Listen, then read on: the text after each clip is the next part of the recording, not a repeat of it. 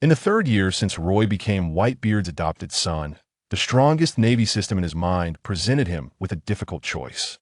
To obtain the reward of the 3 types of Haki from the system, this favored son had no choice but to betray the Moby Dick and don the cloak of a Vice Admiral in the Navy. Amid countless missions to eradicate pirates, the infamous title of One Punch Vice Admiral spread across the seas until the execution platform in Marineford ignited with the flames of battle. The absolute justice of the 3 admirals intertwined with the ulterior motives of the 7 warlords in the square. When Whitebeard's quaking might tore the earth apart, Roy crossed thousands of troops and let out a deafening shout toward the fire fist on the execution platform. In that moment, all eyes on the battlefield focused on this naval traitor. He was tearing apart not only the epaulets, but also the predetermined trajectory of fate.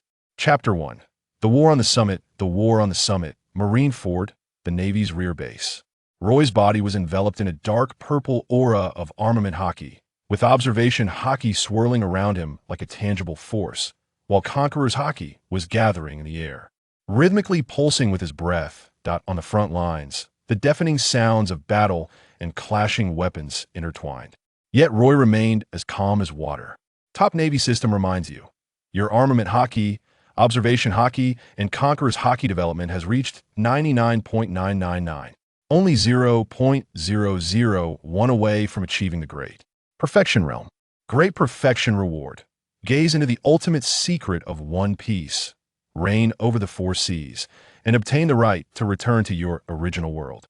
Just 0.001 away from achieving great perfection, at which point he could glimpse the truth of One Piece. Just 0.001 away from reigning over the entire 4 seas, and he could leave this world, returning to his original life with his abilities. At that moment, the war's horn was pushed to a climax. With the violent shaking of Marineford, the sea on both sides of the port seemed to be grasped by an invisible giant hand, transforming into 2 terrifying walls of water that crashed down towards the Navy lines in the square with a destructive force. It was Whitebeard, the man known as the strongest man in the world, standing at the bow of the Moby Dick, his muscular arms coiled, surrounded by a milky white aura, had unleashed the incredible power of the tremor fruit, Gururara. Navy, after so many years, is this all the progress you've made? Whitebeard's bold and oppressive voice echoed across the battlefield. The frontline battle instantly intensified.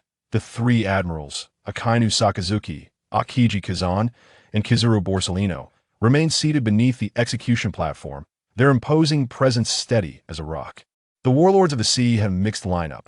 Mihawk looked on coldly. Doflamingo grinned wickedly. Hancock was concerned for Luffy. Moria's shadow stirred, and Kuma had completely transformed and lost himself. Naval hero Vice Admiral Garp sat gravely beside the execution platform, while Admiral Sengoku stood firmly in the center of the platform, composed and commanding.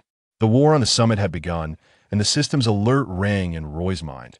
Congratulations, host. The ultimate mission of the top Navy system has been triggered. Mission. Content. Take down the Whitebeard Pirates, kill Whitebeard, break the balance of the 4 emperors and the 3 admirals, and achieve a glorious victory for the Navy. Mission. Reward. Final understanding of the 3 types of Haki.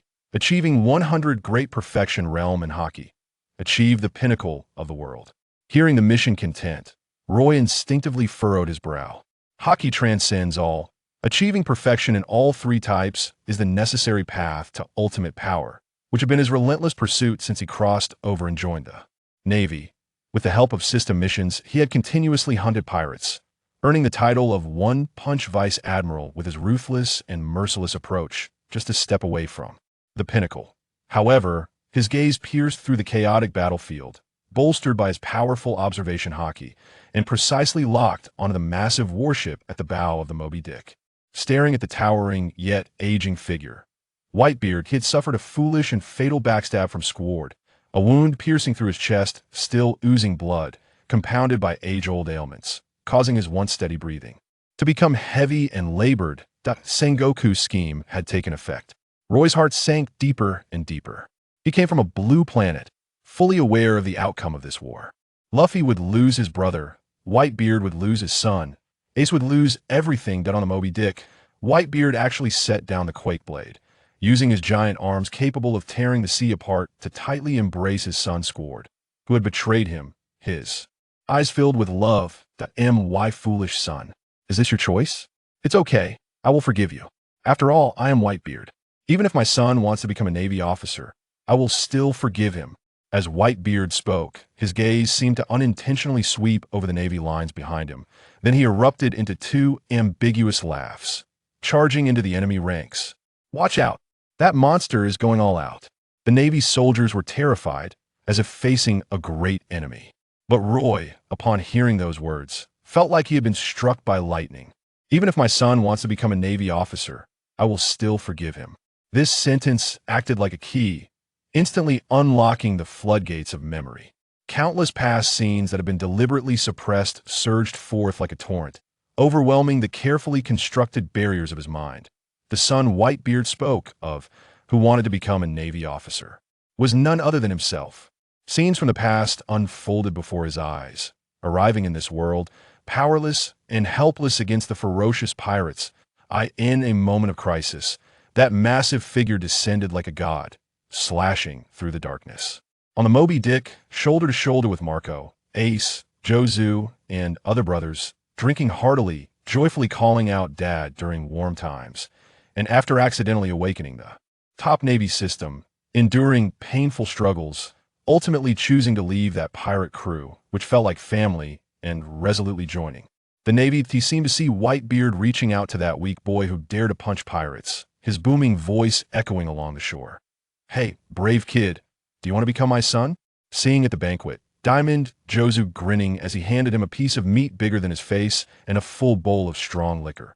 Seeing Ace throwing him onto a small boat, laughing as he used flames to propel them, letting him experience the thrill of racing through the wind.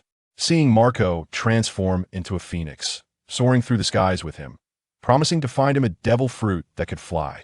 Seeing Vista and Zoro arguing over who should teach him swordsmanship or marksmanship, their faces flushed, ultimately deciding the winner over drinks. The final scene of memory froze before a remote Navy outpost in the West Sea. With tears in his eyes, Whitebeard kicked the decision-making version of himself towards the outpost Navy, then delivered the entire Whitebeard Pirates retreat in front of the Navy as a stepping stone for his path in the Navy. Go. Go find your own path. Go fulfill the justice in your heart. Facing the trembling Navy, Whitebeard ultimately did not call out that son's name, filled with care and concern. In Marineford, Whitebeard was already at his last gasp, covered in blood. Roy clenched his fists tightly, lowering his head, unwilling to witness that tragic scene. This moment, the system's alert rang out again. Detected that the mission target Whitebeard is now severely injured, and his life is nearing its end. With the host current abilities, it is absolutely easy to complete the system tasks, claim system rewards, and achieve the pinnacle of the three-color Haki dot. If Whitebeard dies at the hands of others, the task will be immediately judged as a failure. Please take action as soon as possible, host. Please take action as soon as possible, host. Please take action as soon as possible, host. The prompt sound of the strongest Navy system grew increasingly urgent, the constantly repeating sound making him feel annoyed. Take action, you say? Humph. Roy slowly raised his head, his previously clenched fists now relaxed. The one shackled on the execution platform is my brother. The one fighting to the death below the execution platform is my old man. Of course, I will take action. Fuck the strongest Navy. Fuck the pinnacle of the world. Roy suddenly took a step forward, a mocking smile appearing at the corner of his mouth. If I can't even protect my family, then being the strongest in this world is not worth it. In the instant his words fell, Roy stomped his foot hard, disappearing from the spot, and the next moment flashed into the air. Navy 6 styles shave, Navy 6 styles, moonwalk. Then, Roy concentrated his Conqueror's Haki and threw a punch toward the target in the center of the battlefield. Conqueror's Wrath. Instantly, the winds and clouds changed, and the world turned color. A sense of heart-pounding dread appeared in the hearts of everyone present.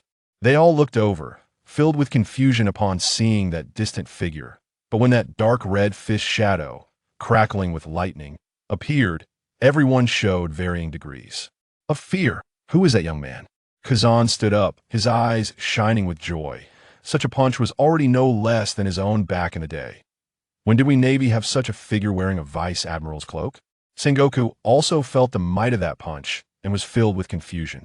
The system's prompt sound rang again. This system wishes the host good luck in passing the final trial and achieving the pinnacle.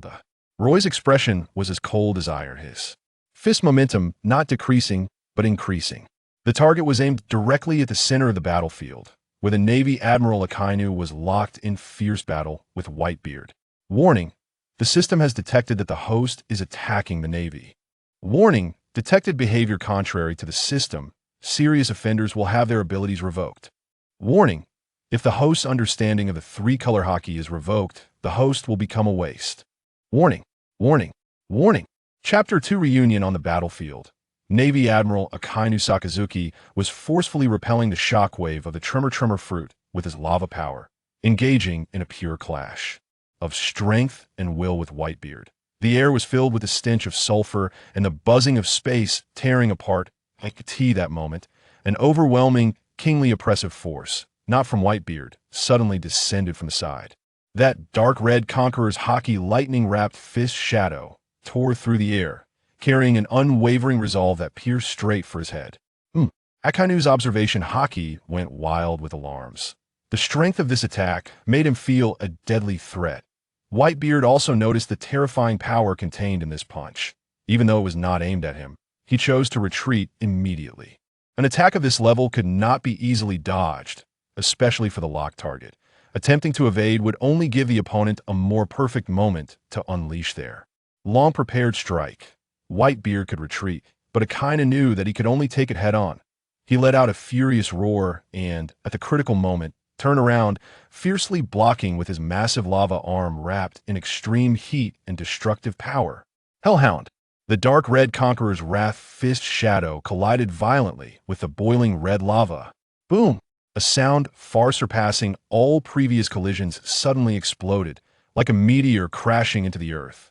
A wildly violent shockwave of energy spread out in a perfect circular motion, instantly sweeping away and clearing everything within dozens of meters around the two. Those with slightly weaker strength even rolled their eyes, foaming at the mouth, and fainted directly. Lava splashed like rain, and the black-red lightning of the conqueror's Haki danced like mad serpents, tearing the solid ground into countless bottomless ravines.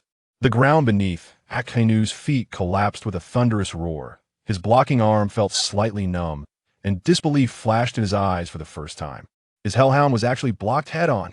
Not only that, but his arm also felt a wave of numbness and weakness. Even the power of that conqueror's wrath penetrated through him, causing his blood to surge. He knew that although this strike was hasty, it was by no means holding back. Who is it? He raised his eyes, filled with murderous intent, looking at the source of the attack. When he saw the figure dressed in a Navy Vice Admiral's cloak, his shock quickly turned into rage at being betrayed. Your Navy? A Navy Vice Admiral? Akainu's voice roared like hell, filled with anger at being stabbed in the back by a colleague. Do you know what you're doing? This is outright betrayal. It's a desecration of absolute justice. Roy's figure hovered in the air, stepping on the air with moonwalk, producing slight explosive sounds. He slowly retracted his fist, the armament Haki on his arm resembling dark purple glass, flowing endlessly. Facing Akainu's furious wrath, his expression was surprisingly calm. Only his eyes burned with a certain resolute flame. Absolute justice? Roy's voice was not loud, but clearly pierced through the chaos of the battlefield, carrying a hint of cold mockery. If justice means turning a blind eye to the suffering of family, means kicking the dying benefactor when they're down, then this kind of justice is better off without. Warning: the host has attacked the Navy Admiral and openly questioned the Navy's justice. 3-color Haki development reduced by 10. Immediately cease rebellious actions. Killing Whitebeard can still be salvaged. The system's warning sound was sharp and piercing, and at the same time, a wave of weakness instantly swept over Roy's entire body. The originally flowing and surging 3 kinds of Haki felt as if a shallow shackled had been forcibly placed upon them, causing their operation to suddenly stagnate by nearly 1/10. Roy's body swayed slightly, but his gaze became even sharper. This sudden change caused a momentary stagnation across the entire Marineford battlefield. All eyes, whether from Navy officers, the Seven Warlords, or the Whitebeard Pirates captains and crew who were fighting, involuntarily focused on the area cleared by the collision on the young Navy Vice Admiral facing off against Admiral.Accidentally. Shock, confusion, horror, anger. Various emotions intertwined in the air above the battlefield. Who? Who is that? He attacked Admiral Sakazuki? The Vice Admiral's cloak. Is he one of us? He's One Punch Vice Admiral. The monster who attacked pirates without using a second punch. He's gone mad. He must be mad. How could he betray the Navy? But that punch just now. So strong. It was actually able to match Admiral.Accidentally. No, wait. Just now, Admiral.Accidentally was even at a disadvantage. A huge uproar and commotion erupted in the Navy camp. The soldiers' faces filled with disbelief and horror. Some Navy soldiers recognized Roy's identity, their eyes revealing anger at betrayal. Just a moment ago, he represented the powerful strength of the Navy as One Punch Vice Admiral. And the next moment, he pointed his fist at the Navy's highest combat power. This was more confusing and terrifying to them than an attack from pirates on the high platform. Fleet Admiral Sengoku's face instantly turned ashen, his fist creaking as he clenched it tightly. I just remembered, this newly promoted admiral, the report, said he is fair and just, decisive and killing, always at the forefront battling pirates. His name seems to be Roy. What exactly does he want? He could never have imagined that this fierce and ruthless admiral under his command would make such a crazy move at this moment. Admiral Garp's brows were tightly furrowed, and the playful demeanor on his face disappeared, replaced by deep seriousness. He could see that the power of Roy's punch just now was enough to be fatal, even if the one taking it was the peak of the Navy's strength, one of the three admirals. Kazan, Polisalino, Sengoku shouted sternly, commanding the other two admirals to be on high alert, ready to respond to the worst situation at any moment. The Navy formation began to stir, and the soldiers instinctively kept their distance from Roy. Unlike the Navy's shock and anger on the Whitebeard Pirates side, after a brief moment of astonishment, several captains recognized that figure first. That little brat. Diamond Jozu took a hit from an admiral. His massive body shook violently, his voice filled with disbelief. It can't be wrong. It's him, our brother. Flame Blade Vista drew his sword to fend off the attack, his gaze sharp as he stared at Roy. Roy, brother. Marco transformed into his phoenix form, hovering in midair, the blue flames flickering wildly due to the intense, emotional turmoil. His face was filled with extreme shock and confusion. I can't believe it. In just a few years, that little brat who couldn't even drink a few bowls of alcohol has grown into a Navy admiral and can already spar with a Kainu. They clearly remembered that figure who once laughed, trained, and drank and ate heartily on the Moby Dick, remembered him kneeling before everyone, expressing his desire to join the Navy to their father, and remembered how he was sent away by their father's own hands. Remembered the Moby Dick leaving the shore, growing further apart from him. Whitebeard also recognized Roy, but he didn't speak, just stared at this long-lost son with a complex expression. His chest heaved with excitement, blood seeping from the wounds piercing his body. He didn't want to see Roy in a Navy uniform. Thinking that this son who joined the Navy would play the role of a son turning against his father, this sea king who had ruled the ocean for decades would also feel lost. But now, this son wearing the Admiral's cloak had thrown a punch at a Kainu for him, had stood on the opposite side of the Navy for him. And in the distance, in front of the Marineford base, on the execution platform, Ace struggled to lift his head, tears shimmering in his eyes, lips moving. Roy. My brother, long time no see. Chapter 3, I Want to Live. Roy's gaze swept over Marco, Jozu Vista, over every injured brother of the Whitebeard crew, and finally fell deeply on Whitebeard. Old man. His voice paused slightly, 1,000 words stuck in his chest. He never imagined that reuniting with Whitebeard would be under such circumstances. This call of old man was like thunder, exploding in the hearts of all the forces on the battlefield. An admiral of the Navy, calling the pirate emperor old man? Absurd, incredible. Old man, let's go back. Roy suppressed the surging emotions and shouted loudly, take the brothers, take all the family, let's go back. He didn't want to see the booming Whitebeard Pirates become history today, didn't want to see Whitebeard die here. Upon hearing Roy's words, a fleeting hint of disappointment flashed in Whitebeard's eyes, and then he slammed the Tsung Yun Xia into the ground. Boom! The ground cracked open with a huge pit, his steady voice resonating through the heavens. "Grrrr, I want to take Ace home." Oh, the morale of the pirates was instantly ignited, their fighting spirits soaring. Roy then looked at Ace, trapped by sea stone on the execution platform, and shouted loudly, "Ace, quickly say you want to live?" Upon hearing Roy's voice, Ace's expression froze, his hands trapped by sea stone tightening painfully, leaving bloodstains. He glanced at Garp on the high platform with a bitter expression, then looked at Luffy, who was fighting desperately to save him on the battlefield, and at the various captains of the Whitebeard crew, and at Roy, who would rather betray the Navy to strike at Akainu to protect him. "I want to live." Ace's eyes grew vacant, murmuring to himself. Since he chose the path of a pirate, he certainly understood he should calmly walk to the execution platform, just like Roger back in the day. But I still have so many brothers, friends, family. I doubt Ace's eyes began to moisten, the moisture in his gaze gradually coalescing into tears that fell. In the next moment, he shouted towards the battlefield below, "I want to live." Ace's voice echoed throughout Marineford. Roy's lips curled up slightly as he replied in a voice only he could hear. "Okay, I'll take you home." That Luffy's fist paused slightly. Then he laughed heartily, throwing his fist imbued with Haki with even greater force. Whitebeard raised the Tsung Yun Xia high, his eyes complex, as if he had already made a decision. The pirates on the battlefield roared in unison, their fighting while reaching a peak. Meanwhile, the Navy soldiers were all serious, knowing the coming battle would be even more difficult.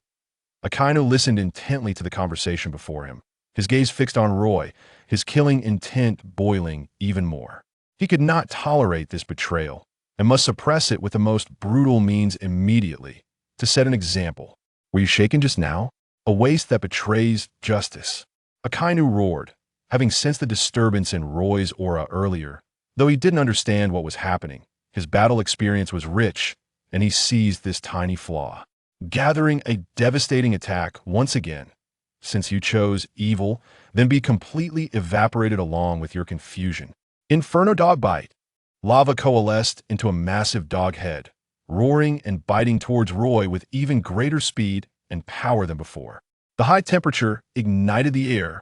However, facing this fatal blow, Roy made a move that astonished everyone once again, that he didn't immediately defend against Akainu's attack with all his might, but suddenly turned his head towards the Whitebeard Pirates' direction, using all his strength to roar, his voice cutting through the explosive din, clearly reaching every captain's ears. "Marco, Jozu, everyone, no more hesitation. Take the old man. Retreat immediately. Leave this to me. Ace, leave it to me." This sentence was like thunder, exploding in the hearts of all the captains. Marco, Jozu, Vista, and others. "He wants us to retreat. He said he would take care of saving Ace."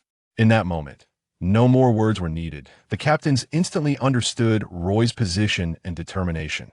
Even though he wore the uniform of a Navy Admiral, he was still family. He stood on their side. But it was this moment of distraction that allowed Akainu's inferno dog bite to close in. That massive lava dog, with its gaping maw, was enough to completely engulf Roy. "Watch out!" Marco shouted in horror, and the Phoenix spread its wings to rush over for rescue. But it was too late. Unable to take care of yourself, yet still foolishly dreaming of saving your so-called family? Utterly stupid. Akainu's roar echoed as the lava dog head bit down fiercely. Boom! A violent explosion rang out again. Magma rolled, black smoke filled the air, completely engulfing the position where Roy was located. No! On the Whitebeard Pirates' side, countless crew members cried out in anguish. Akainu maintained his punching posture, a cruel smile appearing on his face.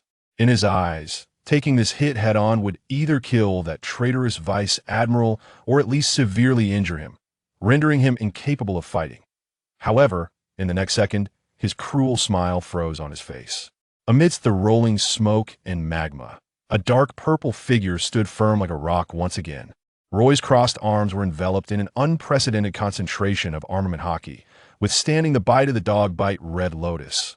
Although his sleeves were completely torn, his skin was burned red and even partially charred from the high temperature, and his expression showed some pain. His eyes were like tempered steel, showing no signs of wavering. What? Akainu's pupils constricted. You can still block it? Warning: host's actions have been completely classified as betrayal. Development of 3-color Haki reduced to 80. A stronger sense of detachment and weakness surged over him like a tide, as if it wanted to drain the strength from his limbs and bones. The system given nearly perfect control over Haki was rapidly fading, and his perception of Haki became blurred, making it increasingly difficult to operate. Ugh! Roy let out a suppressed groan, his body uncontrollably trembling for a moment, the purple glow of armament Haki flickering uncertainly. Akainu keenly caught this, and a cruel smile reappeared on his face. It seems your power is unstable, traitor. This is the consequence of straying from justice. With the next strike, I will turn you to ashes. His arms, filled with magma, boiled again, brewing an even more terrifying attack. However, at this moment of rapidly depleting power, Roy suddenly closed his eyes. The power given by the system? No. That 99.999 development level, though it was aided by the system, was built upon countless days and nights of hard training, countless battles on the edge of life and death, and an understanding of every subtle use of Haki. Those memories, those experiences belong to me. System, you can take back the values you bestowed. Roy roared defiantly in his heart, but you cannot take away the understanding earned through my blood and sweat. And you certainly cannot take away my will to fight. Boom! An indescribable powerful will erupted from within him. It was not the energy of the system, but the unyielding spirit and perseverance from the depths of his soul.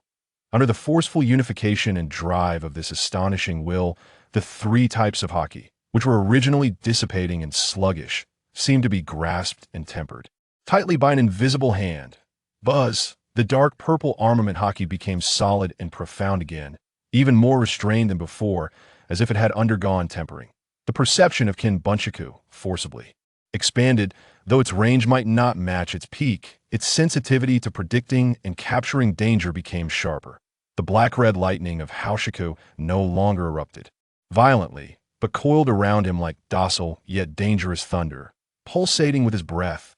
The development of 3-color Haki forcibly stabilized at 90. Although it was not at its peak, this power was purer and more uniquely his own. Roy suddenly opened his eyes, the flames in them seeming to burn the soul. Admiral Sakazuki, your nonsense is too much. In the next moment, he moved, no longer just taking it but attacking. Finger gun. Countless afterimages shot out in an instant, forcing Sakazuki to transform into magma form to evade the damage. Roy naturally knew that such an attack would be ineffective against Akainu, but his purpose had already been achieved. Shave. Roy's figure disappeared in an instant. Akainu's pupils shrank, Kin Bunchaku fully engaged, and his magma-formed arm slammed violently towards the empty space on the left. However, Roy's figure appeared like a ghost on his right side. The extreme Kin Bunchaku prediction and movement speed even interfered with Akainu's perception. Conqueror's Haki, Starbreak. With a punch thrown, dark red lightning coiled around it. The power concentrated at one point, striking directly at Akainu's ribs. Akainu hurriedly blocked. Bang! In the heavy muffled sound, Akainu was actually sent staggering sideways for several steps by this punch, the magma beneath his ribs exploding and splattering, even faintly feeling a pain from the pressure on his bones. How is this possible? Akainu was completely shocked. The opponent's power clearly felt weaker, but the skill applied, the timing grasped, and that relentless will had become even more terrifying. Every bit of power was used in the most lethal manner. A punch that truly lived up to its name. Chapter 4. I am Whitebeard, but Sakazuki's strength is indeed terrifying. The power of lava continuously inflicts immense damage on the enemy. Even though Roy is faintly in the upper hand, he bears some injuries. His astonishing attack power and formidable defense make Roy clearly realize that against such an enemy, a direct assault is not an option. But the current situation cannot be ignored. Taking advantage of the gap during their exchange of blows, Roy shouted, "Marco, I will save Ace. He is my brother too. You quickly take Dad and leave. Go back to the surface. Dad's body can no longer continue fighting." After saying this, he charged again toward Akainu, his attack like a torrential storm. The armed Haki-enhanced fists and feet collided with the lava, producing deafening roars. His observation Haki accurately predicted Akainu's every attack trajectory, his figure flickering and dodging the heavy blows of lava multiple times. While his conqueror's Haki brought Akainu immense mental pressure and substantial damage boosts. For a moment, a jaw-dropping scene unfolded on the battlefield. The Marine Headquarters Admiral, the natural magma fruit user Sakazuki, was actually being suppressed by a Marine Rear Admiral. There is a significant gap between a Marine Rear Admiral and an Admiral. Although it was not an absolute strength crush, on the surface, Roy surprisingly held an obvious upper hand. From this moment on, the full-scale war reignited. Marco, Diamond Jozu punched a giant Rear Admiral away and looked up at the phoenix in the sky. Marco watched Roy fiercely battling Akainu, even faintly gaining the upper hand, and glanced at their father, who was covered in injuries but still standing firm, insisting on bringing Ace home. A glint of determination flashed in his eyes. Roy was right. If Whitebeard continued to fight, the consequences would be unbearable for the entire Whitebeard crew. He chose to trust Roy. That kid's strength has clearly surpassed his own. He believed Roy could create miracles. Everyone, listen to Roy. Marco's voice rang out across the battlefield. Cover Dad. Retreat to the bay. Prepare to evacuate. The members of the Whitebeard Pirates, though reluctant, quickly acted upon the captain's orders and the precious time Roy had bought for them. The injured were helped up.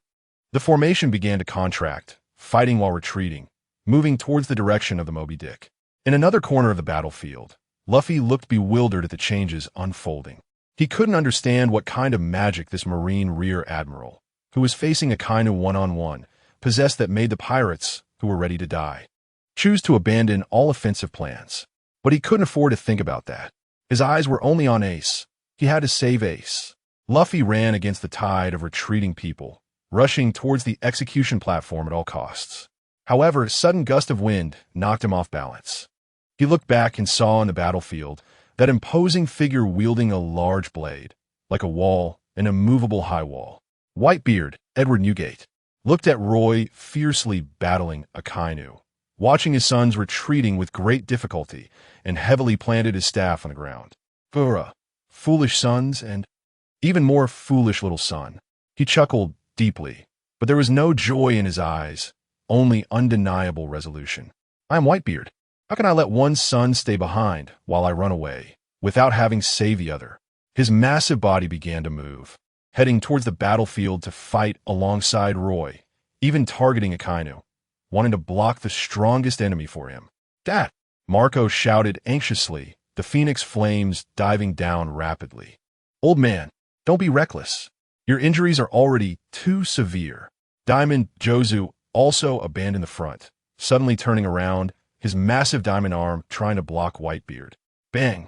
Whitebeard casually waved his hand, and that immense force caused even Diamond Jozu in his diamond form to stagger, scattering Marco's flames. You two kids, do you still want to stop me? Whitebeard's voice was steady, but carried an irresistible majesty. His body, scarred from countless battles, now with new injuries, seemed like an unshakable mountain. Both Marco and Jozu showed anxious and helpless expressions. They knew their father's stubbornness well. Once he made a decision, no one could pull him back. This old guy, we can't stop him at all. Marco gritted his teeth. Damn it, Jozu was also at a loss.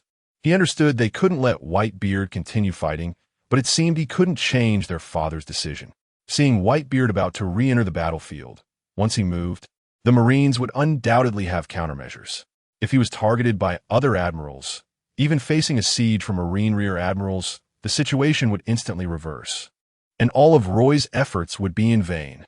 Just then, while exchanging blows with Akainu and using the momentum to leap back, Roy suddenly turned his head and roared toward Whitebeard. Dad!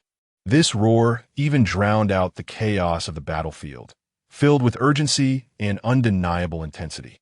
Whitebeard's movements paused slightly. Roy's voice continued, fast and urgent, but every word struck at the heart. Look at your surroundings. Look at Marco. Look at Jozu. Look at Vista.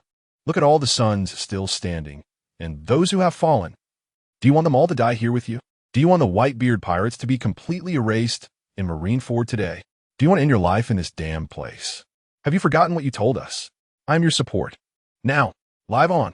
Bring everyone back to life. Return to the sea. That is what you should do. Roy's words were like a heavy hammer, striking hard at Whitebeard's heart. He looked around, seeing blood-stained faces still trusting him, the instinctive desire for survival in his son's eyes. Yes, he is their support, not a burden dragging them to death. Whitebeard's forward steps finally halted. He looked deeply at Roy's stubborn and determined figure, then glanced at the anxious Marco and Jozu beside him, a complex emotion flickering in his eyes, gratitude, helplessness, and a towering rage towards the Marines, towards this war. Gurura. Truly, taught a lesson by my own son. Whitebeard suddenly laughed heartily, but his laughter contained a hint of relief. All right, Roy, you are right. We will wait for you at sea, save Ace, and come back alive. He raised his right arm high, that fist capable of destroying the world, once again gathering a milky white sphere of light, the terrifying energy causing the entire space to tremble and hum. Since he was leaving, then let the Marines receive a farewell gift. Fleet Admiral Sengoku's expression changed drastically. Not good. Whitebeard is about to quake. Whitebeard roared, slamming his fist, charged with his last strength, fiercely into the ground of Marineford's plaza, not at the Marine crowd. Boom! The earth shook and the heavens fell. A true cataclysm. The entire Marineford island experienced the most violent earthquake, the plaza's ground tearing apart like never before, rising and collapsing wildly. Enormous fissures spread like the gaping mouth of an abyss, swallowing everything in their path, buildings, cannons, and even Marines who couldn't dodge in time. The ice surface in the bay shattered, and the waves surged. The execution platform shook violently, as if it was about to collapse at any moment. The indiscriminate AoE attack created massive chaos and shockwaves.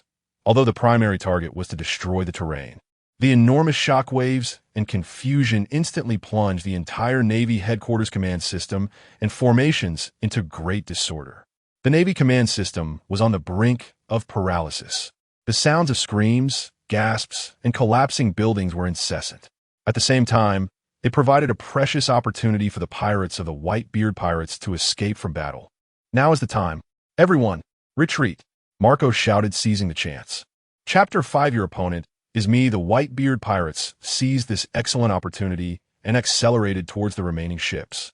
Want to escape? Not that easy. Sengoku on the high platform was furious. Kazan. Akiji, who had been watching quietly, sighed, and his gaze sharpened. Allah. This is quite a troublesome situation. I can't just let you return to your ship. In an instant, a bone-chilling cold erupted. Ice Age. This time, his target was not the entire bay, but precisely aimed at the retreating path of the pirates and the sea surface, intending to freeze the seawater along with the pirates completely, cutting off their escape route. Where the extreme cold air passed, the waves instantly solidified, forming a gigantic ice field that rapidly spread towards the pirates. However, just as the icy air was about to catch up with the last batch of pirates, whoosh, a figure appeared as if teleporting, blocking the path of the spreading cold air. It was Roy. He had taken a heavy punch from a Kainu and was sent flying, blood dripping from the corner of his mouth, but he accurately landed on the path of Kuzan's attack.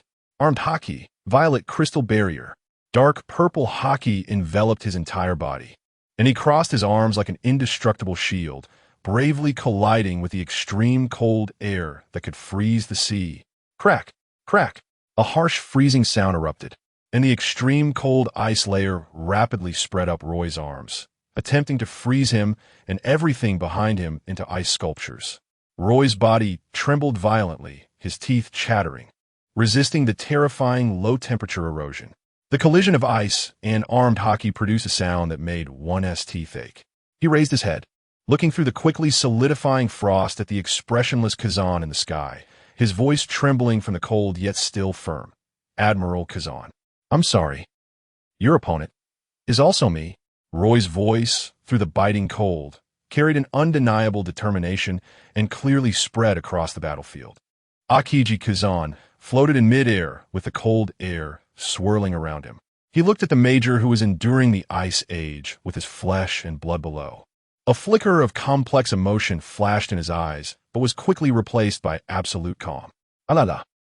I really underestimated you, Kazan murmured, and his hands once again sprayed out more violent freezing air. Since you insist on being their shield, then let us freeze that foolishness along with it. Ice ball.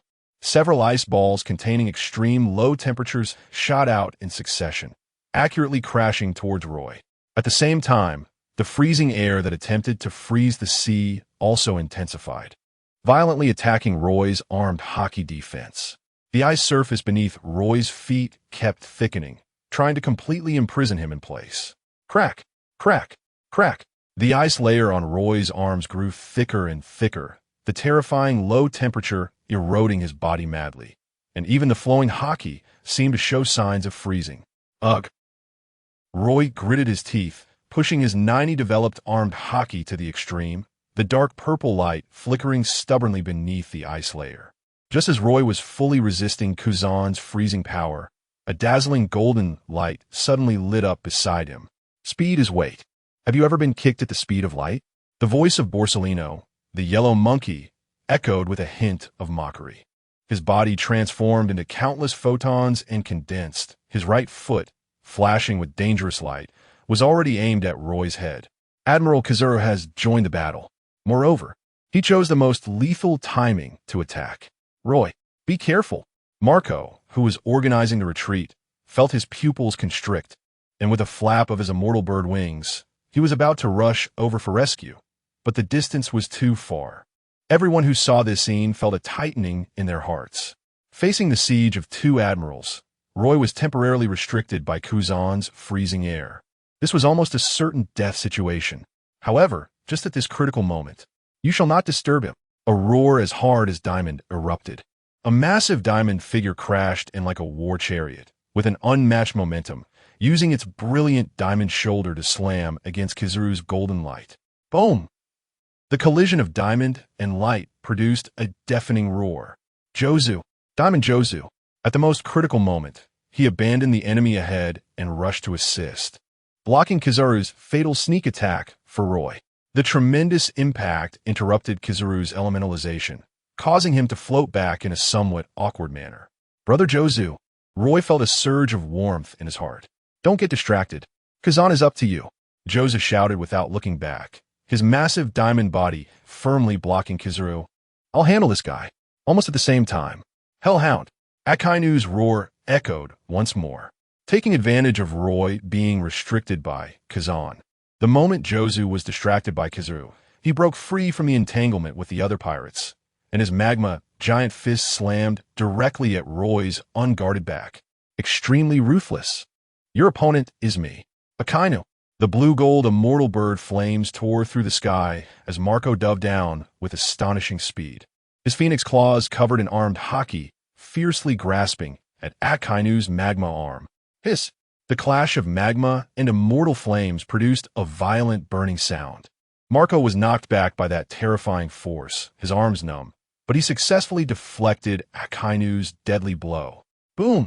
Akainu's magma fist smashed into the ice surface beside Roy, melting a massive pit, and a scorching wave of heat rushed towards him.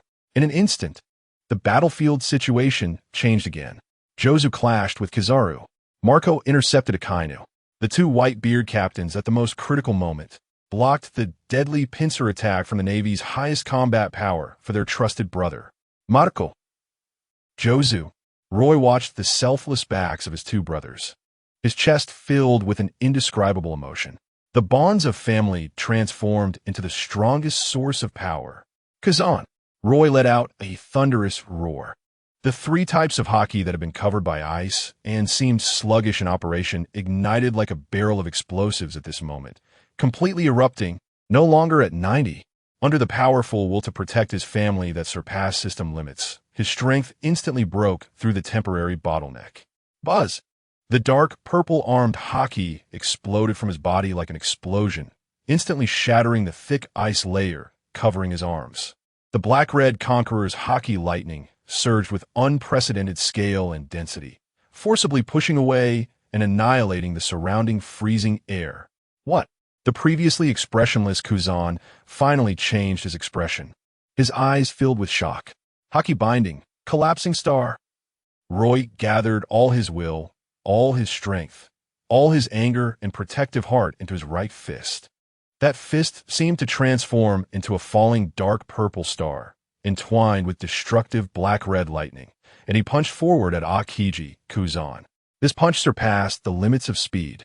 Kuzan didn't even have time to fully elementalize, only able to hurriedly gather a massive amount of ice crystals in front of him to form an incredibly thick ice wall. Bone!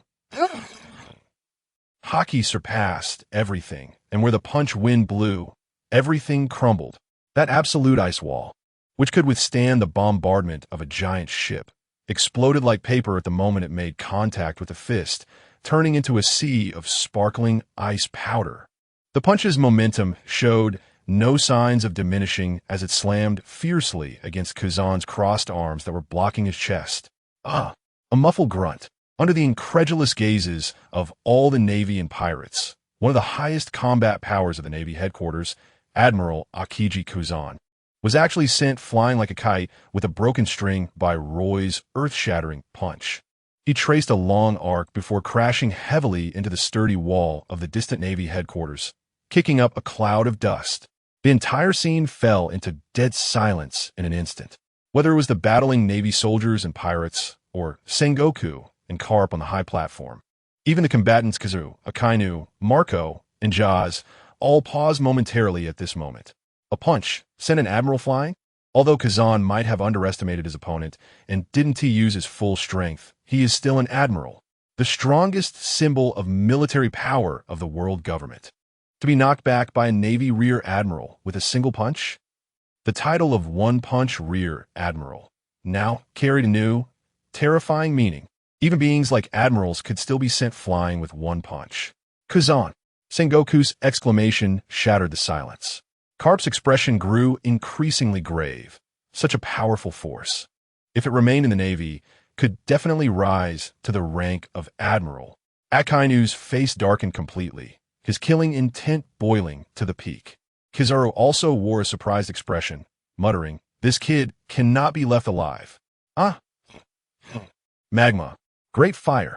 How terrifying, the Yada no Kagami.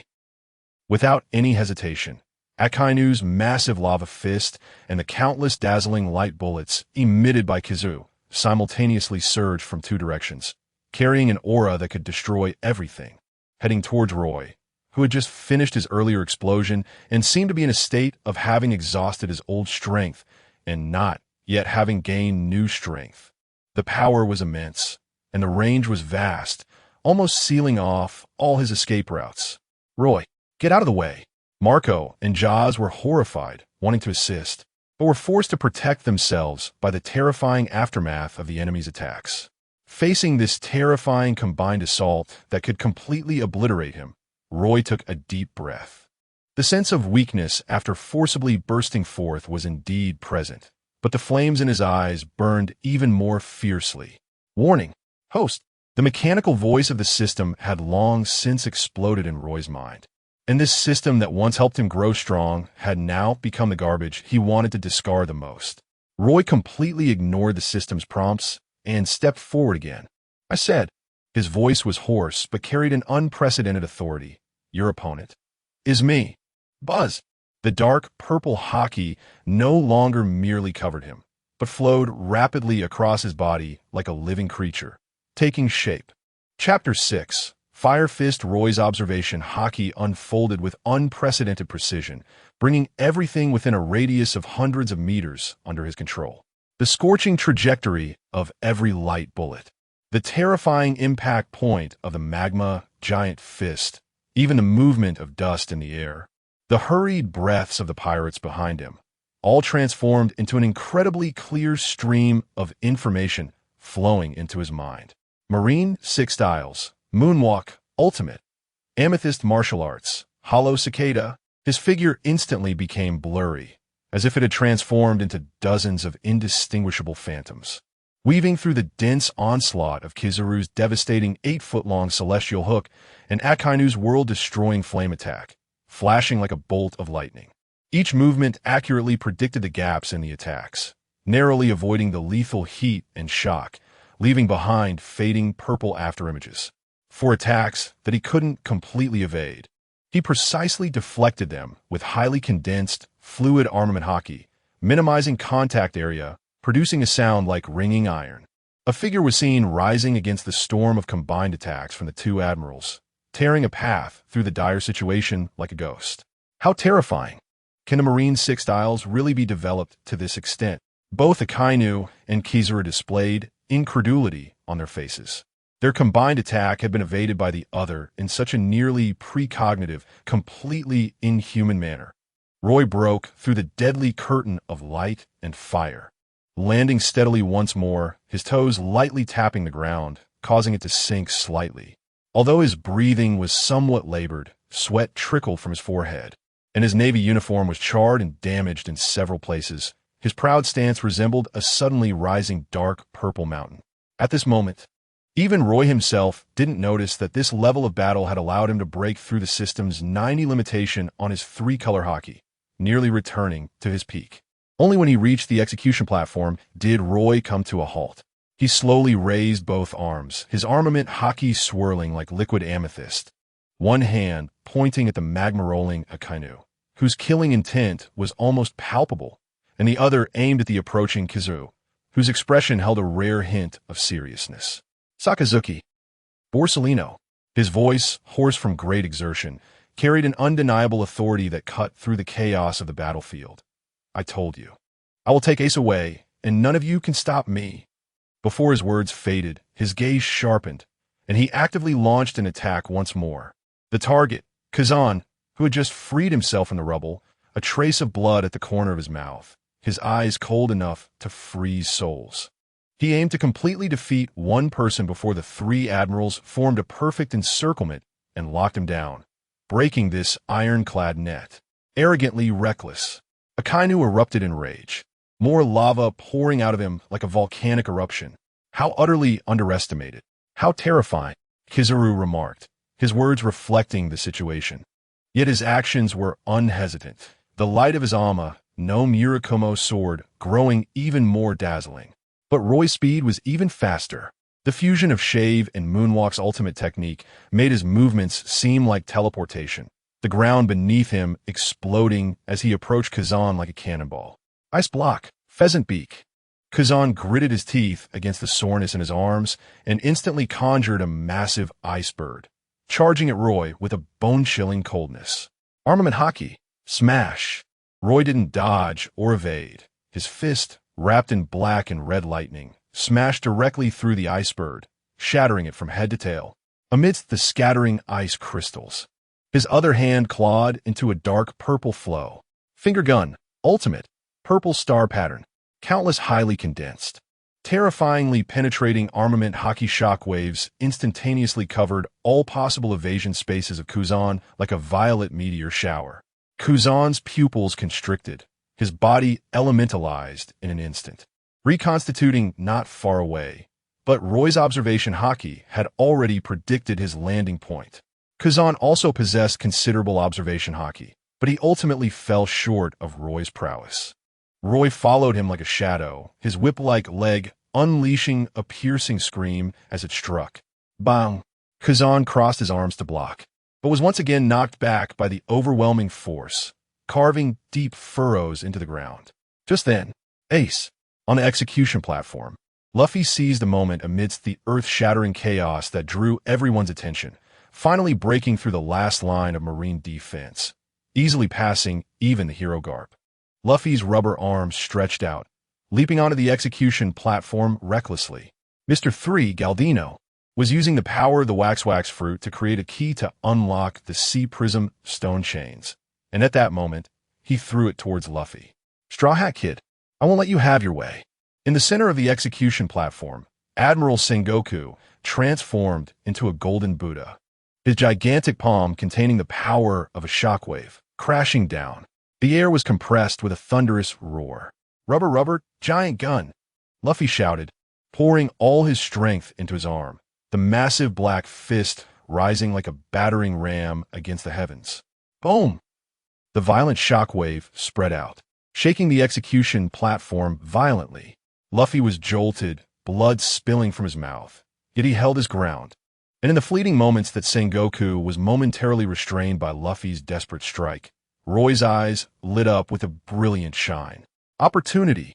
He suddenly abandoned the pursuit of Kazan, took a deep breath, and the vast, kingly conqueror's Haki no longer coiled around him for attack or defense, but was compressed and condensed to its utmost, transforming into an invisible yet substantial force of terrifying energy, erupting toward the execution platform. This was not an indiscriminate area attack, but one with precision that was astonishingly controlled. The target was clear. On the execution platform, the two executioners who had just recovered from Roy's previous wave of Conqueror's Haki and were raising their long blades to carry out Ace's execution, along with the solid sea prism stone shackles around Ace's wrists and ankles. Buzz! A visible wave of air distortion instantly crossed half the square, precisely hitting the execution platform. The two executioners didn't even have time to display their shocked expressions before they felt as if they had been struck head-on by a high-speed sea train. Their eyes rolling back, blood spraying from their 7 orifices, and without uttering a sound, they were violently thrown out of the platform, their fates unknown. Crack! Bang! A clearer and sharper sound followed. The sea prism stone shackles on Ace's wrists and ankles, under the extreme concentration and power of the Conqueror's Haki shock, first revealed countless cracks. Then, with a sound that made one's teeth ache, they shattered into countless fragments. Roy knew he couldn't let Luffy unleash his Conqueror's Haki at this moment. Otherwise, those Whitebeard pirates who hadn't yet managed to retreat would also be left on the battlefield. So he had to take action himself. What? His Conqueror's Haki has actually been controlled to such a degree it can even destroy sea prism stone. Sengoku turned in shock, looking at the shattered shackles. His eyes filled with incomprehensible astonishment. He knew that Haki could indeed start to destroy sea prism stone from the inside, which was called flowing cherry blossoms in Wano country. A high-level application of Haki, but he could hardly believe that this young Rear Admiral had already reached this point. Luffy looked at Roy, sending him a grateful glance. Then, seizing the opportunity, he grabbed Ace's wrist. Now is the time. Ace! Luffy's elongated arm burst with tremendous power, forcefully throwing Ace down from the execution platform. My power has returned. In midair, a towering orange-red flame erupted from Ace, free from the constraints of sea prism stone. The long-suppressed power of the Mera no Mi erupted like a volcano that had been dormant for 1,000 years. The scorching airwaves instantly swept across the entire execution platform. A pillar of fire was drawn in the sky. The Fire Fist was thus unleashed. Ace! Luffy laughed joyfully, and after a few chuckles, he hurriedly leaped down from the execution platform. Luffy and Law. Ace looked at the figure below who was single-handedly fighting the 3 admirals, creating a chance for him, his eyes filled with endless shock and immense gratitude. Bastard! How dare you! Akainu was completely enraged, fully abandoning Law, and transformed into a raging lava meteor, charging towards the execution platform. He intended to turn Ace and Luffy into ashes. Cerberus, don't you dare touch my brother. Ace did not hesitate, unleashing the full power of his regained freedom. His fists transformed into massive flames, fiercely countering Akainu's lava attack with the will to incinerate everything. Fire Fist! Fire and magma clashed violently, producing a loud, sizzling sound, steam enveloping the area. The extreme heat scorched everything around, and Luffy, standing behind Ace, could faintly feel that he was about to be overwhelmed by such temperature. Akainu looked at Ace through the steam, a strange smile appearing on his resolute face. Fire Fist Ace, your execution has only just begun. Chapter 7. Shichibukai, are you going to execute me? Then let's see if you have the capability. Ace had just regained his powers, and his fighting spirit was intense. Ming Dog! Akainu's roar mixed with the roar of lava, a scorching giant fist carrying absolute destruction intent, vowing to devour both the Fire Fist in front of him and Luffy behind him. Ace gritted his teeth, the flames from his fists burning to the extreme, as the orange fire column collided again with the dark red lava. Boom! The extreme high temperatures clashed, triggering a violent explosion, the shockwave cutting down the surrounding ground once more. Ace let out a muffled groan, his body uncontrollably sliding backward, his boots leaving 2 charred marks on the hard ground. Although his flames were fierce, they were still at a disadvantage against the Akainu's superior ferocious attack power and the strangely penetrating magma. Not only did Ace fall short in fruit abilities, but also in Haki and combat experience. Ace, Luffy shouted anxiously from behind, extending his rubber arm to support his brother, but was forced back by the spreading heat wave. Not far away, Roy, who was entangled with Kizaru and Akiji, saw this scene and his heart tightened. In his memory, the brutal scene from the original One Piece flashed through his mind like a cold lightning strike. The image of Ace being pierced by lava and falling into Luffy's arms was so clear, so painful. Get out of the way. The purple light in Roy's eyes surged, his anxiety and anger causing his Haki to boil once more, forcing Kizaru's light sword back with a punch, and he braced himself against Akiji's ice spear, trying to break through their blockade. Alala, you can't pass and disturb Sakazuki now. Akiji's cold aura spread, a massive ice wall rising from the ground to block Roy. You're too impatient, Colonel. Kizaru's figure transformed into golden light, entangling once more. The Amatsukuyomi sword unleashing a dense arc of light. Just as Roy was caught up in the struggle and found it hard to break free, a voice came from afar. Hey, Roy, don't try to be strong alone. Don't forget us, your brothers. 2 loud shouts rang out almost simultaneously. Following that, countless brilliant pink petals swept in like a storm, wrapping around Kizaru. At the same time, a dense barrage of bullets accurately shot toward the critical points of Akiji's ice wall. Kizaru swung his sword to shatter the petals, his figure slightly pausing. Akiji's ice wall was also hit by the bullets, causing ice shards to fly, and the structure became unstable. Vista, stepping in with graceful yet lethal steps, joined the battlefield. Izo, with smoke rising from the barrels of his twin guns. Vista, Izo. Roy felt warmth in his heart. Almost simultaneously, a loud bird call echoed from the sky. The immortal bird Marco, engulfed in regenerative blue flames, dove down like a meteor, his claws wrapped in Haki, fiercely grabbing at Akiji. Akiji, your opponent has changed.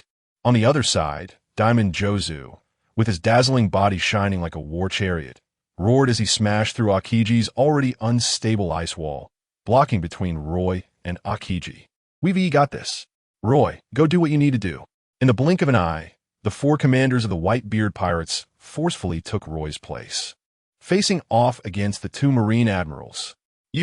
Roy looked at the determined backs of his 4 brothers, wanting to say something, but in the end, he just nodded heavily. Be careful.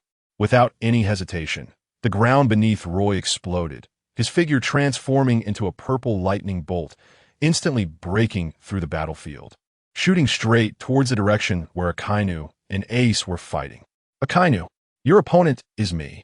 Before Roy arrived, his voice reached first, the roar containing the pressure of Conqueror's Haki, like thunder, causing Akainu's movements to slightly pause. Seizing this moment, Roy appeared before Ace like a ghost, his dark purple fist arriving first, slamming against the side of Akainu's incoming lava fist. Bang! Lava splattered, and Roy stood firm like a rock. Roy. Ace looked at the tall figure blocking in front of him, his feelings complicated. He had realized when he saw Roy fighting on the execution platform that this brother, who once needed his protection, was now much stronger than him. At this moment, seeing Roy take action right in front of him intensified the excitement in his heart. Don't be stunned, Ace, Roy said without looking back, his gaze locking onto the grim-faced Akainu, speaking rapidly. Take Luffy and immediately go meet Dad. Dad is waiting for you on the Moby Dick. Leave this to me. Ace looked at Roy's unquestionable back, then at the anxious Luffy beside him, knowing that this was not the time to hesitate. He nodded firmly, understood. Be careful. After saying that, he grabbed Luffy and said, Luffy, we're leaving. Ace, that Magma Admiral. Luffy was still a bit unwilling. Trust Roy. Hurry up. Ace would not allow any arguments, flames bursting around him, as he transformed into a line of fire, rapidly retreating towards the bay. Want to run? Not so easy. Seeing this, Akainu's fury intensified, the lava boiling again. Ready to chase. I said. Your opponent is me? Roy's figure flashed, blocking in front of Akainu again. Dark purple Haki and black-red lightning intertwining, directly overwhelming the Marine Admiral. Just as Ace and Luffy broke through the Marine blockade and were about to reach the icy surface of the bay, Shadow Horngun. A sinister laugh echoed. Several black spikes, formed from shadows, suddenly shot up from the ground, aiming precisely at the backs of Ace and Luffy. The angles were tricky, and the speed was incredibly fast. Moonlight Moria, the Shichibukai, finally made their move at this moment. Moria, with his towering figure standing at a distance, wore a cruel and triumphant smile. He couldn't confront an admiral-level battle directly, but ambushing two juniors eager to escape was something he considered well within his capabilities. Be careful. Ace sensed the chill behind him, suddenly pushing Luffy aside, while he quickly turned, crossing his arms, flames rising in an attempt to defend. However, the Shadow Horn gun contained a strange power that penetrated through the flame defense, piercing straight into Ace's body, just as Ace was about to be hit. At the crucial moment, sweet, sweet wind, a pink heart-shaped beam arrived in an instant, sweeping past the shadow spikes. The shadow spikes hit by the beam did not petrify as usual, but melted away rapidly like ice and snow under sunlight. Moria, you filthy bat hiding in the shadows. How dare you ambush Mr. Luffy? Unforgivable. The beautiful face of Hancock was filled with frost, her tall figure standing proudly not far away, having just timely intervened to neutralize Moria's ambush. Hancock, you dare. Moria was both shocked and angry. But don't forget your identity. Get lost. Otherwise, the next hit will turn you to stone. Hancock was not afraid at all, her powerful Haki pouring out with anger, intimidating Moria. Taking advantage of this gap, Ace and Luffy did not dare to linger, accelerating towards the bay. Fishman Karate, Shark Scale Punch. Jinbe also exerted his strength at the same time, knocking back several Marine officers following Ace, shouting, Ace, Luffy, quickly get out of there while you can. However, the next moment, Jinbe was sent flying by a green slash coming at him. It was Mihawk's turn to attack. Chapter 8. The culprit appears. The figure of Hawkeye, Mihawk, stood before Ace and Luffy like an unsheathed legendary sword, solitary and cold. He did not exude a shocking aura. He merely placed the legendary black blade, Yoru, casually on the ground. Yet, the invisible oppressive force belonging to the world's greatest swordsman was more suffocating than Akainu's magma, as if the very air was being sliced apart. His sharp eyes did not focus too much on Ace and Luffy, but instead pierced through space, locking onto Roy, who was confronting Akainu. The sword intent of the world's greatest swordsman was like a drawn blade, pointing directly at the former Vice Admiral, displaying astonishing power. Moving forward was akin to stepping into the depths of hell. Mihawk looked back at Ace and Luffy, his voice calm and undisturbed. Stop boasting. Ace roared, flames erupting from his body. He recognized the terrifying nature of the person before him, but he would not back down. However, Hawkeye's target was not them. Just as Ace prepared to fight with all his might, Mihawk moved. He seemed to casually swing the black blade Yoru, and a nearly transparent green slash shot out silently. This slash did not have the earth-shattering force of Akainu's fiery blast, but it contained extreme sharpness and penetration. Wherever it passed, it left behind a deep, smooth cut on the ground, aimed straight at Ace and Luffy. This strike was several times stronger than when he tested Luffy before. It was a true killing intent. It was not a deliberate murderous aura, but the genuine intention of a swordsman. Ace. Luffy sensed the deadly crisis and instantly stretched his rubber arm to push Ace away. In the distance, Roy, who was exchanging blows with Akainu, felt a warning bell ringing in his heart. Akainu's molten punch had just been deflected by his fist wrapped in black-red lightning, with the scorching magma brushing against his armament and leaving sizzling burn marks. But Roy could not care less about this minor injury. His observation Haki clearly captured the slash capable of tearing apart both Ace and Luffy. Mihawk. Roy let out a low growl, his eyes glowing purple. Facing another incoming punch from Akainu aimed at his head, he made an astonishing move that left everyone dumbfounded. Without dodging, he boldly blocked with his left arm. Covered in supreme Busashoko Haki, while his right hand clenched into a fist and launched a powerful punch towards the direction of Hawkeye's slash. Airquake collapse. Buzz. A visible, violently oscillating transparent shockwave surged forward, accurately colliding with Hawkeye's green slash. It was not a direct explosive clash, but rather the very space itself underwent extreme distortion and compression, as if a crumpled piece of paper. Hawkeye's all-slicing sword energy fell into this distorted spatial force field, its speed drastically reduced, emitting a painful tearing sound, ultimately disintegrating and vanishing just a few meters away from Ace and Luffy. Puff, forcing himself to multitask, enduring a fatal attack from the Marine Admiral with one arm, while simultaneously executing such a refined shockwave to intercept the world's #1 slash. Even Roy felt his insides churning, a sweet taste rising in his throat, and a trickle of blood seeped from the corner of his mouth. Roy!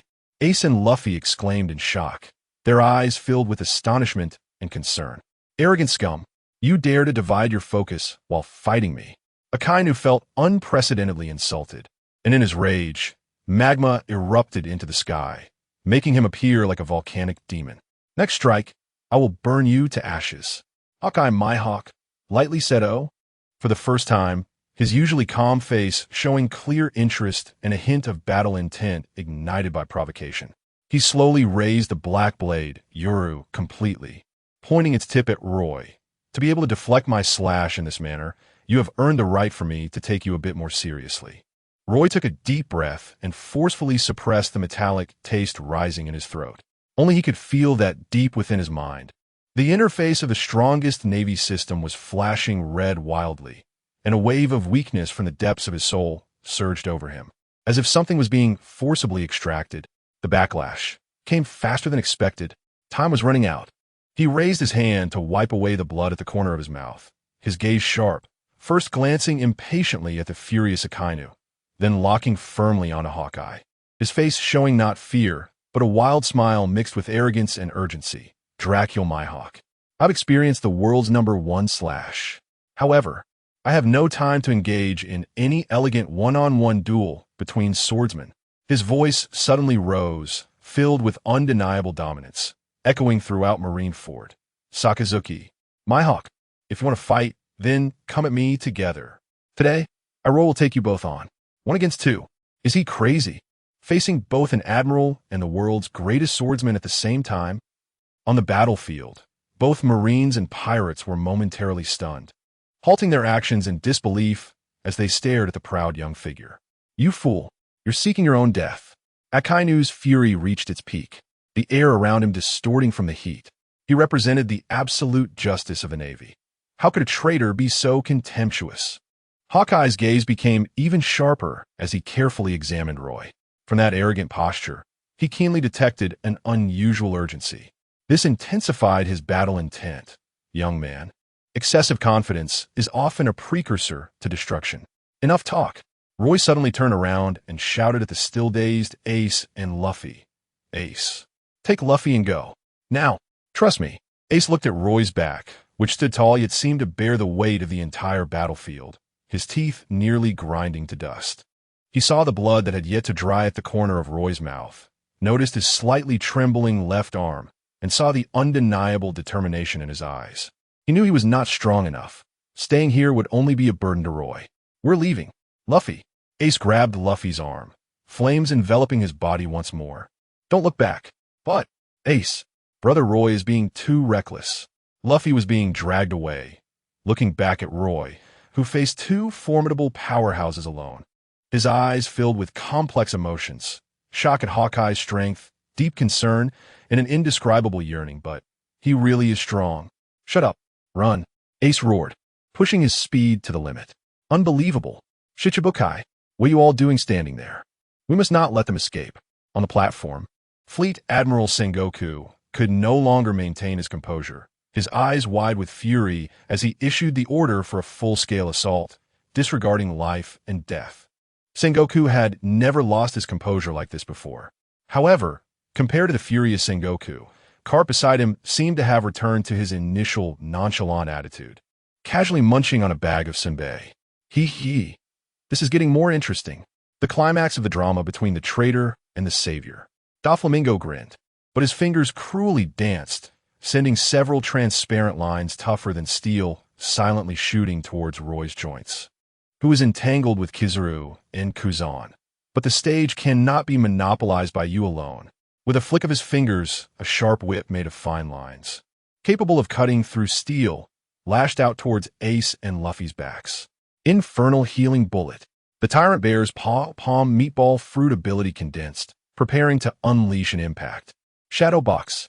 Under the moonlight, Moria took the opportunity to launch another surprise attack as a huge shadow box rose from the ground, attempting to trap the two. However, just at this critical moment, Thief Ha! An extremely arrogant and wild laugh, filled with ferocity and cunning, echoed from the edge of the battlefield, instantly drowning out all the cries of battle. Immediately after, a chilling, dark aura that seemed capable of swallowing all light spread out, causing a sense of inexplicable fear among many of the weaker navy and pirates. Bang!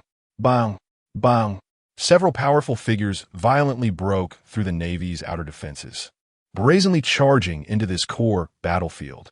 Leading them was a burly man, casually dressed, with a wide grin missing a few teeth. He was the true mastermind behind this war. Blackbeard, Marshal de Teach. Behind him followed Shiryu of the Rain, the champion fighter Gizes Burgess, the supersonic Van Augur, the sickly Poison Q, the devilish Sheriff Lafitte, and other members of the Blackbeard Pirates, all exuding a fierce aura. Chapter 9, Terrifyingly Strong, Teach. The moment Ace heard that laughter, his eyes instantly turned blood red, an overwhelming hatred and anger almost completely burning away his rationality. This was the culprit who betrayed Dad, killed Sachi, and captured him to hand over to the Navy. The sudden appearance of the Blackbeard Pirates made the battlefield situation incredibly complex.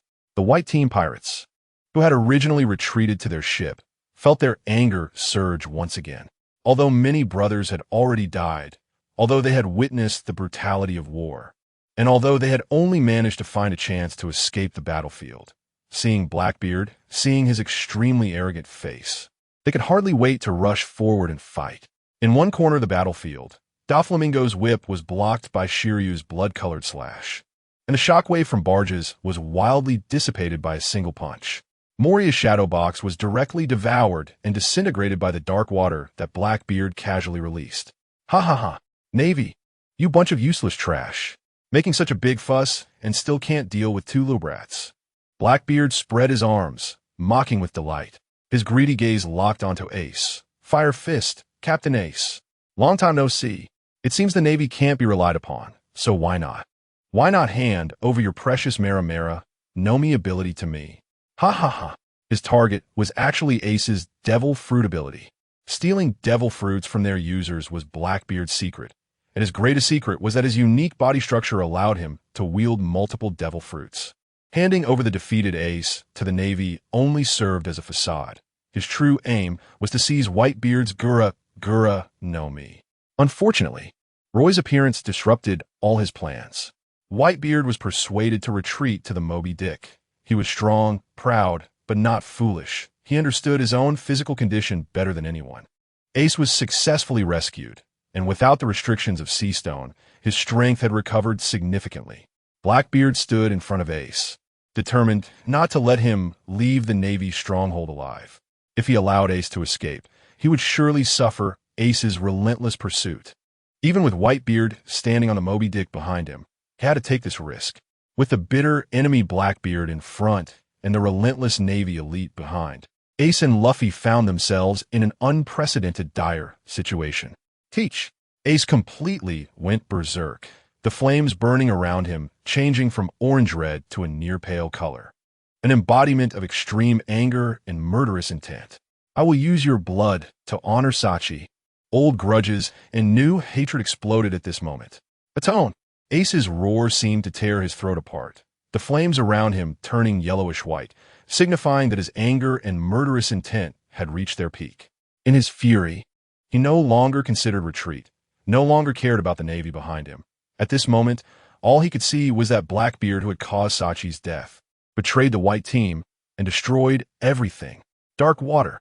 Blackbeard sneered, extending his hand. A massive dark vortex instantly generated a terrifying suction, not only devouring the flames that Ace shot forth, but even distorting the light as if it were being absorbed, making Ace feel his strength draining away. Ha ha ha. Useless. Captain Ace. In my darkness, all abilities are futile. Blackbeard laughed triumphantly, simultaneously shouting to his crew behind him. Everyone, attack together. Quick battle, quick resolution. Don't give those Whitebeard guys a chance to react. He knew very well that once Whitebeard and the other captains on the Moby Dick intervened with all their might, the situation would spiral out of control, and his plan would be completely ruined. Understood, Captain. The fighting champion Barges laughed wildly, his muscular arms coated with Haki, charging like a human tank towards Luffy and Jinbe, who were trying to support Ace from the side. Wave elbow. Whoosh. The supersonic Van Oka raised his 1006-long spear, shooting bullets at an incredible angle towards Luffy's joints. Poison apple. The sickly poison Q weakly threw a seemingly ordinary apple, which bizarrely changed direction in midair, flying towards Jinbe. Shiryu of the Rain, with a cigar in his mouth and a cruel smile, swung his slash towards Ace's back, trying to break through the shadow, soldier's obstruction. The Devil Sheriff Lafitte cast illusions, his figure flickering, creating countless phantoms to disrupt the battlefield. The entire Blackbeard Pirates, relying on their numbers and bizarre abilities, formed a deadly siege against Ace, Luffy, and Jinbe. Their goal was clear: to capture Ace as quickly as possible and seize the fruit. Meanwhile, on the other side of the battlefield, the clash was thunderous. Facing Akainu's frenzied magma assault and Mihawk's sharp swordsmanship that could cut through anything, Roy unleashed his strength to the fullest. Hellhound. Akainu's attack echoed through the sky. Although Mihawk didn't speak, his massive slash was no less powerful than Akainu's. The magma giant fist and the green arc slash almost sealed off all of Roy's evasion space. Purple crystal, mirror rebound. Roy shouted, the flowing Haki forming a smooth purple barrier in front of him.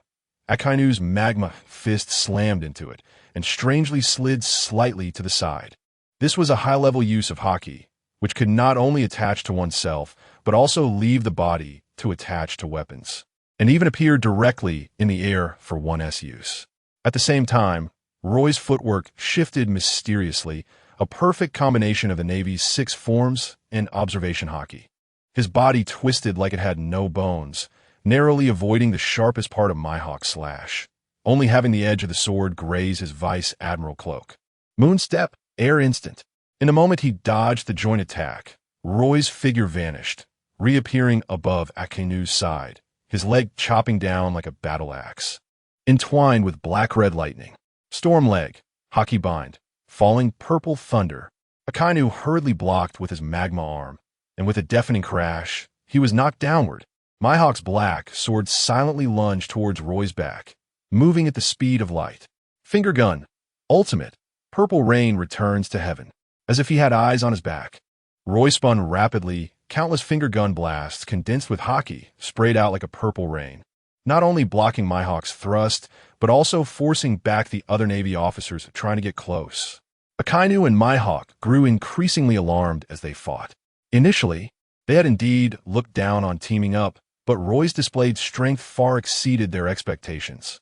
That bizarre and powerful use of Haki, that top-level observation Haki that predicted everything, that filled with kingly majesty and capable of substantial attack conquerors Haki, combined with the astonishing development of the Navy's 6 forms. This man was simply a perfect weapon born for battle, especially in the development and application of the 3 types of Haki. How could a Navy Vice Admiral be so strong? Mihawk couldn't help but exclaim, as he looked at the Vice Admiral's tattered skin behind Roy. Akainu's expression grew even graver. As an admiral, he couldn't easily take down a mere Vice Admiral, which was a humiliating blow to him. It was not until this moment that the two of them realized, even if they joined forces, it was still difficult to take down the general in front of them in a short time. Instead, they were often restrained by his intricate battle rhythm.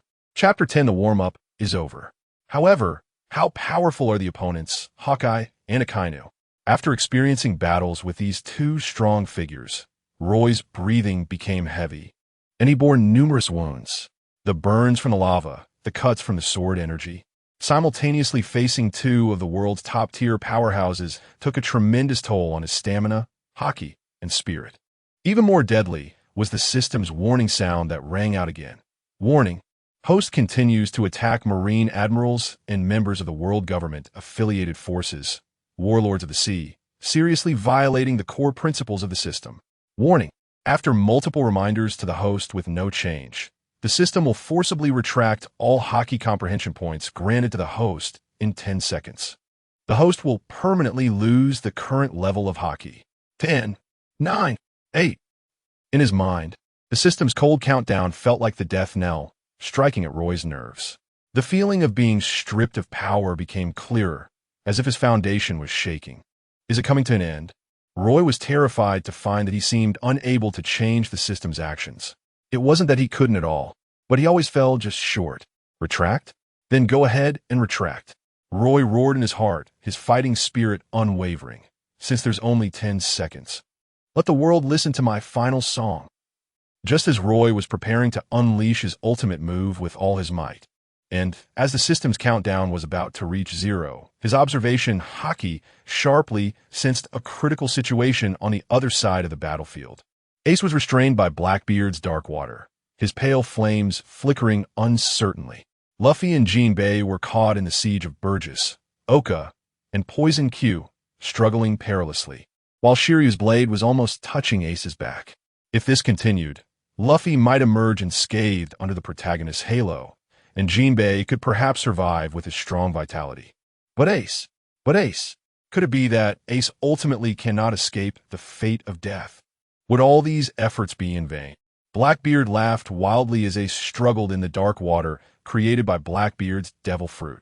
His flames flickered on and off, twisting in pain. Even as he lost strength, he clenched his fist towards Blackbeard. Watching this scene, a mad thought flashed through Roy's mind like lightning. System, Roy called out in his heart. If I attack the Whitebeard Pirates, attacking those heinous pirates who are currently attacking the grandson of the former Marine hero Garp, would that count as upholding Marine justice? Could it offset the punishment, or even gain rewards? The system's mechanical voice seemed to pause for a moment, then rang out. Target detected. Whitebeard Pirates, considered extremely dangerous by the world government, has attacked Marine Impel down, and is currently posing a lethal threat to the family of a former Marine hero. Logical determination. If the host effectively strikes this target, it can be considered meritorious service, meeting the derivative clause of becoming the strongest Marine. Punishment procedure paused. If the strike is effective, a portion of comprehension points will be returned based on the results, and there is a chance to obtain the adversity breakthrough additional reward. It worked. An astonishing light burst in Roy's eyes. At that moment, Akainu's Magma Dog and Hawkeye's vertical slash closed in again. Now's the time. Roy did not dodge or evade, compressing all the Haki within him, along with that indomitable will, in an unprecedented manner into his fists. He even temporarily gave up perfect defense against Akainu and Hawkeye's attacks, bearing some damage at the minimal cost.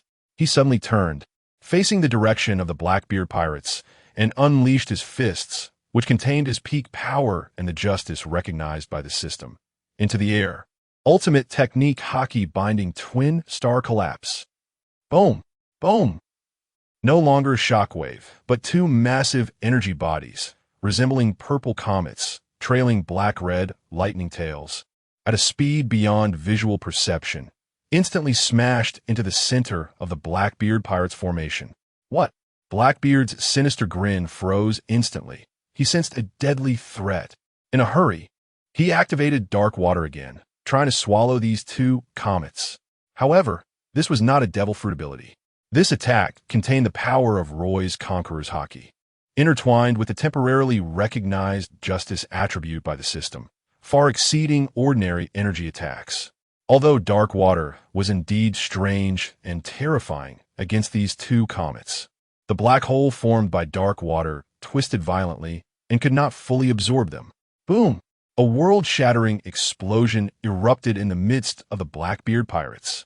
Burgess was directly hit by one comet, screaming as he spat blood and flew backward, his bones surely broken in many places.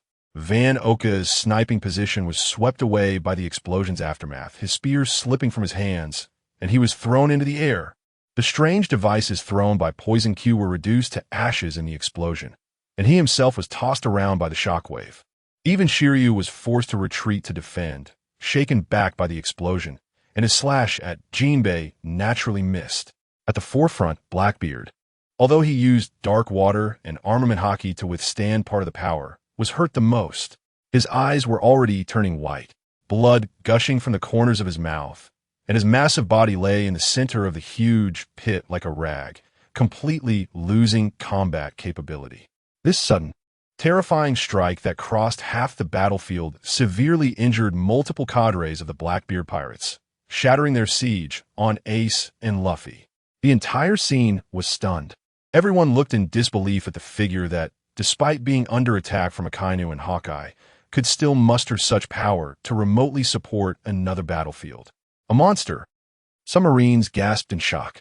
Roy, Ace, Luffy, and Jinbei seized this precious opportunity to quickly retreat toward the Moby Dick. They looked in Roy's direction, their eyes filled with endless gratitude and shock. Detected that the host has dealt effective damage to the extremely dangerous pirate group Whitebeard Pirates, successfully protecting potential forces of justice. Becoming the strongest Marine clause activated. Punishment temporarily canceled. 3-color Haki comprehension restored to 90. 95. 99. Congratulations to the host for upholding justice in a desperate situation, triggering the adversity breakthrough reward. Understanding of Haki's application deepened. Observation Haki prediction accuracy increased. Armament Haki flow efficiency enhanced. And Conqueror's Haki intimidation effect strengthened. A sense of power more refined and controllable than before surged through his entire body. Although the total amount of 3-color Haki may not exceed the peak, its quality seemed to have improved. In a daze, Roy felt as if he had returned to the days when he completed system tasks, killed pirates, and gained comprehension points for 3-color Haki. Roy slowly turned around, wiped the fresh blood that had just oozed from the corner of his mouth, and looked at Akainu, whose expression was extremely grim, and Hawkeye, whose gaze had become more serious, even with a hint of inquiry. He grinned, revealing a confident smile tinged with blood. The warm-up is over. Now let us continue. Chapter 11 Naval Hero. The moment Roy's voice fell, the aura around him suddenly changed. The fatigue left from the intense battle was swept away, replaced by a boundless, unfathomable, and pristine momentum.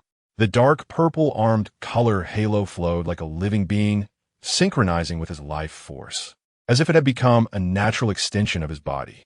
The perception range of his observation Haki did not expand much, but its precision had reached an astonishing level.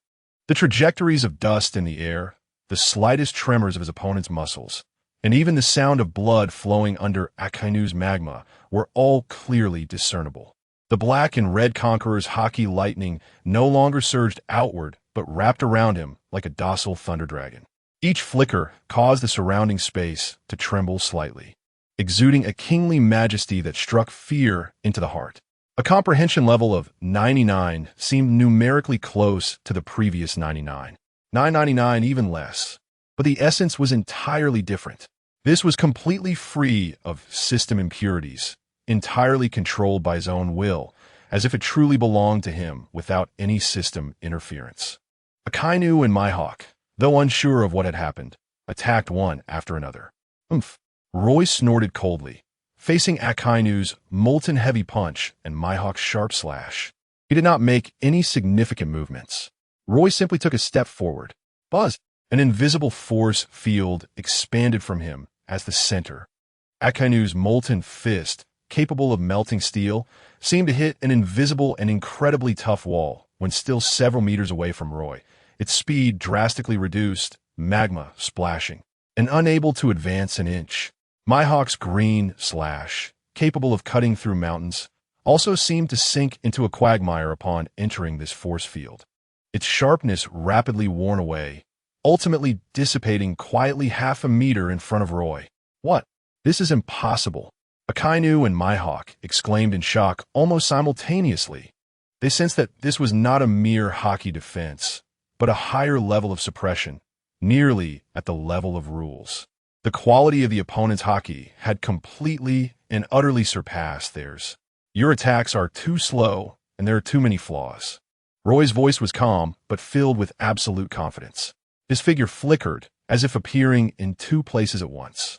With a casual swing of his left fist, seemingly slow, yet arriving before the attack, it accurately struck Akainu's molten chest. Haki bind, shock pulse. There was no earth-shattering explosion, only a dull sound that seemed to resonate from within. Akainu trembled violently, spitting out a mouthful of blood, the magma covering his chest instantly collapsing. He was like a high-speed train crashing into him, flying backward and heavily smashing into the distant ruins, unable to get up for a moment. Almost simultaneously, Roy's right hand, fingers together like a sword, with the tip wrapped in extremely condensed purple-black Haki, lightly flicked to the side of Mihawk's black blade. Yuru. Ding! A crisp and melodious sound rang out. It resonated painfully in one's eardrums. Mihawk felt an indescribable strange shockwave coming along the blade, instantly shattering the force of his slash, and causing his arm holding the sword to feel a wave of soreness and numbness, nearly dropping Yuru. He grunted, forced to step back several paces, his eyes looking at Roy filled with unprecedented shock and fervor. That was the instinctive reaction of a swordsman encountering the highest realm. It was endless fighting spirit. Overwhelming. A complete and thorough overwhelming. The entire venue fell into silence. The naval soldiers gaped, almost unable to hold their weapons. Their once godlike Admiral Akainu was actually heavily injured by a rear admiral. The Whitebeard Pirates were first stunned, then erupted into thunderous cheers.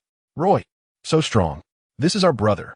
Even Akiji and Kizaru, who were engaged in fierce battles with Marco, Vista, Jozu, and Aizo, paused, their faces filled with disbelief. Kizaru smirked. This is really terrifying. This kind of Haki is like a monster among monsters. Akiji frowned, the cold air around him fluctuating unstably. What on earth is this guy? On the Moby Dick, Whitebeard, who was receiving bandaging, suddenly stood up, ignoring the pain from his wounds. He looked at the proud figure standing in the center of the battlefield, his eyes bursting with immense satisfaction and pride. Aurora. Good boy, good boy. You have surpassed me. Whitebeard's loud shout ignited the cheers of the Whitebeard Pirates to a climax. On the execution platform, Fleet Admiral Sengoku's face had turned extremely ugly. He trembled all over, his fists clenched so tightly they turned white. The situation had completely spiraled out of control. Ace was about to board the ship. Akainu was heavily injured, Mihawk was blocked, Akiji and Kizaru were held back, and the Seven Warlords were not effective at all, with even two turning against them. The Navy's greatest reliance, the three-admiral system, appeared so powerless before this man named Roy. He suddenly turned his head to look at Garp, who was still munching on Sunbei, and his anger finally erupted. Garp, look down there. Is this what you wanted? Ace gets saved. The Navy's face is trampled. That Roy, he has the potential to destroy the foundations of the world government. Are you just going to stand by and watch? Garp's action of eating Sunbei came to a halt.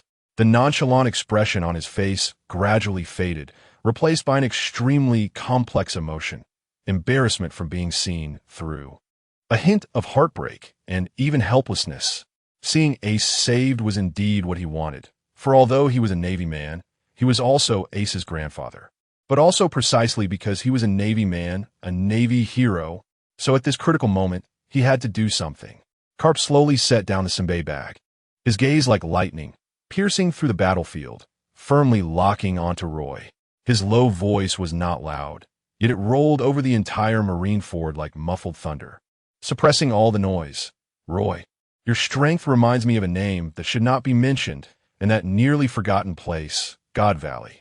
Roy, you have already betrayed the Navy. If you're allowed to grow, this sea will face an unknown terror. For the justice of the Navy, for the order of this sea, I, Navy Vice Admiral Monkey D. Garp, here, represent the Navy, challenge you to battle. As Garp's voice fell, Marineford fell into a moment of dead silence. What? Vice Admiral Garp. The Navy hero, is finally going to take action. The opponent is that monster Roy. The entire battlefield, whether Navy or pirate, was stunned by this sudden declaration of war. Navy hero Garp, a living legend, someone who once rivaled the pirate King Roger. He is actually going to personally step in to deal with a rear admiral. But this rear admiral seems worthy of his attention.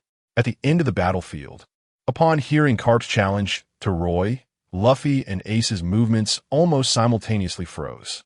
Grandpa is going to take action against brother Roy. Luffy's voice was a bit shaky and fragmented due to tension and sudden panic. Ace, on the other hand, turned around directly, running towards Roy without looking back. Tears streaming from the corners of his eyes flew back like fine threads. On one side was his beloved grandfather, and on the other, he was willing to betray the Navy and face the Admiral alone to save his brother. He could not make a choice. He simply could not choose. Unlike Luffy, Ace was fully aware of his grandfather's true strength. If he had to choose, he would rather choose to die himself. If it could quell this battle that should not exist, what harm would it be for this great pirate, who should have died on the execution platform, to go to his death directly? Ace! Luffy came to his senses and shouted anxiously at Ace. Don't let Roy's efforts go to waste. Ace, remembering all the efforts Roy made to save Ace, and recalling the strong enemies Ace had faced since walking from the execution platform to this point, Luffy shouted, stretching his rubber arm to wrap around Ace and desperately throwing him toward the pirate ship where Whitebeard was. Luffy's voice pierced Ace's heart like a knife. He felt as if struck by lightning, and in that moment of confusion, he seemed to lose the motivation to run, allowing Luffy to pull him back, with only the tear stains at the corners of his eyes deepening. On the Moby Dick, Whitebeard exploded in anger, shoving the ship's doctor beside him aside. His massive body emanating an astonishing aura, the Kanji crashing heavily onto the deck, causing the entire space to tremble.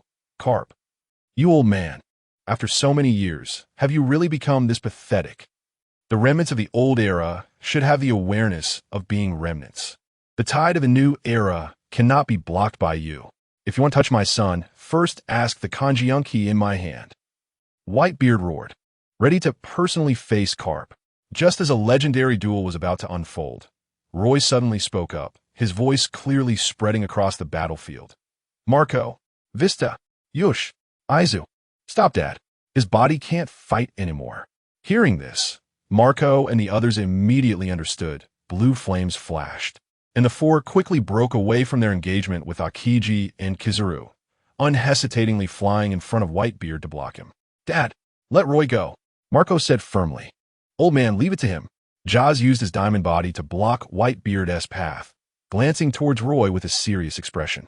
Whitebeard looked at his sons, blocking his way, then glanced at the distant Roy, who was looking at him with determination. His heavily rising chest slowly calmed down, and finally, he let out a complex sigh and sat back heavily in his chair. All right, I will watch here. Although he would no longer step forward, the grip on the Kanji seemed to tighten even more. Chapter 12. Rising Star Roy looked at Whitebeard, who had already taken his stance on the Moby Dick, and then turned his gaze back to the high platform above the execution stage, where his eyes met those of Garp, calm as the sea yet hiding thunder. He took a deep breath, the boiling battle intent in his chest intertwined with respect for this legend, ultimately transforming into a clear and resolute response that echoed through the sky. The challenge from the naval hero, I cannot refuse. Admiral Garp, I, Roy, accept your challenge.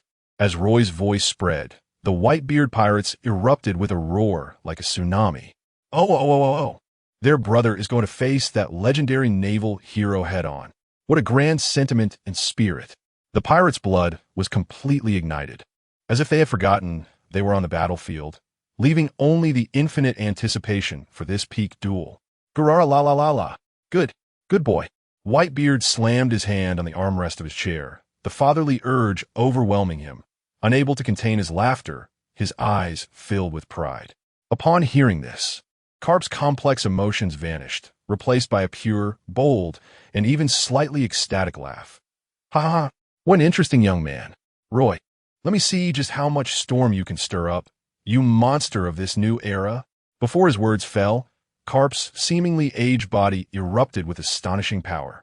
He slightly bent his knees, and the solid ground of the execution platform cracked with a thunderous roar. In the next moment, he shot up like a human cannonball, leaping to several dozen meters in the air, the immense force even causing a sound explosion in the air. No flashy abilities, only the purest strength and dominance. Fistbone Meteor. Garp raised his right fist. That weathered fist wrapped in the ultimate armament color Haki seemed to transform into a falling star under the sunlight, carrying the terrifying might to crush everything, smashing down towards Roy below. The wind from the punch pressed down on the ground, causing it to sink. Facing this unadorned, yet immensely powerful strike, golden light burst from Roy's eyes. He knew that any tricks in front of Garp would be futile. Only a head-on clash could show respect and strength. Come on. Roy did not dodge. His feet shattered the ground. Dark purple armament color surged towards his right fist like a volcanic eruption. Also, without any embellishment, he punched upward. Above his fist, black and red Conqueror's Haki crackled wildly. Haki Rap, Rising Dragon. Boom! At the moment their fists collided, it was not a simple loud sound, but a deep rumble as if space itself was being torn apart. A visible circular shockwave violently spread from the point where their fists met. Nearby Marines and pirates were blown away like leaves caught in a storm. The incredibly solid ground of Marineford Square cracked like a fragile cookie, collapsing, a huge pit forming instantly. Following, there was the ultimate clash of Conqueror's Haki. Buzz! The dark red and invisible powerful will collided violently, rubbing against each other, annihilating. The black and red lightning no longer coiled, but transformed into countless wildly dancing thunder serpents, exploding around the two. The clouds in the sky were torn apart, sunlight streaming through the gaps, as if the gods themselves were watching this duel. Those of weaker strength, even at a distance, were shaken to the point of rolling their eyes and fainting in droves from this terrifying clash of Haki. What? A monster! Both the Navy and the pirates exclaimed in astonishment. In the fist clash, the Haki confrontation ended in a tie. Garp flipped in the air and landed, while Roy's feet sank into the ground, but his silhouette stood tall like a pine. Ha ha! What a thrill! How many years has it been since I've met a young man who could take a punch from me head-on? Garp shook his slightly numb fist, his battle intent even stronger. Admiral Garp, the naval hero, truly lives up to his name. Roy sincerely praised, his internal energy surging, yet he felt even more excited. In the next moment, both figures disappeared simultaneously. Bang, bang, bang. There were no dazzling ability effects, only the most primitive and violent clashes of body techniques and Haki. Fists, feet, elbows, knees, every part of their bodies transformed into the deadliest weapons. Their speed reached an extreme, and most people present could only see two blurry figures constantly colliding, separating, and then colliding again. Each clash erupted with thunderous sounds, and the splattering residual waves of Haki could easily shred rocks. Surprisingly, the originally fierce battlefield now exhibited a strange tacit understanding. The Vice Admirals of the Navy and several captains of the Whitebeard Pirates all stopped fighting at the same time, retreating to give ample space for this unprecedented duel. Everyone's gaze was firmly captivated, forgetting their factions, leaving only awe and shock at the battle of the strong. If this continues, Marineford will be destroyed by them. Fleet Admiral Sengoku muttered, watching the collapsing ground and the damaged buildings, his expression somewhat grim. Alala! What a hassle! Akiji had appeared at the edge of the battlefield at some point, pressing his hands on the ground, extreme cold spreading, temporarily freezing and reinforcing the damaged ground and newly appeared cracks. It can only be like this for now. I hope it lasts until they finish. In the battle, Garp became increasingly exhilarated, his laughter echoing. Ha ha ha. Kid Roy, with your skills, if you stayed in the Navy, the position of Admiral would surely belong to you in the future. What a pity. Such a shame. Garp gave the highest praise to Roy's strength, shocking the Navy, while Sengoku's face turned even darker. Roy was also having a blast. He had brought the three-color Haki and the Navy's 6 powers to an unprecedented height, with various ingenious applications surprising even himself. The system backlash he feared did not appear, and his mind was clear. He vaguely felt that perhaps it was because Garp had no intent to kill him, and he himself held respect for this old soldier who had protected the sea for many years. Perhaps this battle was considered a sparring match between Navy Vice Admirals, which is why that troublesome system did not come out to cause trouble. Different paths, different goals. The Navy has its justice, and I can still practice my own justice outside the Navy. Besides, I have friends I want to protect. Roy responded loudly, pushing Garp back with a punch. Unbeknownst to them, in an inconspicuous corner of the battlefield, a red-nosed figure was sneaking behind a large rock, holding a den mushy, trembling with excitement. Hee, I'm going to make a fortune. I'm a genius. The world's top exclusive live broadcast. Hero Garp vs Rebel Roy. One of a kind in the world. The clown Buggy lowered his voice, spitting as he spoke to the den mushy. Hurry, send the footage out. Let the whole world see me. Oh no, let them see this earth-shattering battle. As the signal was transmitted, Revolutionary Army Headquarters, Dragon watched Roy, who was not losing ground against Garp on the screen, his eyes sharp as an eagle under the brim of his hat. Roy, another existence that can shake the world government? Among the powers of the world government, the five elders' faces were as dark as water. At Sabeti Archipelago, the live broadcast square fell silent, then erupted with thunderous gasps. Rayleigh, holding a bottle of wine, looked at Roy's familiar, yet unfamiliar use of Haki on the screen, filled with surprise and admiration. That old guy Garp is actually being pushed to this extent by a young man. Roger, did you see it? This sea has given rise to another extraordinary individual. People around the world have witnessed this showdown through various channels.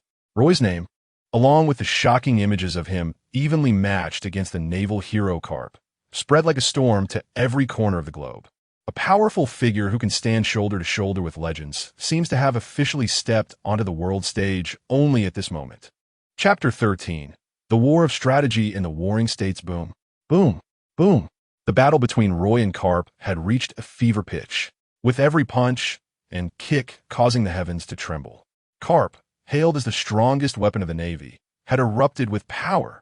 Roy's fighting spirit had also reached its peak. He knew that before Garp, any technique without absolute strength backing it was futile.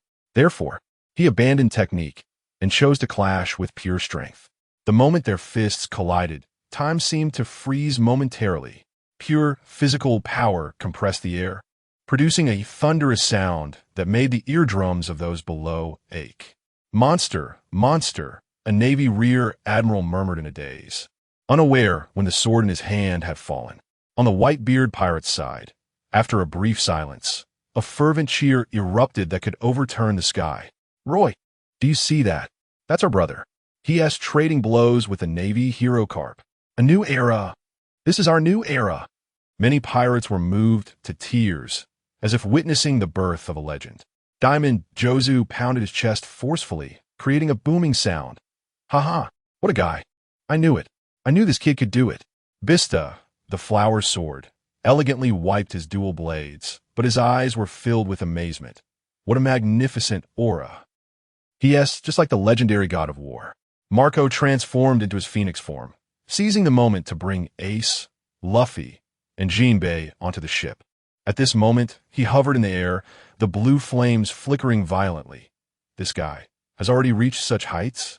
I'm afraid, even Dad. On the Moby Dick, Whitebeard no longer laughed loudly. He simply gripped his bicento tightly, his knuckles turning white from the effort. Yet in his deep-set eyes, a flame burned more intensely than ever, a complex emotion of pride mixed with witnessing a junior surpassing him.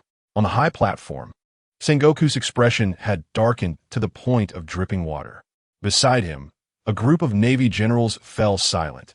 Even the usually smirking Kizaru rarely restrained his expression, his gaze behind the sunglasses incredibly solemn.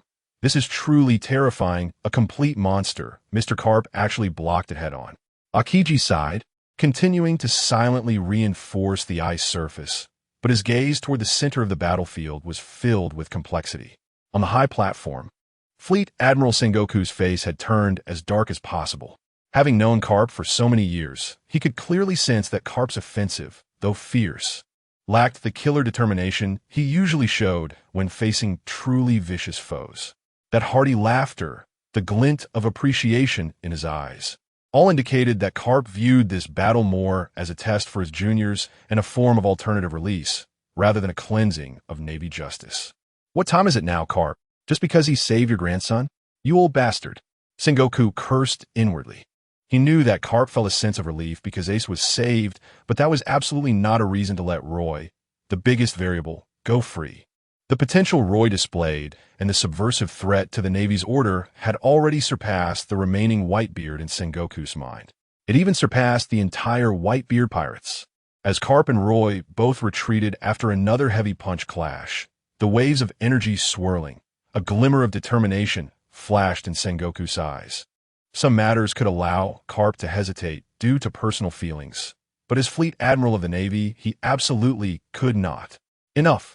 A low roar filled with authority and anger interrupted the intense fighting spirit between Garp and Roy.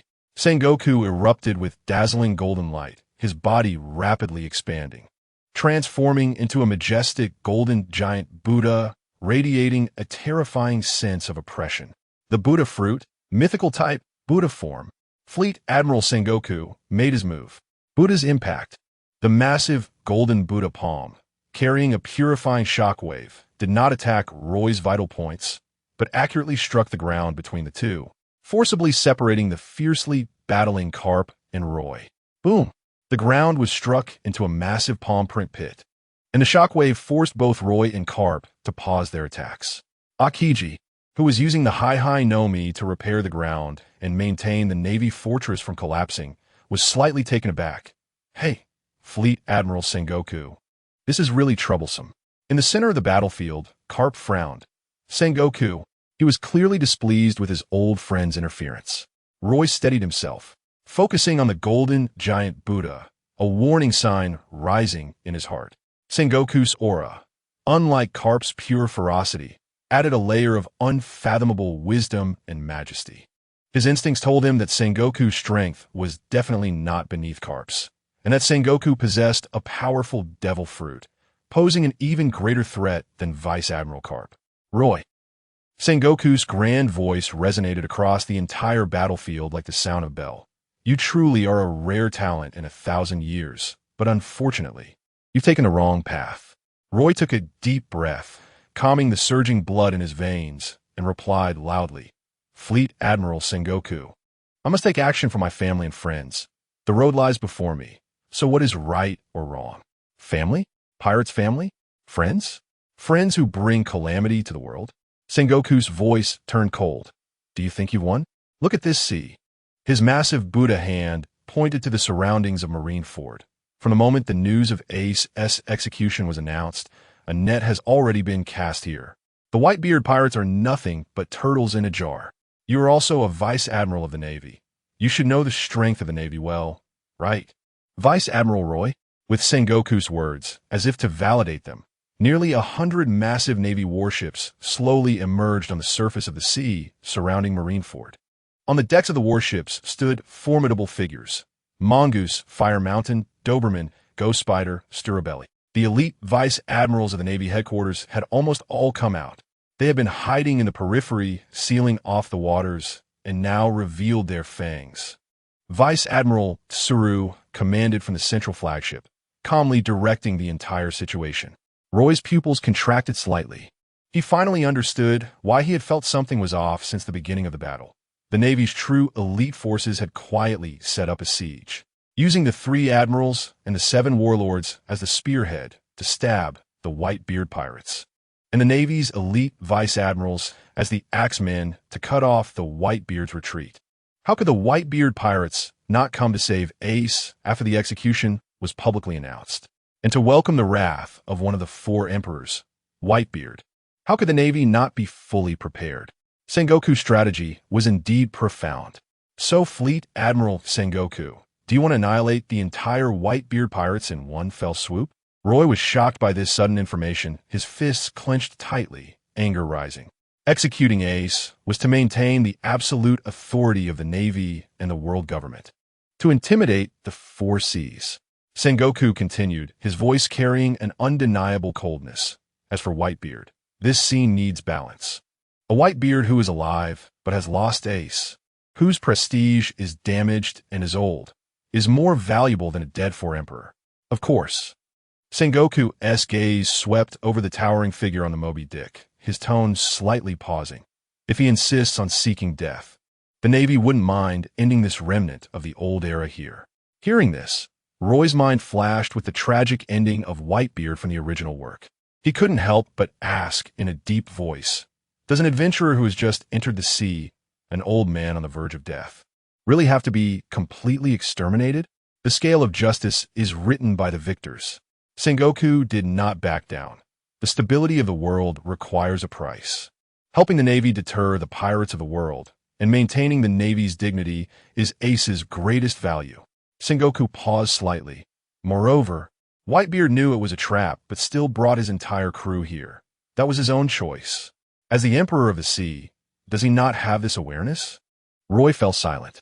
He understood Whitebeard's choice. It was an unbreakable bond between family. However, he also thought that Whitebeard was too reckless. As one of the four emperors, facing the Navy head-on risked the annihilation of his entire crew. But he was Whitebeard. At this moment, listening to Sengoku's cold words and seeing the Navy's massive fleet on high alert, Roy felt more deeply the cruelty of the top-level game in this world. The power of an individual is ultimately limited. In this age of great sailing, strength, strategy, and belief are all indispensable. After the brief exchange, Sengoku's gaze turned completely cold and resolute. He looked at Roy, a young man who not only possessed terrifying strength, but also had dangerous thoughts that could shake the foundation of the Navy. He could not be allowed to exist any longer. As the Fleet Admiral of the Navy, he bore too much responsibility. He could not allow such a young man to return to the sea. Roy, your existence is the greatest surprise in this war and the biggest threat to the order of the Navy. Sengoku's voice was like a final judgment for the future of the Navy, for the stability of the world.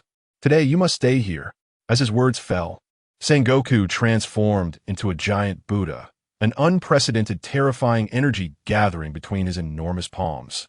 The strength of that energy even dimmed the sky, and the air emitted a buzzing sound under the unbearable pressure. This time, it was no longer a deterrent, no longer a boundary, but a truly unreserved, fatal blow. Buddha form ultimate.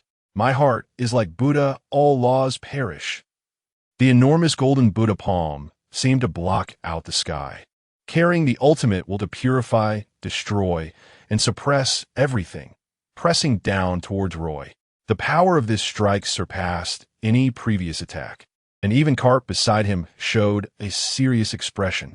Facing this terrifying attack capable of erasing the entire square, Roy's pupils suddenly contracted, and all the blood in his body seemed to boil at that moment. For the first time, he actually felt the breath of death. Chapter 14. Face Fruit Marine. Garp's roar shook the surroundings, his hair standing on end, his eyes instantly filled with bloodshot veins. The energy condensed in that enormous Buddha palm was all too familiar to him. It was the true intent to kill from an old friend. The profound meaning behind a single strike to establish the world. Garp's body instinctively wanted to rush forward, eager to bear some pressure for this young man. However, his feet were suddenly nailed to the ground. The image of Ace's relieved expression when he was rescued flashed through his mind, as did the pure fighting spirit and deep-seated determination in Roy's eyes during their intense fistfight and the enormous battleship representing the Navy's justice behind him.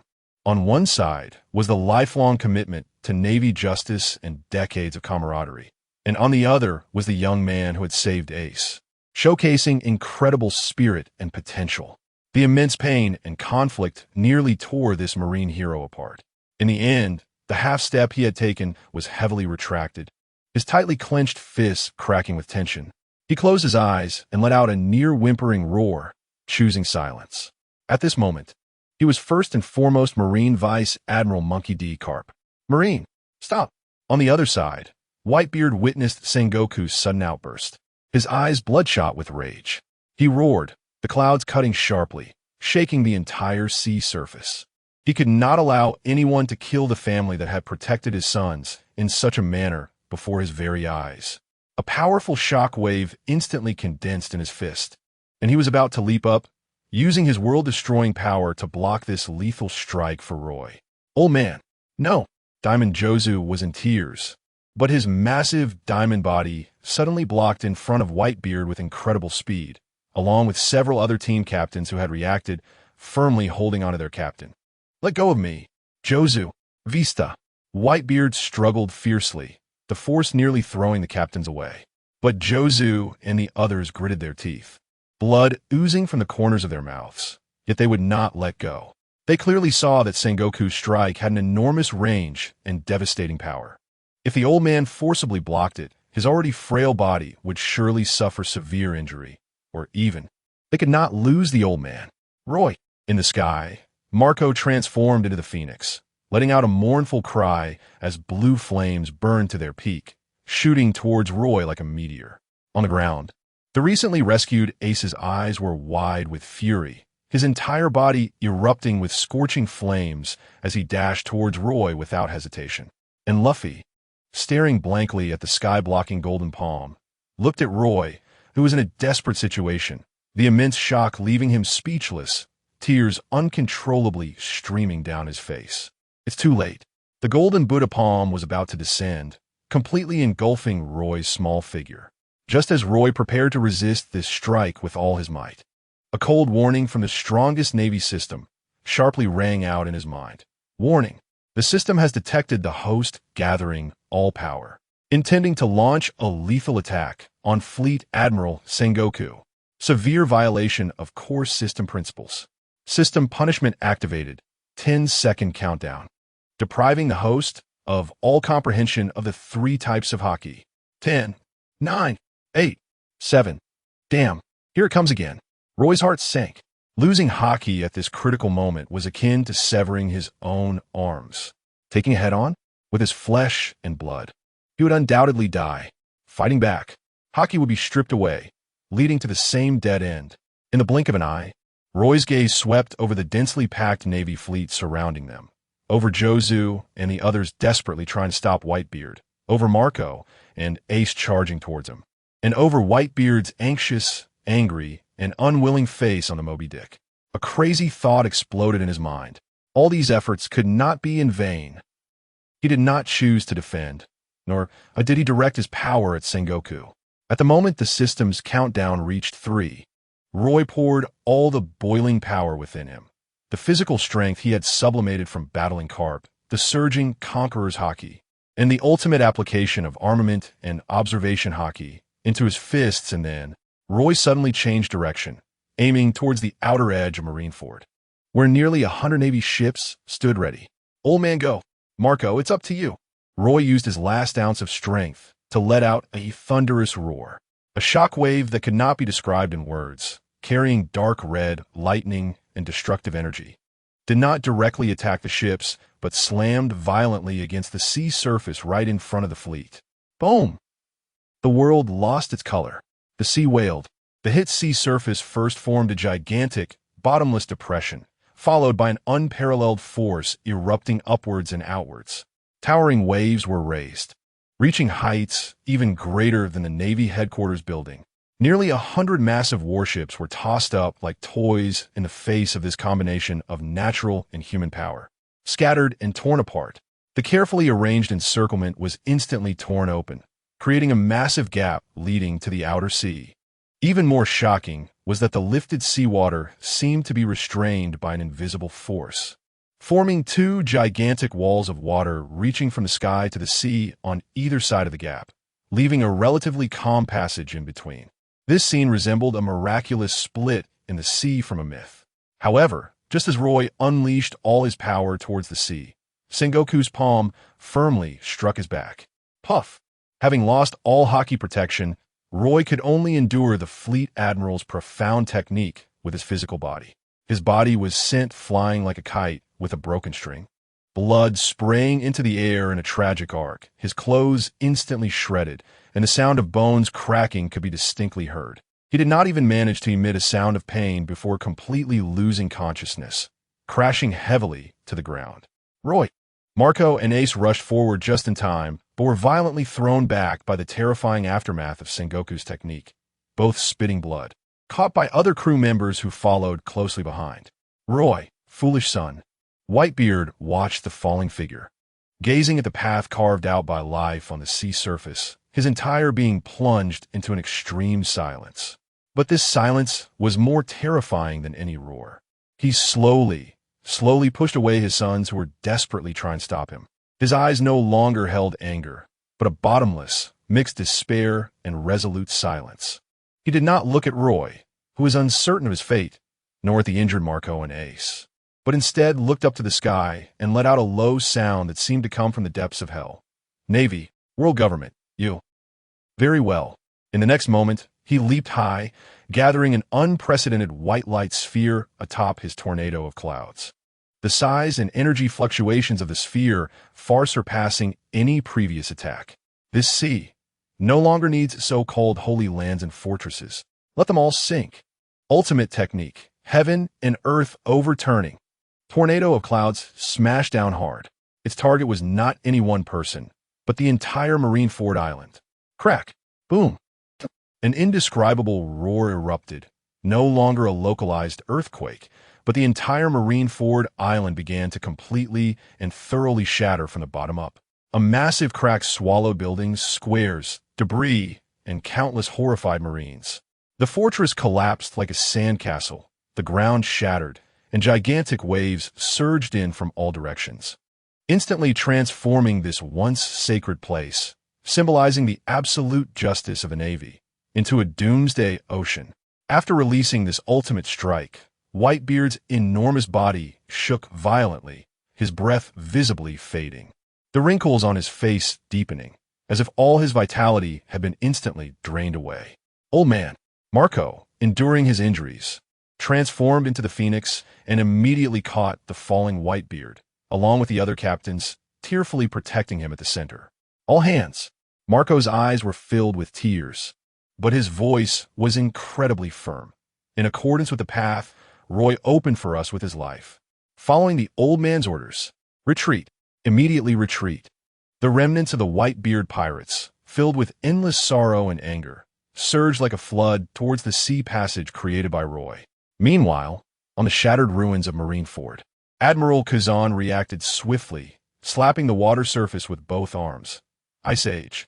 A terrifying chill instantly spread, freezing vast areas of the sea along with the floating debris, creating a massive temporary ice island that allowed the majority of the Navy to find footing, avoiding a fate of being devoured by the sea. The Buddha-like Sengoku stood on the ice, looking at the chaotic headquarters, watching the Whitebeard Pirates about to flee and the disheveled Ace and Marco on their ship. A flicker of complexity passing through his eyes, quickly replaced by resolution. We cannot let the tiger return to the mountain. Pursue. We can't let them. Just as Sengoku was about to give the order, a powerful, overwhelming conqueror's Haki swept across the battlefield like an invisible tide. Soon after, a uniquely shaped ship, the Red Force, emerged like a ghost, breaking through the mist at the edge of the ice field. At the bow stood the one-armed, red-haired man, draped in a black cloak. The casualties of war have been too many already, Marshal Sengoku. Shanks, gripping the famous sword griffin, his gaze sharp as a knife, continued. Do me a favor, let's call it day. If anyone still wants to continue, please fight us first. Shanks took a slight step forward, and the crew of the red-haired pirates had already taken up a fighting stance. Looking at the suddenly appearing red-haired pirates, Sengoku's expression turned extremely grim. Finally, he let out a deep sigh as his golden Buddha form slowly dissipated. He knew that this top war he had personally planned could no longer continue. Marineford, this stronghold symbolizing the Navy's glory, completely sank on this day. Suddenly, a shout came from behind Sengoku. Where's that kid, Roy? Garp grabbed Sengoku's collar and leaning closer. Sengoku, you better find Roy for me, even if it's just his corpse. Chapter 15. Smoke and fire. Kapu's roar echoed across the shattered ice field, his hand gripping Sengoku's collar, veins bulging from the force of his grip. The eyes that were usually either teasing or sharp now only reflected uncontrollable anger and heartache. Sengoku. Kapu's voice was almost squeezed out between his teeth. Did you see what he did in the end? He turned his attack towards the sea. He would rather take your hits than let the Whitebeard Pirates escape. What? What have we become? Two old men teaming up to bully a younger generation, forcing him to make such a choice. Sengoku allowed Kapu to grip him. The golden Buddha form completely dissipated. His face showed fatigue and a trace of complexity, but his gaze still held the toughness and sternness belonging to the fleet admiral.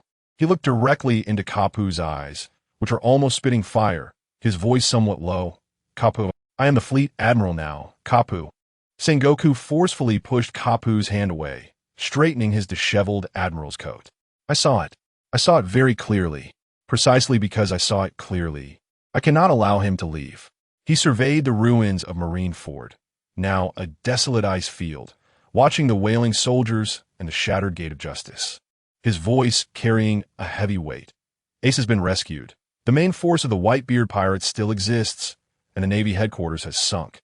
If even the greatest variable which caused all this destruction, with such terrifying potential and dangerous thoughts, can leave safely, you tell me, what will happen to the Navy's dignity? How will the world government explain to the Allied countries? How rampant will the pirates across the seas become? Sengoku's tone carried a barely perceptible hoarseness, as if persuading Kapu, or perhaps persuading himself. Some decisions must be made by someone. Some costs must be borne by someone, even if it means bearing the brunt of blame, even if you don't understand me. Enough. Kapu suddenly slammed his fist into the nearby ice wall, causing the solid ice to crack like a spider's web. He clearly could fight back. He clearly had the strength. Kapu's words came to an abrupt halt. He gasped heavily, finally turning into a sigh full of helplessness. He knew that from Sengoku's standpoint, the other party was not wrong. But this did not alleviate the frustrations in his heart or his worries about Roy's fate. The war is over, Kapu. Sengoku sighed one last time, a trace of complex emotion lingering deep within his eyes. He clearly remembered the last moment when the golden light was about to engulf Roy. The determination that flashed in the young man's eyes was not directed at him, but at the sea that blocked the Whitebeard Pirates' escape. That willingness to sacrifice oneself for others resonated with certain memories deep within him that he was reluctant to touch. The brief, gunpowder-scented argument ended. Kapu glanced at Sengoku one last time, said no more, and abruptly turned, shouting at the remaining Navy officers around him. What are you all standing there for? Search. Turn this wreckage over and find that bastard Roy. Alive or dead, I want to see him. Kapu personally leaped onto the ice surface, beginning to rummage through the massive ice blocks and debris. Sengoku stood still, watching Kapu's busy and anxious figure, then looked at the red-haired pirates who were eyeing them from a distance. He sighed heavily, waved his hand, signaling his officers to prioritize rescuing the injured and stabilizing the situation. Amidst the chaos, Sengoku walked alone towards the rough direction where Roy had been blasted away. His footsteps echoed dully on the ice. His mind uncontrollably replayed the scene of Roy turning to strike at the sea, and his unguarded figure when he took Sengoku's ultimate technique head-on, the determination that erupted in desperation to carve a path for others. The will to protect that transcended factions and positions stirred a ripple in the heart of this admiral who had grown accustomed to life and death and betrayal. For the future of the Navy, for the stability of the world, you must be eliminated. Sengoku silently recited his decision again in his heart, trying to strengthen his resolve. But someone like Roy was not unlike his former self, willing to abandon his position and even his life for the justice in his heart. He halted his steps, his gaze sharply scanning an area buried under massive ice blocks ahead. After a moment of silence, Sengoku also bent down, starting to move the heavy ice blocks. Joining the search, on the cold ruins, the two top Navy elders, searching silently for the same missing young man amidst the debris that symbolized the end of an era. On the other side of the sea, the Moby Dick, battered and scarred, struggled to sail at the end of the path Roy had opened with his life. The sea breeze carried a salty, fishy scent, but could not disperse the heavy gloom that enveloped the entire ship. The successful evacuation, Ace's rescue, and even the personnel casualties that could be overlooked, These victories that should have been celebrated now felt like cold boulders pressing down on every crew member's heart. On the deck, the usual clamor and laughter were absent, replaced only by the monotonous sound of waves crashing against the ship and the muffled, barely audible sobs. Each person's face was marked with sorrow and confusion, their gazes unconsciously drifting towards the direction of Marineford, which had long since vanished from sight. They had made out alive, but a part of their souls seemed to have forever remained in that shattered, sunken land of ice and fire. At the stern, Edward Newgate, known as Whitebeard, stood like a mountain, his back to everyone, his massive body casting a long shadow in the setting sun. Nearby, several ship doctors were desperately trying to bandage the wounds that had opened up earlier. Whitebeard gripped his weapon, the tremor fruit, knuckles turning white from the force, his deep-set eyes fixed on the path they had come from, as if trying to penetrate space to find Roy's whereabouts. "Old man!" A hoarse cry, tinged with tears, rang out from behind. Ace broke free from the crew member supporting him, staggering to kneel heavily behind Whitebeard. He lowered his head, the brim of his orange cowboy hat shading his expression. But his violently trembling shoulders and the tear stains spreading on the deck revealed the collapse of his heart at that moment. "It's all because of me. It's all because of me." Ace's voice was filled with desperate self-blame. "If it weren't to save me.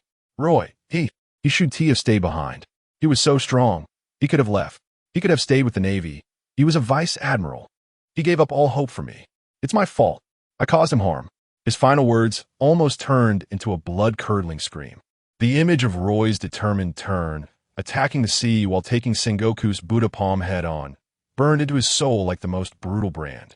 Whitebeard slowly turned around, looking at Ace, who was kneeling on the ground, crushed by immense guilt, and his eyes flashed with deep heartache. He extended his massive, scarred hand, gently placing it on Ace's head, his voice low. "Foolish son, lift your head." Ace choked but did not move. Whitebeard recalled how Roy had urged him to retreat from the battlefield more than once, and how he had faced formidable enemies that he shouldn't have had to confront. His voice grew increasingly slow, and despite never admitting to aging, he now resembled an old father. "That kid Roy, I remember when he first boarded the ship. He was the weakest among you all. At that time, he couldn't even handle my Tsung-Yun slash. Gula-la-la-la. What a foolish little brat." Whitebeard signaled the ship's doctor to pause, then sat down next to Ace, resting his strong arm on Ace's shoulder. Back then, he wanted to leave, to become a Marine. The crew despised him, cursed him, saying he was afraid of the risks of being a pirate, that he feared difficulties, that he didn't deserve to be my son. But who would have thought he would stand in my way on the ship, going off to fight alone? Ace looked up, seeing his father, hailed as the strongest man in the world, with tears already streaming from the corners of his eyes. Chapter 16, the smoke has cleared on the Moby Dick. Luffy leaned against the ship's railing, his straw hat shading most of his face, unusually silent. He didn't shout loudly as usual, nor did he comfort the weeping Ace. Images from the battlefield kept flashing in his mind, Roy elegantly weaving between the three admirals. That fierce thunder and indestructible will, casually blocking Akainu and Mihawk's combined attack, and smiling encouragingly at himself as he repelled the Blackbeard Pirates' assault. He remembered Roy clashing with his grandfather Garp, their pure power shaking the heavens, each punch seeming capable of shattering mountains. That powerful figure, like an invincible war god. But in the end, such a powerful Roy stayed behind alone in that hell to carve out a path for them. I'm too weak," Luffy murmured softly, gripping the railing tightly, his rubber fingers almost embedding into the wood. An unprecedented sense of helplessness engulfed him. On Eni's lobby, on the thriller bark, in Alabasta, he had experienced failure, but never had he so clearly recognized his own weakness as he did at this moment. If only he were stronger, if only he didn't need to divide his attention to protect them, perhaps Roy. Perhaps wouldn't he have had to choose that dead-end path? This realization pierced his heart like a poisoned thorn, dimming the sparkle in his eyes and leaving only hollow self-reproach. It wasn't just Ace and Luffy. Diamond Jaws sat silently on the ground, his arms still seeming to bear the after-effects of battling Akiji and Kizaru. If only he could have been a bit faster, a bit stronger. Vista, the flower sword, for the first time set aside his beloved blade, his eyes devoid of their usual elegance, filled only with unshakable sorrow and regret. Memories of Roy on the ship flooded his mind. The stubborn expression on Roy's face when he forced him to learn swordsmanship, and the sight of Roy's cheeks flushed from a bowl of strong liquor at the banquet. Marco transformed into his human form, standing on the lookout, his gaze dim. He was responsible for the support, but failed to support the most crucial person. He watched helplessly as Roy was engulfed by golden light. That feeling of helplessness causing the First Division captain's heart to ache. The entire Whitebeard Pirates were steeped in an atmosphere of grief and self-blame. They had won the tactics, but it felt as if they had lost something far more important. At this moment, Whitebeard released his hand from Ace's shoulder, straightened his back that seemed capable of holding up the sky, took a deep breath, faced the vast ocean, and let out a roar like a lion, his voice booming and instantly drowning out all cries and waves. "Listen up, you brats. Stop looking so downcast." Everyone's gaze was drawn to him, including the kneeling Ace and the dazed Luffy. Whitebeard's eyes scanned each sorrowful face, his own eyes filled with pain, but more so with an undeniable determination and strength. "Roy, my son, he may have fallen. He may have been left behind, but his will, his belief, his courage in the face of strong enemies, that punch he threw to carve out a path for us, all of this will never be diminished because of his fall." Whitebeard raised his fist, capable of causing an earthquake, and struck it heavily against his chest, producing a dull yet powerful sound. His will is here, in the hearts of each and every one of us, on this pirate flag, in this ocean that he loved and fought for. Crying and self-blame were not what he wanted to see. Carry his will, along with his dreams and freedom, and continue sailing on this sea. Let the world know that the Whitebeard Pirates have a family that will never be forgotten. His name is Roy. Get up. One day we will step onto the Navy's territory again and bring Roy home. Whitebeard's powerful voice echoed between the sea and sky, dispelling some of the gloom, like sunlight piercing through dark clouds. The crew stared blankly at their father, watching the burning, eternal flame in his eyes, seeing his proud stance even amid sorrow. Gradually, some wiped away their tears, some clenched their fists, and some lifted their drooping heads. Ace slowly stood up. Though his eyes were still filled with tears, the despairing self-blame began to be replaced by a determined light. Luffy adjusted his straw hat, refocusing his gaze from under the shadow, and a resolve named to become stronger sprouted within him like a seed breaking through the soil. Whitebeard turned again, looking toward the end of the sea, murmuring, "Stay alive, Roy. No matter where you are, wait for us to bring you home." The Moby Dick sailed across the vast sea. Although the heavy atmosphere was somewhat dissipated by Whitebeard's words, the shadow of reality had not completely vanished. Soon, sporadic messages came through the din mushy, like cold rainwater drenching everyone's hearts. Due to their full-scale assault on the Navy headquarters, many of the islands and waters under their protection were now facing the covetous eyes and disturbances of other pirate crews and even remnants of the Navy, leaving their empty defense lines precariously threatened. In the captain's cabin of the Moby Dick, Ace found Whitebeard, who was staring at the nautical charts. "Old man," Ace's voice was low and serious. "Our territory needs people to return for defense." Whitebeard lifted his head from the charts and looked at his son, who had just experienced life and death yet was already revitalized. Marco is already arranging for each division to return to their respective areas. Ace took a deep breath, his eyes blazing with the flames of revenge and responsibility. "Old man, I want to continue tracking Teach." Whitebeard frowned slightly, not answering immediately. Blackbeard now possessed the Yami Yami no Mi and had also recruited the most vicious criminals who escaped from Impel Down, forming the Blackbeard Pirates, making their strength incomparable. And the trigger for the Summit War was none other than Blackbeard Teach. Ace stepped forward, his hands clenched into fists, knuckles turning white. But his gaze was fierce. "I promise you, this time I will not lose again. I will personally end this grudge and clear the way. For Thatch, for Roy, for all the family and comrades who paid the price because of him." His words were filled with the passion of burning bridges and the determination not to fail. Whitebeard looked into Ace's eyes, which were mixed with pain, self-blame, and the light of rebirth, and fell silent for a moment. He knew this was a hurdle Ace had to cross, the path to reclaiming his confidence and dignity. Finally, he slowly nodded, his voice deep. Go, my son. Remember your vow today, and also remember, you are never alone. The entire Whitebeard Pirates are your backing. Yes, old man. Ace replied heavily, gratitude and determination shining in his eyes. Just as the Moby Dick adjusted its course, preparing to split up for action, a warning came from the lookout. A massive ship, adorned with a serpent figurehead and emblazoned with the emblem of Amazon Lily, appeared ahead. It was the ship of the warlord of the sea, the pirate Empress Boa Hancock. In an instant, the atmosphere on the Moby Dick tightened again. The warlords of the sea, nominally still part of the Navy, posed a significant threat. After just experiencing a great battle, there are many wounded. It would not be good to clash with the Seven Warlords at this moment. Diamond Jaws and Flower Sword Vista, among the captains of the divisions, immediately stood at the edge of the ship, their eyes alert, with a faint killing intent rising.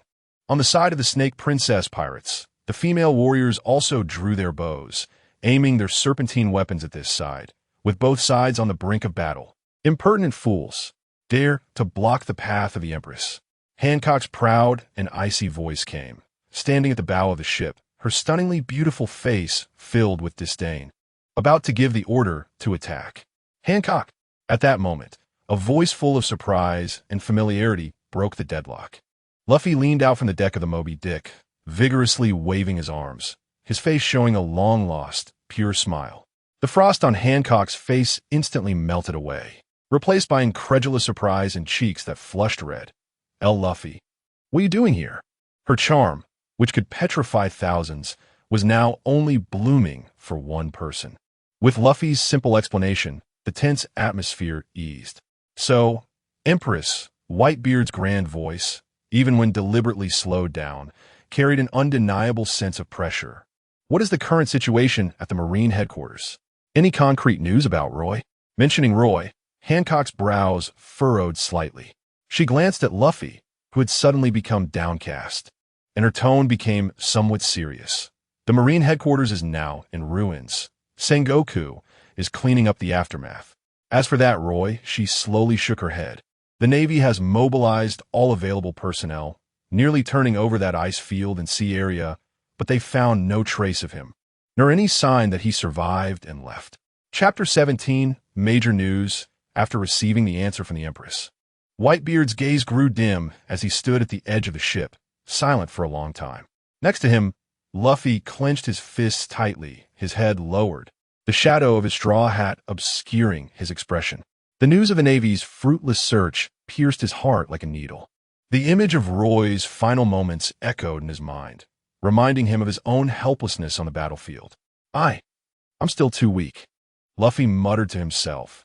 If I could be a little stronger, if I didn't need others to protect me, maybe Brother Roy wouldn't have. He suddenly looked up at Hancock, his tone unusually serious. Hancock, I want to go with you. Huh, go with me? Hancock's face instantly flushed, her heart racing, almost fainting from happiness. Luffy, are you saying you want to be with me? I want to get stronger. Luffy's tone was firm, his gaze sharp. I can't go on like this. I need to train, to become much, much stronger. Strong enough to protect my friends, not hold them back. Seeing the unwavering determination in Luffy's eyes, Hancock nodded vigorously, hearts in her eyes.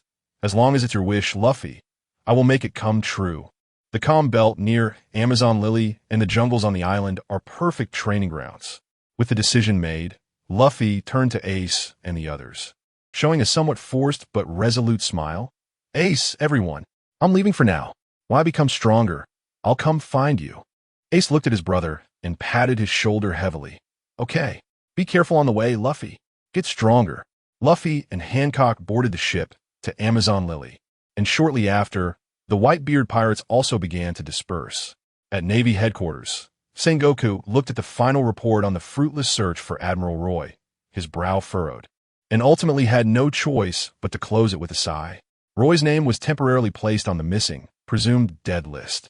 However, some Navy personnel claimed that the sea warrior Jinbei had summoned a large group of sharks to assist in battle, and those sharks were knocked out by Conqueror's Haki at the beginning of the fight, later awakened by the final devastating shockwave, and swam away when Marineford sank. There was a speculation that Roy might have been eaten by the sharks and taken away from the sea area, but there was no concrete evidence for this conjecture. In the unnoticed intervals, a storm triggered by Buggy was sweeping through every corner of the world at an unimaginable speed. The smoke of the Marineford War had not completely dissipated, but another battlefield was already ablaze. At the headquarters of the World Economic News Agency, it was like a crazy war command center. President, major news, an unprecedented super big news.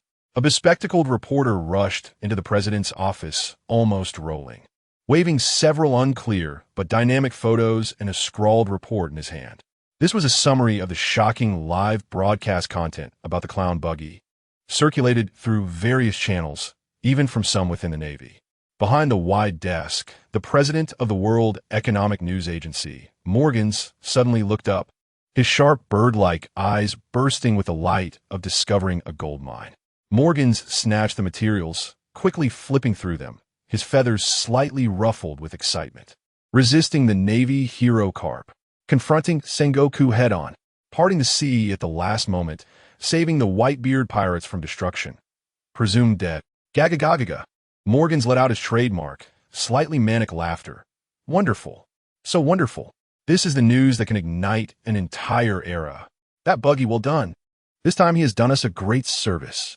He flapped his wings and rushed out of the office, heading to the noisy editor's hall. The massive blackboard was filled with various headlines and keywords about the Marineford War. Quiet down. Morgans's loud voice drowned out the noise. We have the material. Roy. Everyone. Let's focus all our energy on this unknown powerhouse, Roy. The current question is how to make this story not just a story, but a legend. A myth that can ignite the seas and make those old geezers in the world government restless. Editors and reporters immediately gathered around, discussing excitedly. How about the headline, the fall of the Navy headquarters? The counterattack of unknown powerhouse Roy? Not explosive enough. We should highlight his strength, surpassing the four emperors? An analysis of the terrifying strength of the mysterious man Roy. Or from Whitebeard's perspective, the last fatherly love? The tragic alliance of Whitebeard and Roy. The discussion was intense. But Morgans always felt it was missing something. Although these titles were appealing, they lacked a core concept that could tie all explosive elements together and spark infinite imagination. Just then, a young, slightly timid voice sounded from the corner. President, seniors, I have an idea. Everyone turned their eyes to a new intern reporter named Kakuya. Speak. Morgans fixed his sharp gaze on him. Kakuya swallowed hard, gathering his courage to say, This Roy, so young, yet his strength is so unreasonable. Even Garp and Sengoku couldn't handle him for a time. His background must be extraordinary. And in this era, someone who could make such a world-shaking move. Could we link him to that pirate, King Gold? Roger? He paused, his voice slightly louder under Morgans's encouraging gaze. For example, we could speculate that he might be Roger's illegitimate son. In an instant, the entire editorial department fell silent. Then Morgans's eyes burst with unprecedented light, and he abruptly flapped his wings, excitedly shouting, Gaga. Goldie Roger, Roy. Roger. Genius. That's it. The bloodline of the Pirate King has not been severed. A new spark ignites on the ruins of the old era. This is not just strength. This is destiny. This is inheritance. He excitedly paced around the room. Yes. Write it like this. The bloodline of the Pirate King reappears, unveiling the true identity of the mysterious powerhouse Roy as Gold, Roger's illegitimate son. We can shape him as the inheritor of Roger's will, destined to become the prophesied Pirate King who will open a new era. Morgans jumped onto the table, his wings creating a wind that blew a pile of letters and documents around the room. Laughing heartily as he pointed at the young intern reporter who proposed the brilliant idea and asked, Good job, kid. What's your name? All the reporters and editors present looked at Kakuya with envious eyes, and Kakuya blushed and immediately responded loudly, reporting to the president, My name is Kakuya. Good, Kakuya. Right now. Immediately. Give me this news with the fastest speed, the largest layout, and the most exaggerated tone. I want the whole world to see this newspaper tomorrow. No, this afternoon. With the full efforts of the news agency, newspapers with bold, explosive headlines flew out like swarms of bees, carried by newsbirds to every corner of the Grand Line. Extra, extra. The son of Pirate King Roger appears in the Marineford War. The king of a new era has emerged, and the long-awaited pirate king of the new age is born. In the newspapers, the image of Roy and Garp exchanging punches, standing firm against Sengoku, and parting the sea to carve a path is meticulously arranged, accompanied by Morgan's vivid and dramatic writing, creating a deeply ingrained image of the destined pirate king who bears a legendary bloodline, possesses invincible strength, upholds the belief of protection, and meets a tragic end, leaving a profound mark in the hearts of countless readers. This information bomb is as powerful as the sinking of Marineford.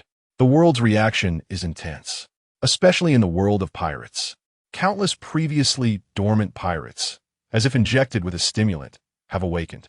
Did you see? A new strongman has appeared in the world, nearly toppling the Navy headquarters. The new era has arrived. Follow Lord Roy's footsteps. What for emperors? Lord Roy is the true pirate king. Pirates have become more rampant, with a surge in the number of those setting sail, frequent attacks on Navy branches, and plundering of towns, plunging the entire sea into unprecedented chaos. Roy's name has become a banner, symbolizing rebellion and subversion, gathering a large number of fervent supporters. Chapter 18 Public Opinion Epilogue in the temporary marshal's office built near the original site of Marineford. The air was so heavy it felt as if it could be wrung out, although the windows were open, and the salty sea breeze blew against the newly hung justice curtains. It could not disperse the suffocating oppression within the room. Sengoku, the fleet admiral, sat behind a wide desk. A report titled Summary of the Marineford War and Damage Assessment spread out before him. The cold numbers and brief descriptions on the paper outlined a regrettable picture. Due to Roy's sudden appearance, the Navy and the White Group had not engaged in much direct confrontation. The heaviest line in the report was undoubtedly the sinking of Marineford. Sengoku remained silent, his fingers unconsciously tapping on the desk, his deep-set eyes interwoven with fatigue, heartbreak, and a hint of barely perceptible concern for the future. The naval authority he had dedicated his life to maintaining had suffered unprecedented damage in this battle. Bang! The office door was pushed open with a forceful shove, slamming against the wall with a loud crash. Sakazuki, draped in the Navy Admiral's justice coat, strode in, his expression terrifyingly dark. Clutching a crumpled newspaper that was a special edition from the World Economic News Agency, featuring a headline about the bloodline of the Pirate King. Fleet Admiral Sengoku. Look at this. Sakazuki's voice erupted like a suppressed volcano as he slammed the newspaper on his Sengoku's desk, causing the surface to tremble with the force. That damned albatross Morgans. How dare he fabricate such nonsense? He brazenly slanders the justice of the Navy. What rubbish son of the Pirate King? What scheduled Pirate King? He is inciting the entire sea to turn against the Navy. Sakazuki's chest heaved violently, his molten anger almost bursting from his eyes. This scum that thrives on chaos should be completely eradicated. Sooner or later, I will personally pluck every feather from him and burn his damned newspaper to ashes. Sengoku raised his eyes, calmly observing the furious Sakazuki. Compared to Sakazuki's intensity, he appeared unusually composed, but beneath that composure lay deeper schemes. Sengoku slowly spoke, his voice tinged with weariness and hoarseness. Sakazuki, calm down. Morgan's is undoubtedly infuriating, but his audacity must have the tacit approval of certain high-ranking officials in the world government, or even their manipulation. His newspaper is often a tool for the world government to convey its will and guide public opinion. Targeting him would involve too many complications, and we, the Navy, did not perform particularly well this time. He paused, his gaze returning to the sensational newspaper, his tone turning cold. Moreover, the gimmick he has thrown out now, son of Roger, though absurd, has indeed accurately struck at the fantasies of countless ambitious individuals, greatly undermining the Navy's prestige. Sakazuki snorted disdainfully. clearly unimpressed by Sengoku's mention of the world government's background, but he temporarily suppressed his impulse to confront Morgan's and instead asked, "What about Roy? Have you found him? We need to see him alive or dead. Only by confirming his death can we crush these rumors." Upon mentioning Roy, Sengoku's expression grew more complex. He shook his head, his voice low. Kuzan and Garp personally led a team, in conjunction with the world government's intelligence department, utilizing all available resources, even deploying some scientific units detection equipment, almost turning the Marineford site and surrounding seas upside down. No definitive traces have been found. The only clue remains those mysteriously vanished shark schools. But that proves nothing. No sight of him alive or dead. Roy's whereabouts have become a thorn in the Navy's side, as well as a legendary material for Morgans to exploit. Sakazuki, irritated, punched the nearby wall, leaving a shallow, steaming dent. Are we just going to let this dead bird continue to spread falsehoods, watching as the pirates flaunt that bastard's flag more and more recklessly? Sengoku remained silent for a moment, his fingers lightly tracing the desk as if sketching something. Finally, a glimmer of determination flashed in his eyes, and he raised his head. "No, we cannot sit idly by. We must also contend for the battlefield of public opinion." He looked at Sakazuki, his tone becoming resolute. "Since Morgans is using Roger's Sun-End scheduled Pirate King to incite the pirates, then we will use the Navy's iron fist to completely shatter this false legend." A few days later, as the World Economic News Agency's newspapers continued to sell well and the pirates grew even bolder, the Navy officially released a meticulously worded statement through its own channels and friendly media reprints, bearing the seal of the Fleet Admiral. The announcement's title was cold and direct: "Statement regarding the execution of former Vice Admiral and Traitor Roy." In the statement, the Navy sternly condemned Roy for betraying justice and colluding with pirates, and solemnly announced, "The criminal was executed by Fleet Admiral Sengoku himself at Marineford during the final stages of the Marineford War. His attempt to subvert the Navy and rescue evil has been thoroughly crushed." To increase credibility, the Navy unusually attached a piece of edited footage, which was the last segment captured from the live broadcast of the Clown Buggy. A massive golden Buddha palm descended with the power to destroy everything, completely engulfing Roy's figure, which appeared incredibly small, followed by an earth-shattering explosion and a column of rising smoke. The footage abruptly stopped at the moment Roy was swallowed by the golden light, leaving ample room for imagination pointing to his death. This official statement and the accompanying footage of the execution fell like a bucket of ice water on many pirates who had been fervently excited by the rumors of the son of Roger. What? Lord Roy has been executed? How could that be? He is the man who could trade blows with Garp, capable of parting the sea. But that was the full force strike of Fleet Admiral Sengoku. Look at that footage. There's no way anyone could survive. The official announcement from the Navy, complete with conclusive visual evidence, held far more credibility than Morgan's speculative and sensational reports, causing the previously restless pirate crews planning to capitalize on Roy's name to reconsider their risks and temporarily retract their claws. The rampant momentum of pirates worldwide was curtailed to some extent.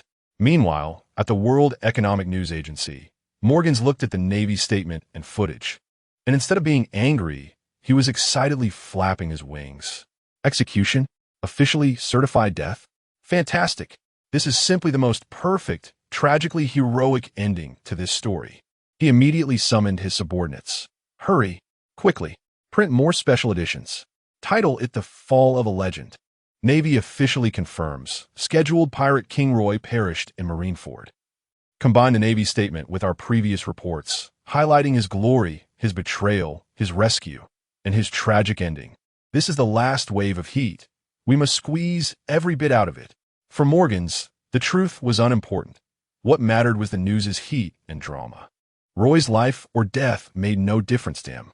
Even the heroic death at the hands of the Admiral was more satisfying to readers' expectations for a legendary story than simply being missing or unaccounted for, igniting the final round of attention.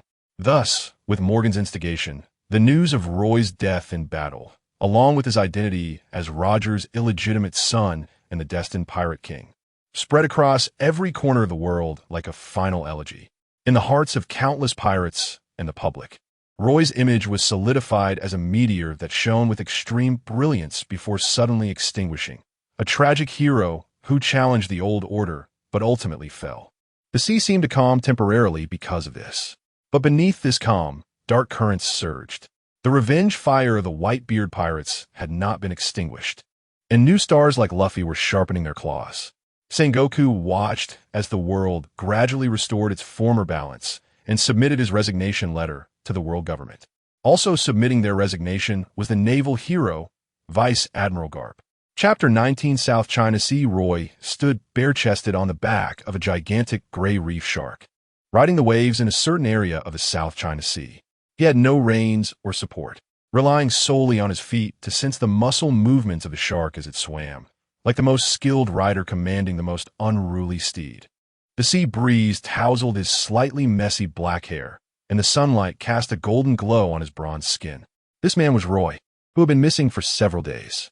At the moment, the Marineford collapsed and sank, amidst the tumultuous sea currents and chaos. He fell into the deep sea and inadvertently saved this group of sharks.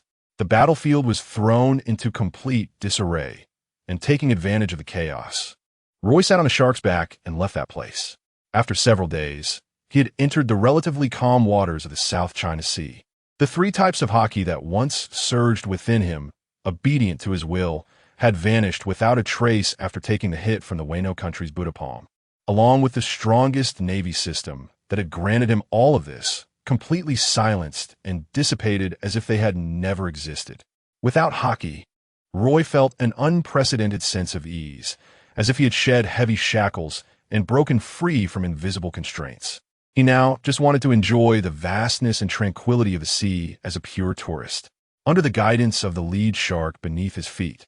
The entire group of sharks occasionally pierced the surface of the water like arrows, creating sparkling splashes, and at times dove sharply into the deep sea, weaving through coral and schools of fish. Roy spread his arms, feeling the rushing wind from the speed, wishing to leave all past smoke and burdens behind. At that moment, Roy's gaze caught a small black dot on the distant horizon, a fishing boat casting nets. Just in time, he felt a bit thirsty. One can't go without fresh water at sea, Roy murmured to himself, a casual smile curving on his lips. He patted the back of the lead shark, which then dove into the water. Moments later, Roy effortlessly hoisted a shark several times larger than himself onto his shoulder, bent his legs slightly, and exerted force. Splash! Amidst the splashing water, he leaped up like a cannonball, landing accurately and lightly on the deck of the fishing boat, casually placing the massive shark down. "Oh, sorry to interrupt. Can I trade this fish for some fresh water?" Roy flashed a friendly smile at the few fishermen on the boat, who were dumbfounded and nearly dropped their fishing nets. The fishermen stared at this man who had descended from the sky, carrying a shark as if it were nothing, then glanced at the still twitching gift, shocked into silence. This was something ordinary people simply could not do. The old captain of the fishing boat was the first to regain his senses. He swallowed nervously, casting a wary glance at the shark before carefully sizing up Roy. Seeing Roy's clear eyes and calm demeanor, which did not resemble a villain, he finally relaxed a bit and quickly pointed to a wooden barrel beside the cabin. "Why, yes. Please help yourself, sir. The water is right there." Roy thanked him, walked over, took a ladle, and began to drink the clear, fresh water with great pleasure. The cool liquid slid down his throat, nourishing his parched body, causing him to let out a satisfied sigh. While Roy was drinking, the old captain hesitated for a moment, then took a few steps closer, his tone tentative and tinged with unhidden worry, initiating a conversation. "Sir, judging by your skills, you are certainly no ordinary person. Did you come from Grand Line?" Roy put down the ladle, wiped his mouth with his arm, and smiled noncommittally, sort of just wandering around. The old captain sighed, his wrinkles seeming to deepen. "Alas, the world is not peaceful. The Grand Line is dangerous, and our South China Sea's borders are also unsettled." He pointed to the vaguely visible outline of an island ahead. "That island in front is our village. It used to be peaceful, but a group of pirates came a few days ago." Seeing that Roy did not show any signs of disgust, the old captain began to recount, his tone filled with helplessness and indignation. "They took over our dock, stole our hard-earned catch, demanding some protection fee. If we don't pay, they beat us. Old John even had his leg broken by them. We reported it to the Navy, but the Navy branch is far away, and by the time they arrive, the pirates are long gone, and we might even invite harsher retaliation. Roy listened quietly, his expression calm and unperturbed, until the old fisherman looked at him with an almost pleading gaze. Sir, you are so capable, even able to tame sharks. Could you show some mercy and help us drive away those damn pirates? We really can't offer much in return, but if you help, our whole village will do our best to repay you. Roy fell silent for a moment, gazing out at the distant blue horizon, slowly shaking his head, his tone carrying a sense of indifference and fatigue born from too many experiences. Old man, as ordinary people, we cannot be too rigid when facing pirates. We must first protect our lives. Surviving peacefully is the most important thing. For Roy, having just finished the Marineford War and fought against the top powers of his pirate world, he was no longer a Navy member, nor a pirate. Without the system, the three types of Haki had completely disappeared, and he had grown weary, wanting to just let things be. However, he would not refuse to lend a hand against pirates he encountered on this journey. Yet, what he had just said ignited a powder keg in the ears of another young man on the boat. You're talking nonsense. A sharp and angry shout from a teenager erupted from the stern of the boat. Alani jumped up suddenly. He was around 14 or 15, with dark skin and a sturdy physique from years of hard work. At this moment, his eyes blazed with fury, staring fiercely at Roy. When a storm comes, should we just watch our houses blow away? The pirates take what they want and leave? What about old John with his broken leg? What about Aunt Mary, who lost her life savings? Do they have to bear their suffering? Alante's voice trembled with excitement as he pointed at Roy, his words firing off like gunfire. You have such great power, yet you talk about being stable? Watching the weak being bullied without doing anything, what good is your strength? You're nothing but a coward, a selfish little chicken. Alante, shut up. Apologize to the sir. The old captain turned pale, urgently scolding. Roy, however, did not get angry. He looked at the passionate young man before him, whose eyes burned with an unyielding flame, and seemed to see a familiar shadow from the past. That was himself shortly after he had crossed over, a time when he had no ability, no Haki, and had dared to roar at pirates just like this young man. Roy spoke calmly, his voice even carrying a hint of persuasion. Young man, your courage is commendable, but impulsiveness won't solve problems. Try not to make unnecessary sacrifices. Unnecessary sacrifices? Alante seemed to be greatly insulted, his chest heaving violently, stubborn tears welling in his eyes. I know I might not be able to beat them, but at least I dare to stand up. At least I tried. That's my home, my village. There are elders who watched me grow up and friends who grew up with me. I can't just stand by like you.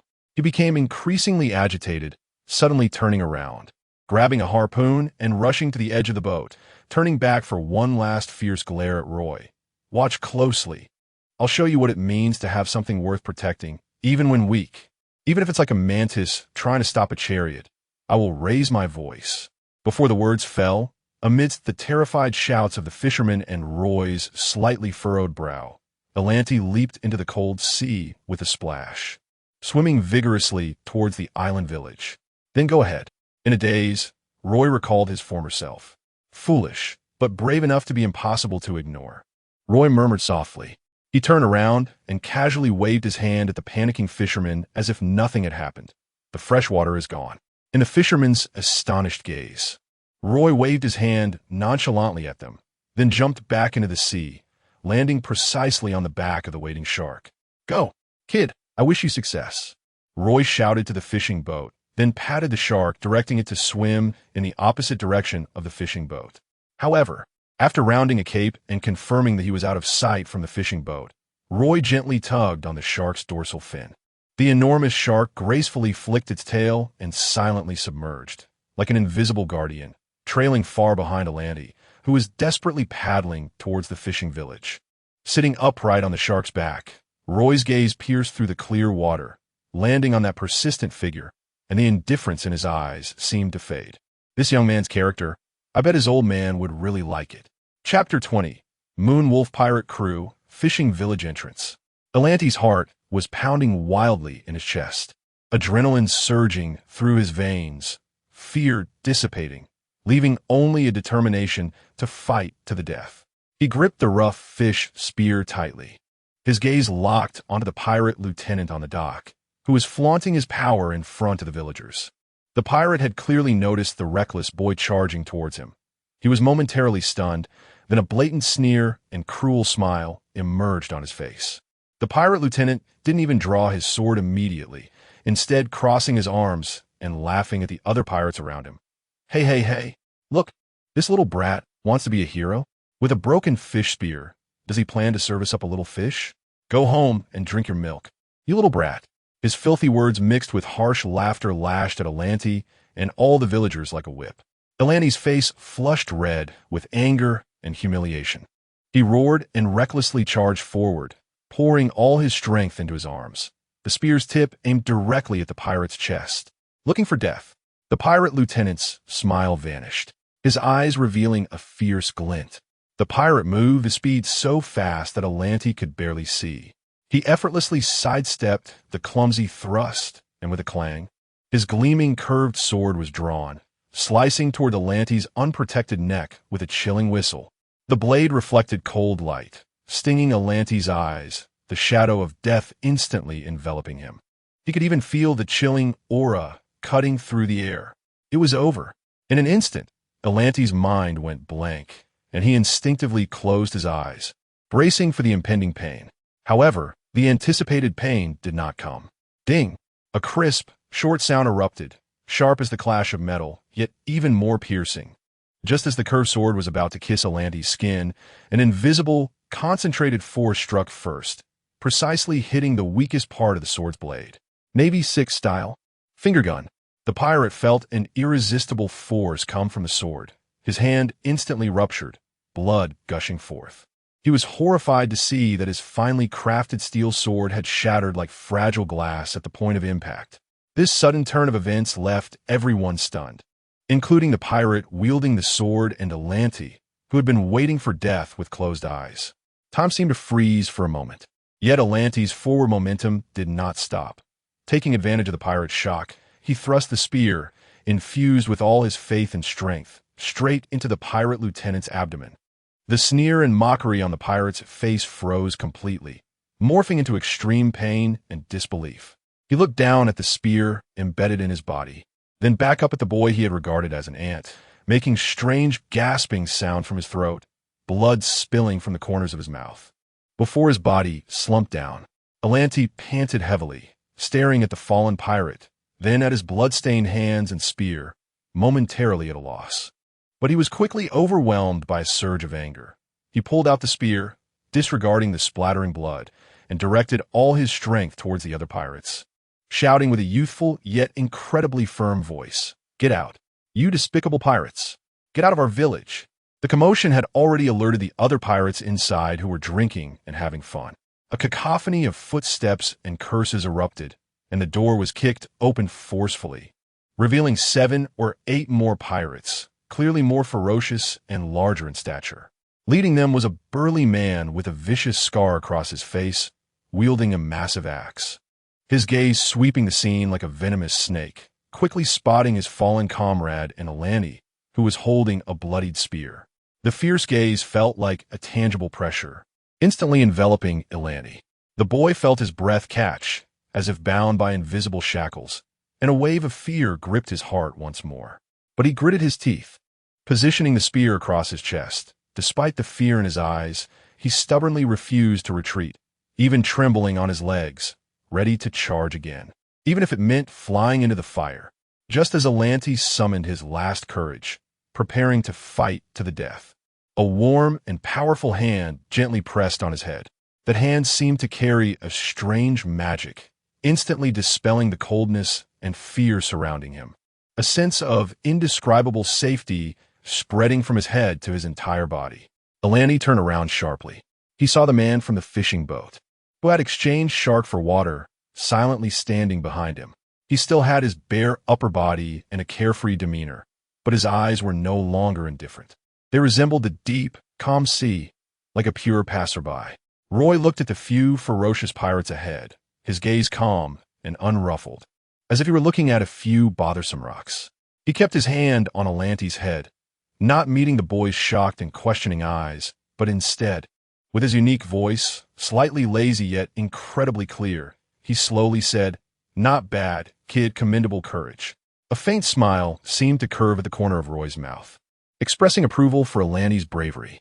The pirates, seeing Roy appear, understood that the broken blade on the ground was the doing of this young man. Looking at the body of their fallen comrade, they were filled with rage, just as the few fierce pirates were about to charge. Ready to chop the spear-wielding brat and the stranger into pieces, a deep, oppressive voice sounded from behind them.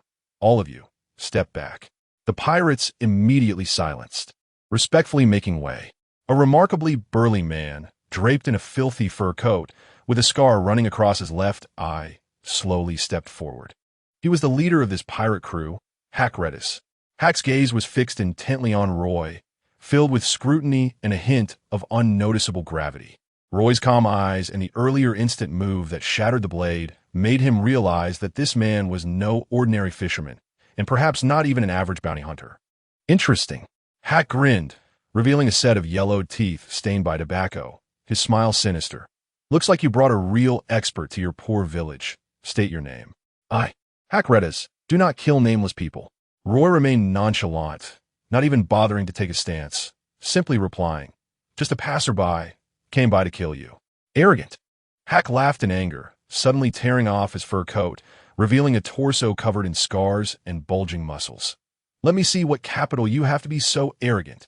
As his words fell, Hak's massive body erupted with astonishing speed that belied his size. He pushed off the ground, cracking it, and surged towards Roy like a cannonball, his fist the size of a bowl, whipping up a fierce wind, aimed straight at Roy's face. This punch was heavy enough to shatter rocks. However, Roy merely tilted his body slightly, the movement so small it was almost imperceptible, allowing that powerful punch to graze past his ear.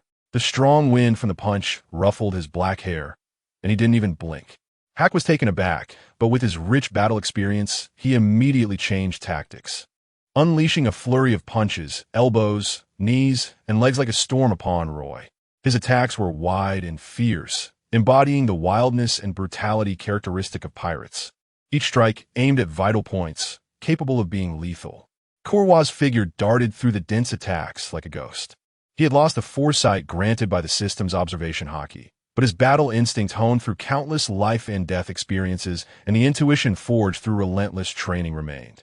Roy would sidestep, block, or casually swat away the incoming limbs, his feet precisely landing on every blind spot of the attacks. His movements were simple, efficient, and devoid of any excess, as if he were not fighting but toying with his enemy. Indeed, it was just that, playing around. The dull sounds of fists and feet colliding echoed continuously, but most were the sounds of Hak's attacks missing or being deflected. Roy even refrained from launching many attacks himself. By merely dodging and blocking, he rendered Hak's fierce onslaught completely ineffective.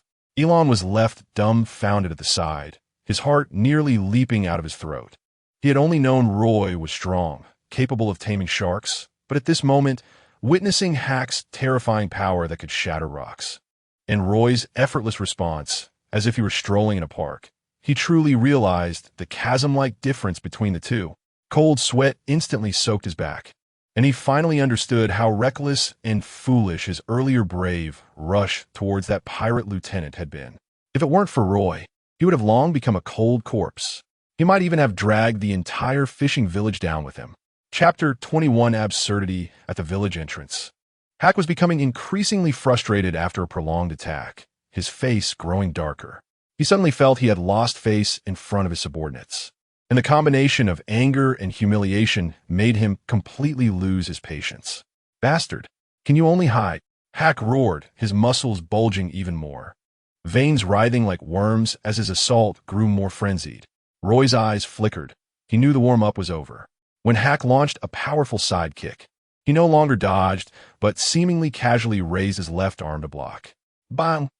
A dull thud echoed, and while Roy remained perfectly still, Hak felt as if he had kicked a solid iron pillar, a wave of intense pain and numbness coursing through his leg. "All right, I've given you plenty of chances. You can face death calmly now, Roy calmly declared. He stepped forward with his right foot, the ground shaking slightly, and his right hand, fingers together like a knife, shot towards Hak's throat with lightning speed, utilizing the power technique of the Navy's 6 styles, Raijin. Although it lacked the enhancement of Haki, its penetrating power was still terrifying. Hak's pupils dilated as the shadow of death enveloped him in an instant. Acting on instinct, he leaned back to the limit. The wind from Roy's fingers grazed his throat, leaving a trail of blood. You force me. Hak let out a beast-like roar, a hint of madness and determination flashing in his eyes. To die under my true power is your honor. In the horrified gazes of everyone, Hak's body began to undergo a dramatic transformation. His physique further expanded, muscles ripping through his clothing, dense silver gray, fur erupting from beneath his skin like a tidal wave. His head deformed, mouth and nose protruding forward, transforming into a fierce wolf head, fangs glinting coldly, his eyes turning a chilling moon white. Even more bizarrely, a faint, cool halo like moonlight enveloped his body, and a crescent moon mark appeared on his forehead. Zoan-type dog fruit, mythical beast form moonwolf. Roar. Transformed into a moonwolf man, Hak let out a soul-stirring wolf howl, and a powerful aura instantly swept across the entire dock, causing some timid villagers to collapse in fear. His speed, strength, and perception received a terrifying boost in all aspects, and as his claws slashed through the air, they even left faint white frost trails. The captain was finally serious. The pirates retreated in terror, for Hak in his moonwolf form often couldn't distinguish between friend and foe, attacking anyone in sight. Alani's heart raced again, the worries he had just set aside flooding back tenfold. However, in the face of this extraordinary transformation, only a hint of surprise flashed in Roy's eyes before he regained his composure. Mythical beast, no wonder he has some confidence, he murmured, still showing no signs of fear. The moon wolf Hak moved. His speed was so fast that he left afterimages, his claws clawing towards Roy with the momentum to tear everything apart. The moonlight-like halo seemingly carrying a chilling aura that froze the blood. Roy's eyes narrowed, finally abandoning pure defense. He pushed his physical strength to the limit. Although there was no flow of Haki, his body, having endured Garp's training and system enhancement, was itself the most terrifying weapon.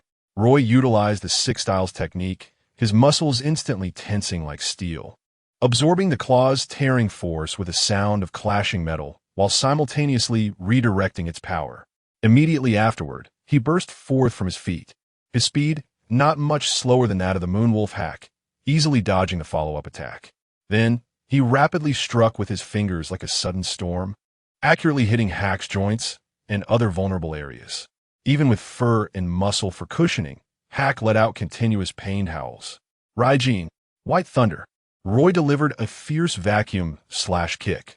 Although it wasn't a flying slash, the compressed air blade remained sharp, forcing Hak to swipe his claws to block it, resulting in a sharp screech of friction.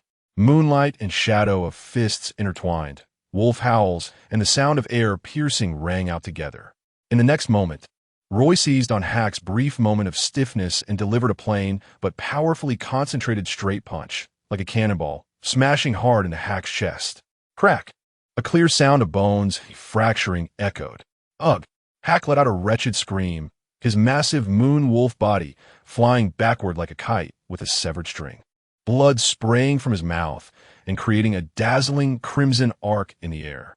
He crashed heavily to the ground, reverting to his human form, his chest caved in, his breath at its lowest on the brink of death. Roy slowly retracted his fist, his breath still steady.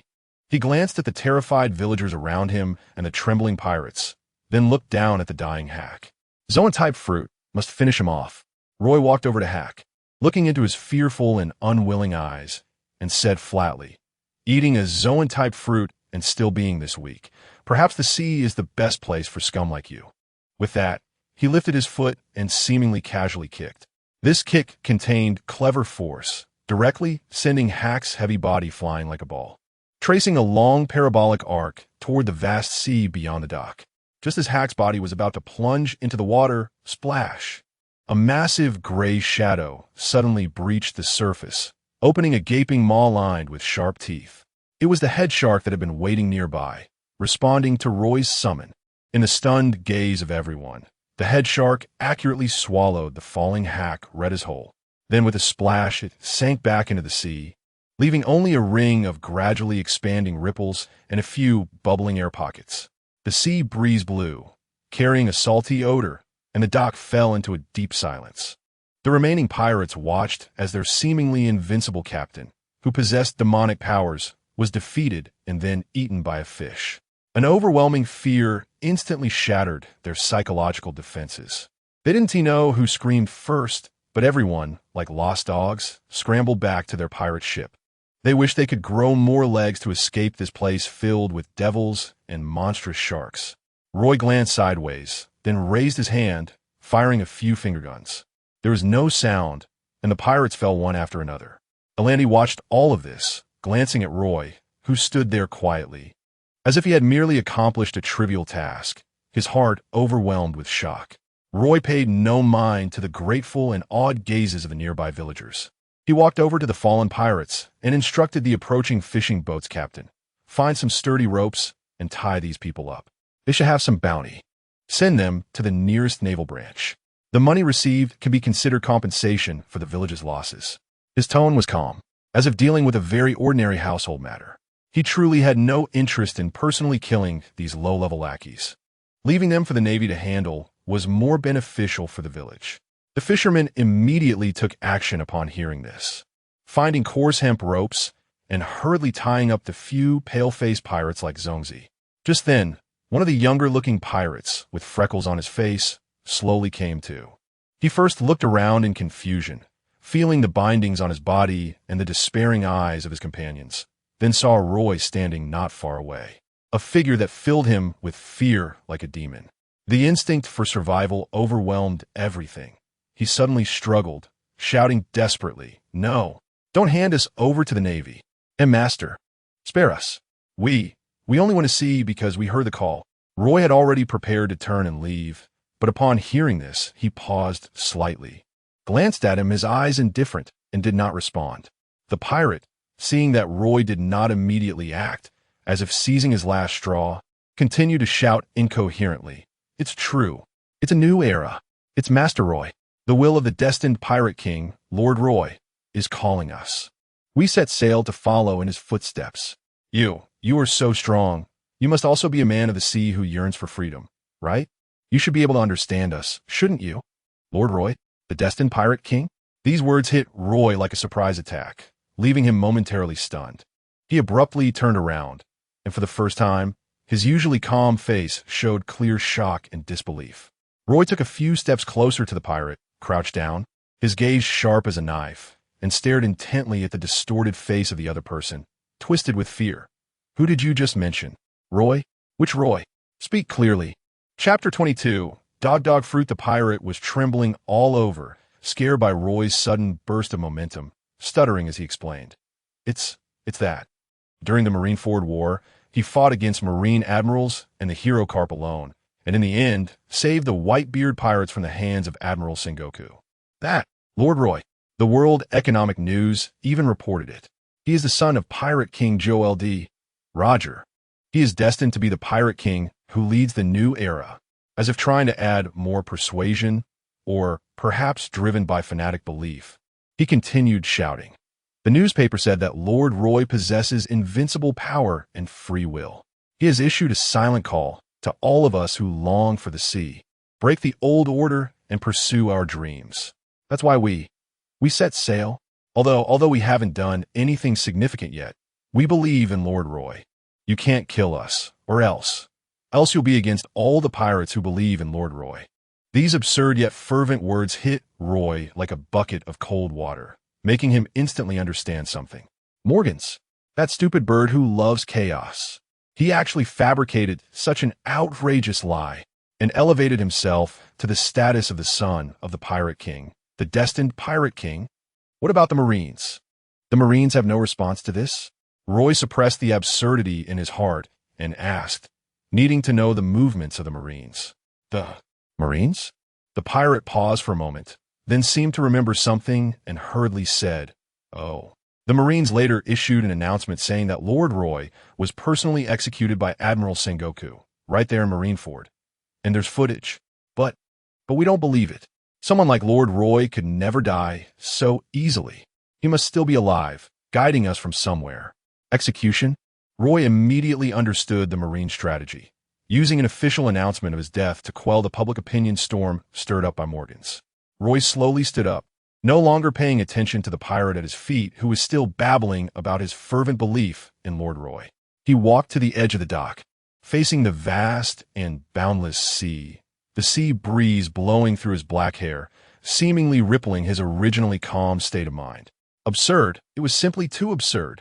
He, Roy, a good person who was drawn into the Marineford War due to a system task and inner choice, ultimately fought hard to protect the crew of the Whitebeard Pirates who recognized him as family, was unknowingly molded into a symbol, a flag, an idol of the pirate king who would overturn the world?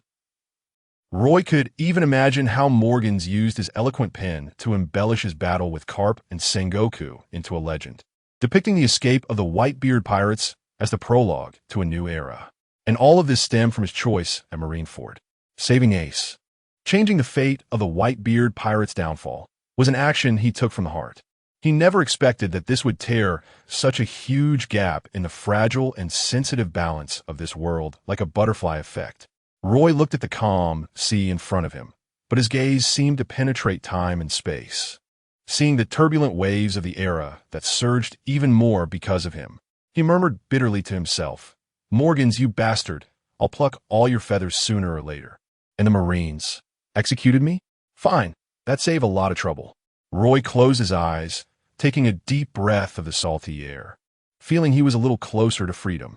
On the dock, fishermen began to clean up the traces of the battle, escorting the bound pirates for custody, preparing to send them to the Marine branch on a later date. After the commotion, a calm mixed with gratitude, awe, and unease enveloped the small fishing village. Roy walked alone to the rocky point at the end of the dock, letting the slightly salty sea breeze brush against his face, trying to sort out the chaotic thoughts in his mind. The South Sea. He quietly chewed on this place name. According to his memories, the South Sea was one of the most frequently active areas of the Revolutionary Army, with their base, Baldigo, hidden somewhere in this vast sea. He recalled the original progression of the Pirate King. After the Marineford War, Blackbeard Teach, through conspiracy and the power of the Dark Fruit, seized Whitebeard's Tremor fruit, becoming the new Yonko, and in order to establish his reputation or for some other purpose, led his fleet to destroy Baldigo, forcing the Revolutionary Army's headquarters to relocate to Okama Island. But all of this has been changed by me. Roy's eyes shifted slightly. Ace was not executed. The main force of the Whitebeard Pirates still existed, and Blackbeard lost the greatest opportunity to seize the Tremor fruit and make a name for himself. He was probably still licking his wounds in some corner or plotting a new conspiracy. This meant that the Revolutionary Army's base, Baldigo, was likely still safe and sound. And Carp's son, Luffy's father, the leader of the Revolutionary Army, Monkey D. Dragon, was on that island. This thought caused a slight stir in his heart. He was no longer a Marine, bearing the name of a traitor, and had absolutely no interest in becoming what Morgans had forcibly labeled the Pirate King. So, on this sea, it seemed that only a huge organization, aiming to overthrow the world government, possibly intersected with some of his own ideals remained, the Revolutionary Army. Furthermore, he was very curious about the fruit ability and combat level of the Revolutionary Army leader, Dragon. Perhaps he could learn more about it in the future.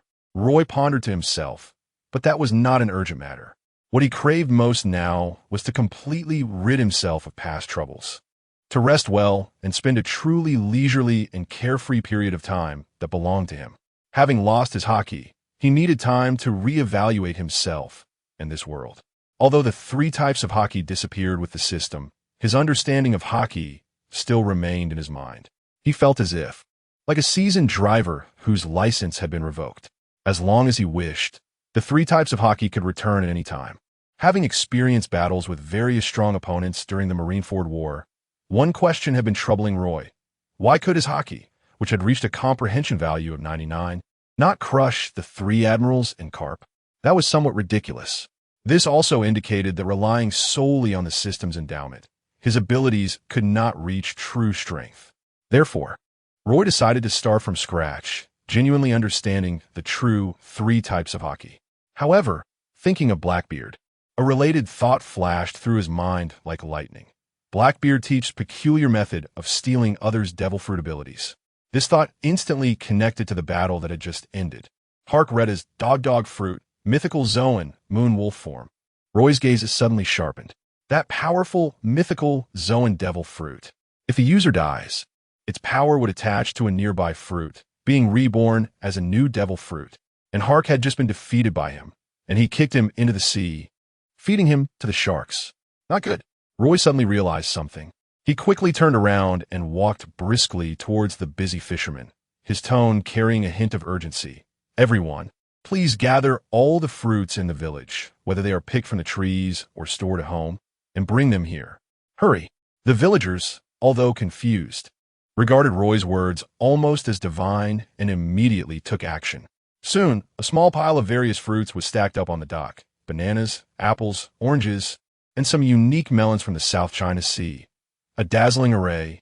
Roy carefully inspected each one, sensing whether there were any abnormal energy fluctuations or strange patterns.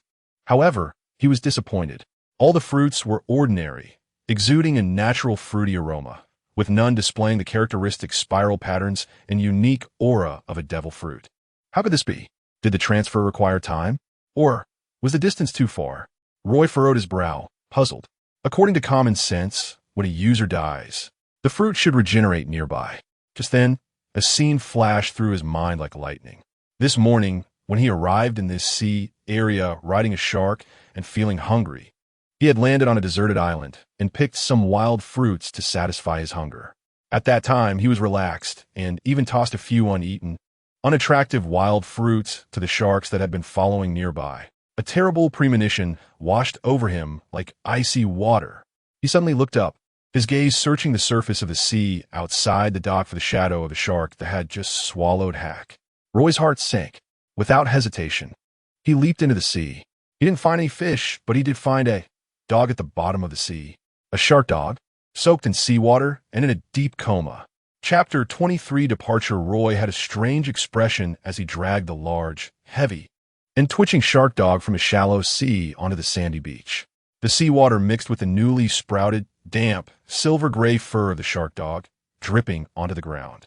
Roy looked at this bizarre creature and couldn't help but mutter under his breath. What is this? A phantom beast species. Moon wolf form. Just the name makes it sound so rare. And what happened? It ended up being fed to fish. The more he thought about it, the more frustrated he felt, as if he had become the biggest fool on the sea. This shark had followed him and ended up in a good situation.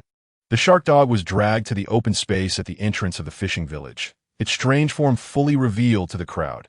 It generally maintained a streamlined shark body, covered with a layer of oddly short fur, and the edges of its fins seemed to trend towards becoming limbs. The most outrageous part was its head, caught between the sharp snout of a shark and the elongated snout of a wolf, paired with those half-open eyes that seemed to shimmer with a lunar glow, creating a complete patchwork monster.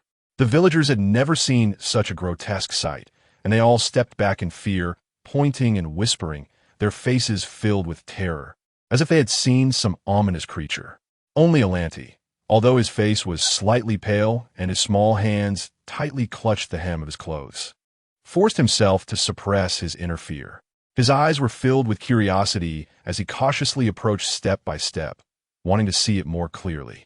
Having left the immersion of seawater and now touching solid ground, the shark dog's massive body suddenly twitched, producing an extremely strange sound from its throat.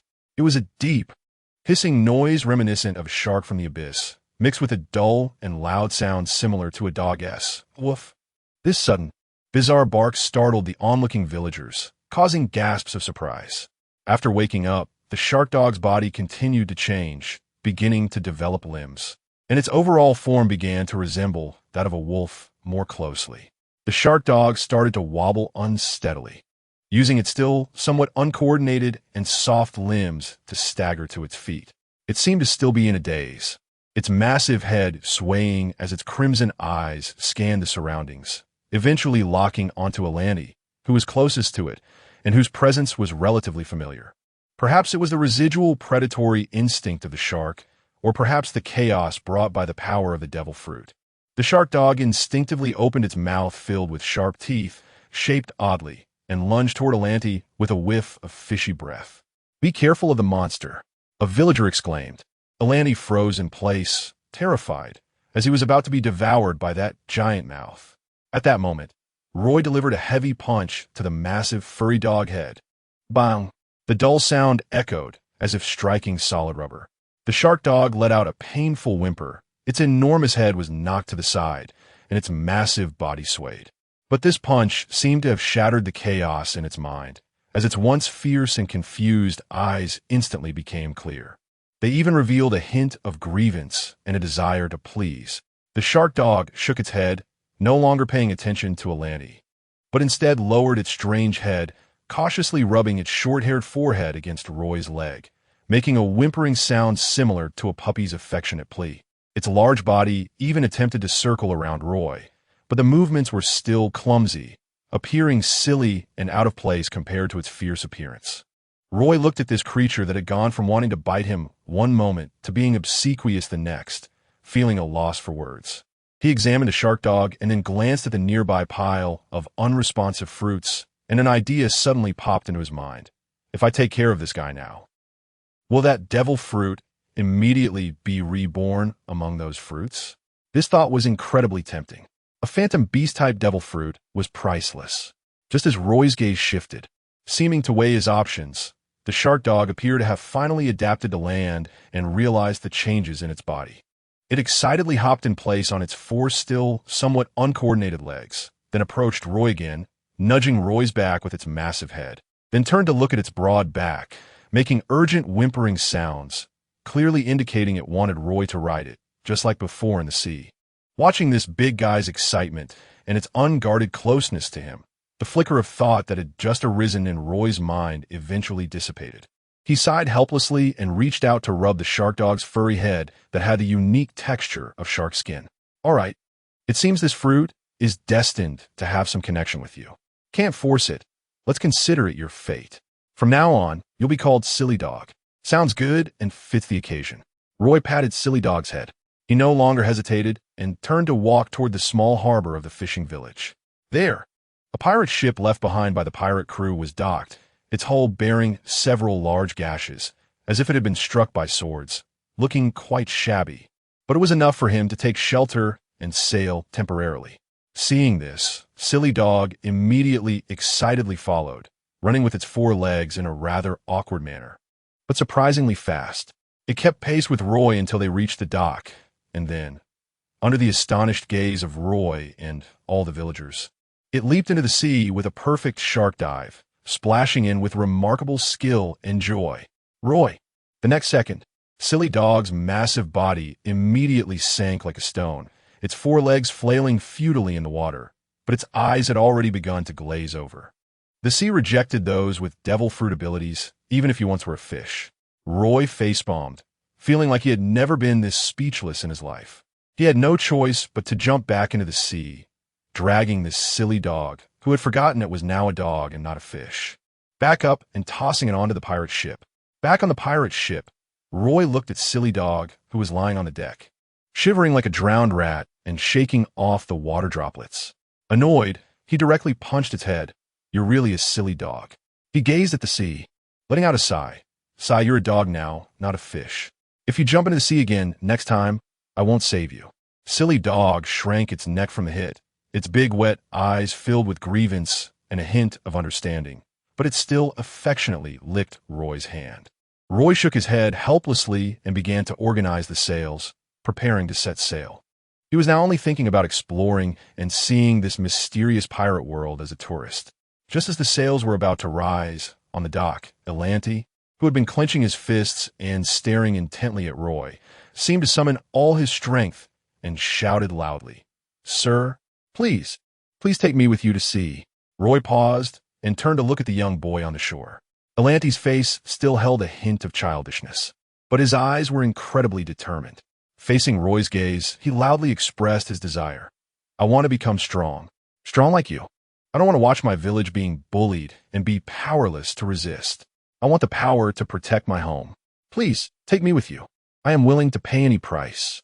The sea breeze tousled the boy's sweaty hair, and his shout echoed on the dock, filled with youthful fervor and undeniable determination. Roy just waved his hand and continued to pull the rope to raise the sail. He remembered that this was the South Sea, the old nest of the Revolutionary Army, and thus calmly responded, "If you want to become stronger, go to the Revolutionary Army. There are things that can make you stronger." The sail was raised high, and just then, a gust of wind blew, causing the pirate ship to start sailing away from the shore. Alanti looked at the figure on the pirate ship, his eyes filled with longing. He really wanted to know the man's name, but he also knew he was not yet qualified to ask. The Revolutionary Army. Could he be one of them? Alanti stared blankly at the sailboat that was already far away, until his eyes began to feel a bit sore. Chapter 24. East Sea Female Swordsman, the pirate ship of the Moon Wolf Pirates drifted on the sea. The canvas sails gradually swelled in the warm southern sea breeze, producing a whooshing sound. Roy stood at the edge of the ship, skillfully adjusting the ropes and controlling the helm. His early years in the Navy did not start as an officer. He began as a lowly sailor, scrubbing decks, hoisting sails, and keeping lookout. These basic sailing skills were not unfamiliar to him. Even without his world-shattering Haki, his proficient sailing skills were enough for him to navigate freely on this ocean. Roy's gaze was cast towards the distant horizon, his mind swirling with thoughts. Since he had decided to temporarily conceal himself and hone his skills anew, perhaps the active waters of the Revolutionary Army in the South Sea could provide some opportunities. He did not intend to join the revolution. Rather, he was curious and saw it as a potential choice. He wanted to see for himself what this organization dedicated to overthrowing the world government was truly like. Especially the mysterious leader of the Revolutionary Army, Monkey D. Dragon, whose fruit powers, combat abilities, and ideology piqued Roy's interest. This information hidden away by Oda for decades made Roy determined to uncover the truth. Previously, as a Navy officer, dealing with the Revolutionary Army was quite inconvenient. Now, as a mere white-clad individual, it was different. The reshaping of power could not be accomplished overnight. He needed to awaken his body's perception and application of Haki through real combat. In the future, Sabo, who could escape from him, was one of Roy's targets for combat practice. The ship sailed steadily for a distance, leaving the view of the fishing village behind. Just as Roy was contemplating his next destination, his battle-hardened instincts suddenly sounded an alarm. A sharp presence was rapidly approaching from the left side of the ship. Without even turning around, Roy's body instinctively reacted. Pivoting on his left foot, he kicked upward with his right foot like a whip. Gale foot strand. A condensed, crescent-shaped vacuum flew out in response. Although it was far from as sharp as when enhanced by Haki, it still howled through the air and accurately met the incoming attack. Clang! A piercing collision sound exploded in midair as the two invisible slashes neutralized each other, dissipating the air currents that made the ship's sails flutter. Only then did Roy slowly turn around, his sharp gaze fixed on the direction of the attack. Not far away, a lithe figure stood on a rather rudimentary wooden raft. The raft appeared to be haphazardly tied together with a few thick logs, standing in stark contrast to the vast and perilous sea. This scene reminded Roy of Dracul Mihawk, the world's greatest swordsman. However, the person on the raft was not Mihawk, but a woman. She stood tall, dressed in a practical outfit resembling a kendo uniform, with an ancient-looking long sword at her waist. The woman had her hair tied back in a neat ponytail, with a few strands of hair blowing in the wind, revealing a beautiful and spirited face. Her eyes were as sharp as the blade she held, coldly staring at Roy and his ship. "Moon Wolf Pirate scum. Finally found you." The woman's voice was crisp, but carried a cold, killing intent. "Bring out your captain. That bastard named Harkred is to die."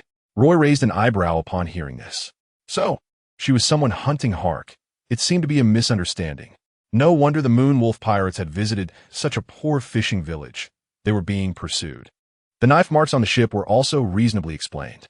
Before Roy could speak, the silly dog, who had been lying on the deck soaking up the sun and recovering its energy, seemed startled by the earlier clash and curiously poked its oddly shaped, silver gray, short-haired head towards the raft, letting out a curious ah. The woman on the raft seemed taken aback by the dog's bizarre appearance. A flicker of surprise crossed her eyes, but it was quickly replaced by anger. Humph, indeed a bunch of freaks. Bring out Hark. Roy sighed and spoke in a somewhat helpless tone. Miss, I think you have the wrong person. Hark Reddas is already dead. Dead? The woman clearly didn't believe him, her eyes becoming more vigilant. Do you think such a lie can fool me? This ship bears the mark of the Moon Wolf Pirates. Believe it or not. Roy shrugged and pointed to the curious dog beside him. Do you see this guy? Hark's devil fruit, the Inu no Mi, mythical Zoan, Moon Wolf form, is now his. Hark himself was defeated by me and kicked into the sea to be fed to the fish. This ship is now my spoils of war. This explanation sounded too bizarre, and the woman furrowed her brows, gripping the sword's hilt tightly, clearly struggling to accept it. Roy was too lazy to waste more words. He waved to the silly dog. Come here, show this lady. Following the instruction, the silly dog ran over excitedly. Roy focused his thoughts and attempted to give a command. Transform and show her. Like Hark did. The silly dog tilted its large head, seeming to understand after a moment, then let out a low growl, its body beginning to tremble slightly. Its silver-gray fur became more pronounced, and a faint, almost imperceptible moonlight aura surrounded it. Its limbs grew a bit sturdier, and its claws appeared sharper. Although it was nowhere near as complete or imposing as Hark's transformation, the unique aura of the Moon Wolf form could not be faked. The woman on the raft felt that familiar, yet strange mythical beast aura, and, seeing the dog's clearly unnatural transformation, her expression shifted from doubt to shock. She looked at Roy incredulously, then at the bizarre shark dog, her grip on the sword relaxing slightly. It seems what you said is true. She took a deep breath, retracting her hostility, but the sharpness in her eyes did not diminish. Sorry, I misunderstood. My name is Kuina, from the East Sea. Kuina. This name thundered in Roy's mind. The daughter of Kang Shiro from Frost Moon Village in the East Sea, Zoro's childhood friend and goal. The genius swordswoman who is said to have died young after falling down the stairs. But didn't Kuina die under the stairs of the supreme, great staircase? She was actually still alive. Moreover, she had grown so graceful and appeared quite formidable. Roy forcibly suppressed the turbulent waves in his heart, maintaining a calm demeanor as he slightly nodded. Ro. Just as Roy was about to say his name, he suddenly remembered the foolish act of Morgan's. So he quickly changed his words. Taro. There was no choice. In a critical situation, he could only subconsciously say this familiar name containing Ro. If he hesitated even in stating his name, it would certainly raise suspicion. With the misunderstanding cleared, the atmosphere on the scene eased considerably. Kuina maneuvered her simple raft closer to the Moon Wolf ship. Only then did Roy get a clearer look at her appearance, which was indeed beautiful and captivating, with a swordsmanship characteristic of determination, entirely different from his vague memories of the early departed genius. May I ask, Miss Kuina, why are you hunting the Hark Pirates? Roy inquired. Kuina did not hide anything and straightforwardly replied, I heard that the South Sea is an active area for the Revolutionary Army. I want to join the Revolutionary Army, but I need a decent letter of introduction to prove my ability and determination. This Moon Wolf Pirates have been notorious in the South Sea recently, and their captain Hark possesses mythical Zoan powers. I believe taking them down would be enough to attract the attention of the Revolutionary Army. Join the Revolutionary Army? Roy felt a stir in his heart. Wasn't this a coincidence? He happened to want to visit the Revolutionary Army headquarters as well. After pondering for a moment, he spoke up. What a coincidence. I also want to find an acquaintance in the Revolutionary Army. Perhaps we can travel together? Gwenna looked at Roy, then at the large shark dog beneath him that was trying to rub its head against Roy's leg, appearing both comical and massive. After a moment of thought, she nodded. All right. Having more companions can provide extra protection on this vast sea. Moreover, she paused, a glint of fighting spirit flashing in her eyes. I can sense that you are strong. Even without a devil fruit, you are still formidable. I hope to have the opportunity to spar with you. Roy smiled and extended his hand. Welcome aboard, Miss Gwenna. As for sparring, I'm always up for it.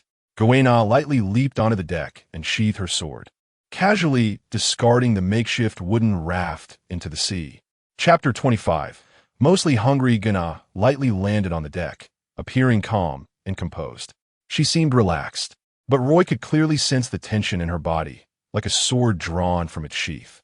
Goena's willingness to board this unfamiliar ship was less about trust and more about her absolute confidence in her own strength, as well as the pressure of reality. After her merchant ship was robbed by the Moonwolf pirate crew, she had pursued them on a makeshift raft.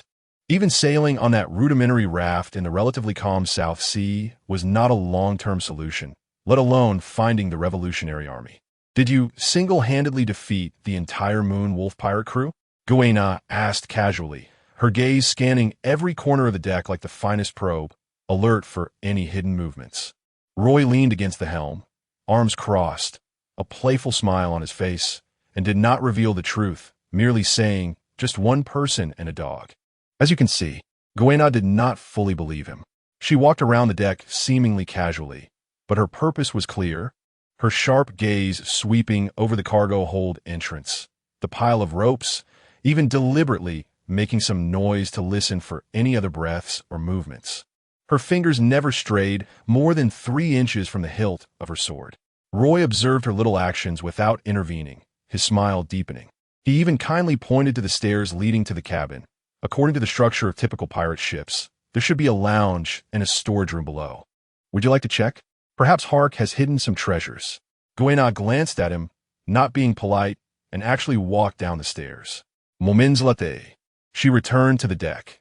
The last trace of doubt on her face finally dissipated, replaced by a complex sense of relaxation. There were indeed no other people on the ship. "Now do you believe it?" Roy teased. "I thought swordsmen liked to be unconventional, like chasing the waves on a raft." Which seems more in line with a sword master's demeanor. Roy was referring to Mihawk. At his words, Goena's face showed a fleeting hint of embarrassment, but quickly returned to its cold demeanor. "I can't sail," she replied succinctly, a slight blush appearing on her face. Roy did not expect Goena to answer so directly, which he found amusing. The two fell silent for a moment, the sea breeze blowing with a salty scent. Goena's gaze was drawn to a few old newspapers scattered at the cabin entrance, left behind by the previous pirates. She walked over, bent down to pick one up, and the front page featured an exaggerated report by Morgans about Roy, the son of the Pirate King, accompanied by a blurry image of Roy and Garp exchanging punches. As Goena looked at the newspaper, admiration and longing were evident in her cool eyes. She murmured softly to herself, almost sharing with Roy, "This Roy is truly an amazing man." Roy nearly choked at her words, suppressing a laugh and feigning curiosity. "Oh, why do you say that? He was a Navy officer, then went to help pirates. His stance is inconsistent. What's there to admire?" Goena looked up, gazing at the distant sea, her eyes firm. Whether Navy or pirate, what matters is what he has done. He dares to challenge authority, whether it's the Navy headquarters or the world government.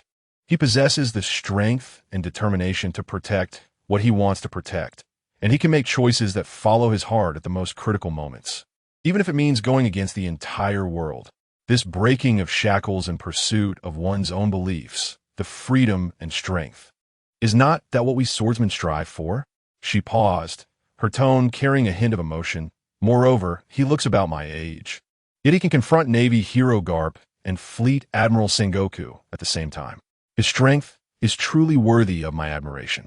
Roy felt a bit shy being praised so directly, instinctively touching his nose, feeling somewhat subtle. Being praised face-to-face by the person involved. Why does it feel a bit secretly delightful?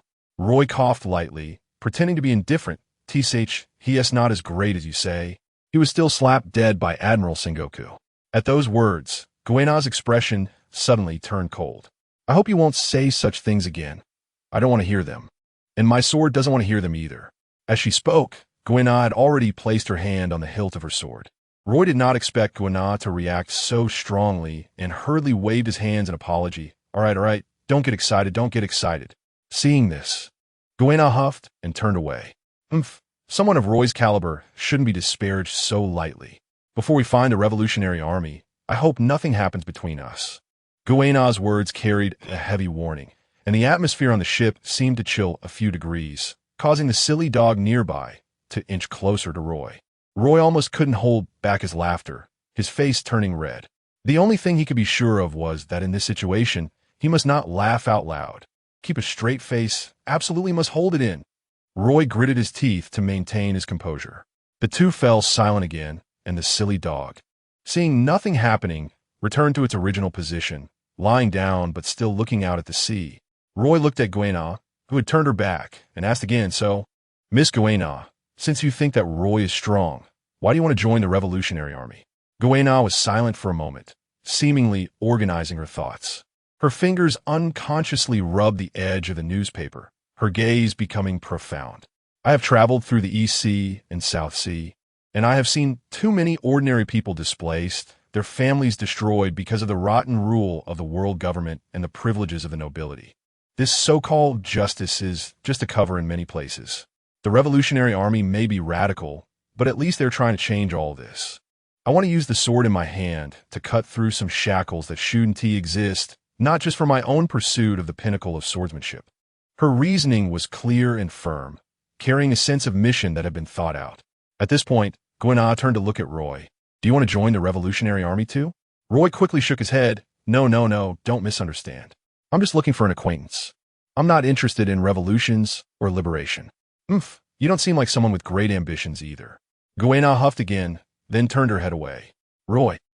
The pirate ship of the Moon Wolf pirate crew fell into silence once more. Guena gazed at the sea. Ever since she discovered that her family, the Xuanyue clan, originated from Wano country, she had secretly left home. Now, unexpectedly, her goal had turned into joining the Revolutionary Army. She did not know what she would encounter ahead. Roy looked at the sea. It was said that the headquarters of the Revolutionary Army, Baldigo Island, was shrouded in fog all year round, making it difficult to find. He wondered if he could successfully locate this legendary island. The two almost instinctively glanced sideways and found the silly dog also looking up at the sea. Guena frowned slightly, puzzled, and spoke, "Mr. Taro, your dog has a very strange gaze." "Oh, what's strange about it?" "Its gaze carries a deep affection and longing. It seems to be reminiscing about something. This doesn't seem like a dog's gaze at the sea." Guena's observation was extremely sharp. Roy looked at her in surprise and then smiled. "Good eye. It wasn't a dog before. It was a shark. So it must miss the sea now." Guena looked at the silly dog, her gaze softening slightly. "It misses what?" Roy walked over and kicked the silly dog into the sea. "What are you pretending to be profound for? It's probably just hungry like this." Guena. Chapter 26, The Kingdom of Salb Splash. The huge body of the silly dog crashed into the sea, creating a huge splash. Its expression changed, shifting from extreme excitement and greed at the sight of the nearby school of fish to panic and confusion as its strength quickly drained away upon contact with the seawater, finally transitioning into a desperate struggle of helplessness. However, even with its body becoming limp due to the seawater, its mouth stubbornly and persistently tried to bite the nearest fish, but unfortunately, its movements were as slow as a snail, and it could only watch helplessly as the fish swiftly flicked its tail and escaped. Guena stood by witnessing this comical yet pitiful scene, and couldn't help but twitch the corner of her cold face, ultimately concluding, "Well, it is indeed just hungry." Roy stifled a laugh, fetched a thick rope, tossed it into the sea, and shouted, "Silly dog, bite it." The silly dog, with a strong will to survive, immediately used its last bit of strength to bite down hard on the rope. Roy exerted his arms and easily dragged it up from the sea. The silly dog seemed to be wavering between thinking it was a fish or a dog. Guena spoke little, and whenever she had free time, she practiced her sword on the deck. Roy, on the other hand, was relatively leisurely, aside from the daily navigation of the ship. He seemed to have developed a liking for fishing. The winds and waves in the South Sea were not strong, and the voyage was relatively stable. But that also meant the ship's speed was not fast. On the third day of sailing, a previously overlooked problem erupted. On the left side of the ship's hull, where Guena's slash had grazed, fine cracks began to appear in the wood, slowly seeping water. At first, it was not noticeable, but as the voyage continued, the cracks seemed to widen gradually under pressure, and the seepage accelerated. "It seems your letter of introduction almost sent us to meet the Sea King prematurely." Roy teased Guena while inspecting the cracks. A flicker of apology crossed Guena's face, but her tone remained cold. Are there any islands or kingdoms nearby? We must repair it quickly. Roy looked at the nautical chart and pointed to one of the marked points. The kingdom of Salb. It's not far. Let's head there. They adjusted their course and sailed toward the port of the kingdom of Salb. As they approached the port, the busy scene at the dock came into view. However, both Roy and Gana overlooked a crucial detail. They were so busy repairing the ship that they forgot to take down the menacing Moon Wolf pirate flag from mast. When this ship, which prominently displayed pirate insignia, entered a civilian port, it immediately caused a stir. A pirate ship, that flag, is from the Moon Wolf pirate crew. How dare they sail straight into the port? Run. The pirates are coming. The crowd on the dock instantly fell into chaos. Screams, cries, and the sounds of running merged into one. The originally orderly port was thrown into disarray, and merchants abandoned their goods, desperately fleeing the dock. Roy and Gana stared at the sudden chaos, momentarily stunned, then simultaneously looked at the waving pirate flag, their faces showing realization and embarrassment. It seems we forgot to deal with it. Roy rubbed his nose. Guena helplessly placed a hand on her forehead. It was also my oversight. Just then, a squad of royal guards armed with spears and firearms rushed to the dock, surrounding their ship from a distance as if facing a great enemy. The guard captain, trembling but trying to maintain composure, shouted, "You, bold pirates, how dare you intrude upon the port of the kingdom of Salb? Surrender and lay down your weapons immediately." Roy sighed and walked to the bow of the ship, calling out to the tense guards below, "Gentlemen, you've got it wrong. We are not pirates. This ship is our spoils taken from pirates. We just haven't had time to change the flag." Guena stepped forward and addressed the royal guards. "There are only the two of us on the ship. We are not pirates." Roy looked at the guards below, who tightly gripped their weapons, their eyes filled with fear, yet unwilling to back down, and then glanced at the increasingly panicked and angry crowd around them. He immediately made a judgment. Explaining? In such a situation where emotions are running high and preconceived notions are strong, pale words hold no weight. Moreover, this rickety ship could no longer sail far. Forcing it to leave the port would only be seen as fleeing out of guilt, provoking even fiercer attacks. He keenly noticed that the guards and the crowd reacted particularly strongly to the word pirate. It was a deep-seated hatred and fear. Remembering the past of Princess Bonnie of the Kingdom of Salb, who had become a pirate, and the pressure and criticism this kingdom might have endured because of it, Roy instantly understood the root of this hostility. This is not a place where reason can solve problems. Guena, save your strength. Roy reached out and gently stopped the sword-wielding girl who was about to continue explaining, his voice calm, but carrying an undeniable decisiveness. They won't believe it. Guena was slightly taken aback, looking into Roy's deep and calm eyes, then glancing at the tense standoff below. As clever as she was, she immediately understood the situation. She bit her lip, said no more, and instinctively placed her hand on the hilt of her sword, ready to respond to any conflict at any moment. Just then, Roy turned and dashed back into the cabin. Moments later, he emerged with a bulging pouch of money, clearly the spoils taken from the ship. He quickly walked over to the silly dog, still lying on the deck, nimbly climbed onto its back, then extended his hand toward Guena. "Get on." Roy's tone was calm. Guena looked at Roy's outstretched hand, then at the silly dog, an unusual look of shock and barely perceptible blush appearing on her cold face. "Riding together? Hurry. There's no time to hesitate," Roy urged, his sharp gaze sweeping over the guards who were slowly closing in, trying to board the ship.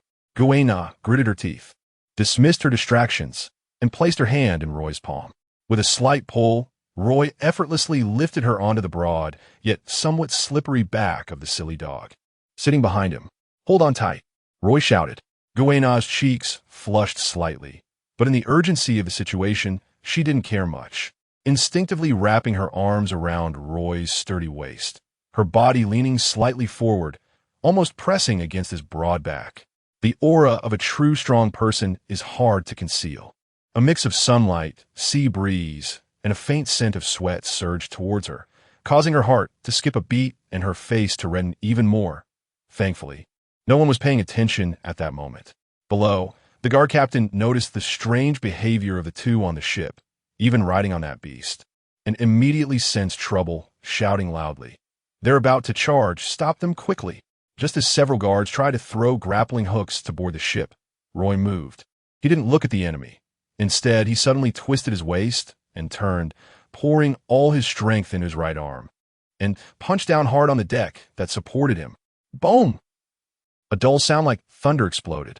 The entire ship's hull was directly blown apart. The weathered wood of the deck, centered on Roy's fist, instantly dented, shattered, and wood chips flew everywhere.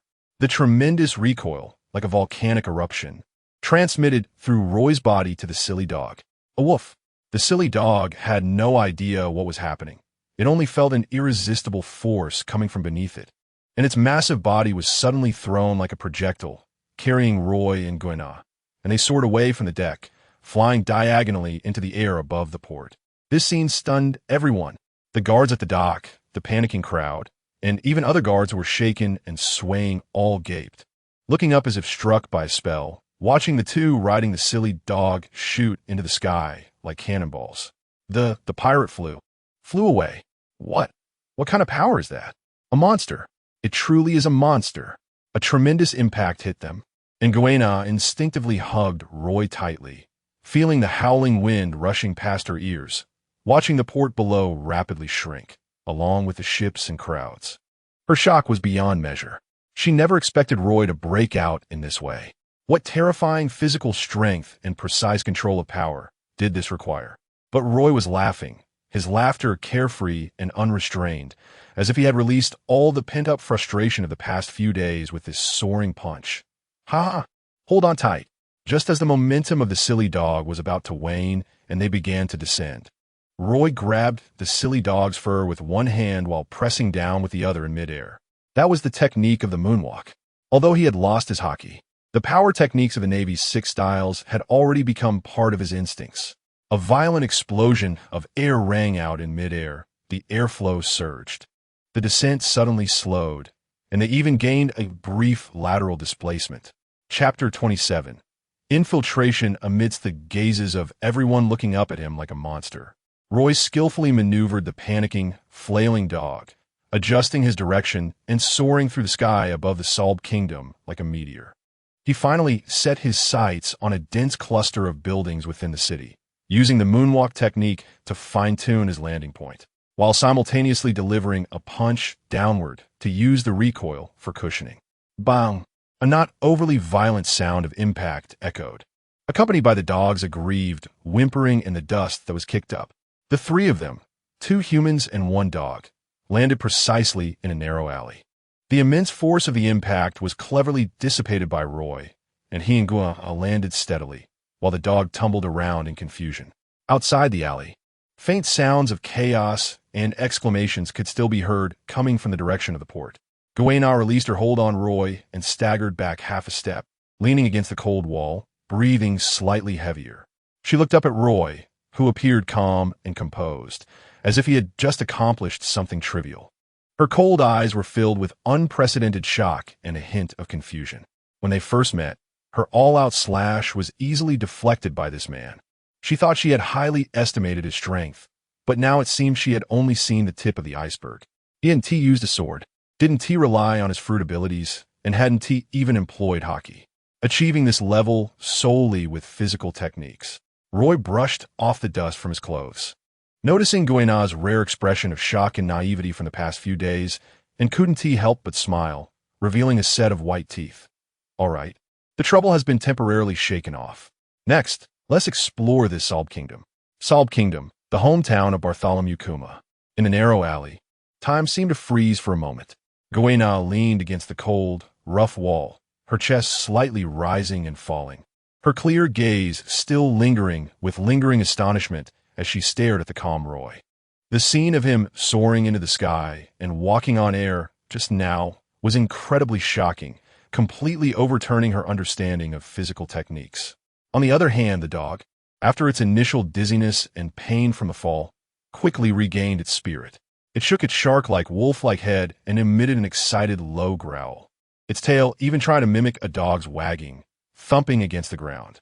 After all, it was a creature that had come out of Marineford, having felt the earth-shattering collision of Conqueror S. Haki and the duels of top-tier fighters. Roy's earlier display wasn't very shocking to it. At that moment, hurried and organized footsteps echoed from outside the alley, mixed with the clanging of metal armor and low shouts. Quick! They fell this way. Search carefully. No alley should be overlooked. Notify the guards in the city. Close the market and conduct strict inspections of strangers. The soldiers of the Solb Kingdom were quick to respond, and the net of the search was tightening rapidly. Roy no longer hesitated. He grabbed Goena's slightly cold wrist, whispering, "Don't daze, let's go." The warmth and strength in his palm jolted Goena back to reality, and she immediately suppressed the turmoil in her heart, nodding. Roy pulled her along and turned to dash deeper into the alley. However, after just a couple of steps, they heard a muffled thud and the dog's aggrieved whimper behind them. Looking back, they saw the dog's massive body stuck firmly at the narrow alley entrance. It struggled to twist its body to squeeze through, but all it accomplished was to make the walls on both sides shake off dust. This dumb dog. Roy couldn't help but laugh and cry at the same time. In a moment of urgency, he released Goena, turned back, and with one hand grasped the thick, short-haired, slippery skin on the back of the dog's neck, exerting force from his waist, and shouted, "Come here." Boom! Clatter! Under Roy's superhuman strength, the dog was dragged out of the alley entrance like a massive battering ram. However, its uncontrolled, massive body and struggling limbs inevitably scraped and crashed against the walls on either side. The dilapidated brick walls couldn't withstand such devastation, groaning under the burden. Large chunks of plaster and bricks fell off, and even a short wall collapsed with a crash, kicking up a cloud of dust and completely burying a large part of the alley entrance behind them. This enormous commotion undoubtedly pointed the soldiers searching for them in the right direction, and shouts and footsteps quickly approached. Amidst the swirling dust, the three of them moved swiftly through the battered alley. As they burst out of the alley, blinding sunlight and the noise of the crowd hit them. They accidentally stumbled upon a relatively bustling street. Just across from the alley entrance, a clean and tidy clothing store caught Roy's eye, with various garments displayed in the window. Roy's eyes lit up, and he made a quick decision. "Let us go there."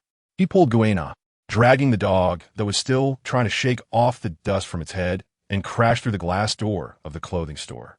Ding, ding, ding. The doorbell rang crisply.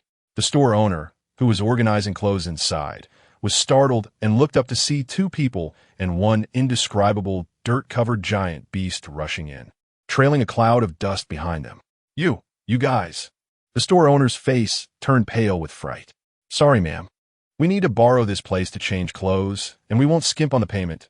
Roy spoke rapidly, shoving a bulging pouch of money directly into the owner's hand, the heavy weight causing her to swallow her scream immediately. Roy quickly scanned the store, grabbed two sets of clothing that looked relatively ordinary and suitable for movement, and handed one set to Goena while pointing to the fitting room behind her. He himself took the other set, his gaze falling on the dog that was trying to claw at the model's clothes, his mouth twitching slightly. He simply found a large piece of dark, thick cloth used for covering goods and wrapped the dog's conspicuous body with it, leaving two holes in the front for it to see. The entire process took only 2 or 3 minutes. When Roy changed into a plain linen outfit and Goena emerged from the fitting room wearing dark, action-friendly pants and a short blouse. Although she couldn't hide her innate elegance, she at least didn't look as eye-catching as before. The dog, now wrapped in thick cloth like a large bundle with only its confused eyes visible, appeared odd, but was much better than before. "Let us go." Roy nodded at the still-dazed store owner, once again pulling Goena along and dragging the huge bundle as they quickly blended into the bustling crowd on the street. Almost the moment they disappeared into the throng, a team of panting soldiers from the kingdom rushed to the clothing store's entrance. They looked at the disarray inside and the unsettled store owner, demanding answers. Meanwhile, Roy, Goena, and the occasionally bumping bundle had already blended into the bustling pulse of the port city of Solb Kingdom like water droplets merging into the sea. Amidst the throngs of people, Goena watched as teams of kingdom guards, armed and tense, rushed past them, their sharp gazes scanning every suspicious figure. Her heart couldn't help but tightened slightly. She lowered her voice, almost whispering into Roy's ear, "Do you think we can really get away with this?"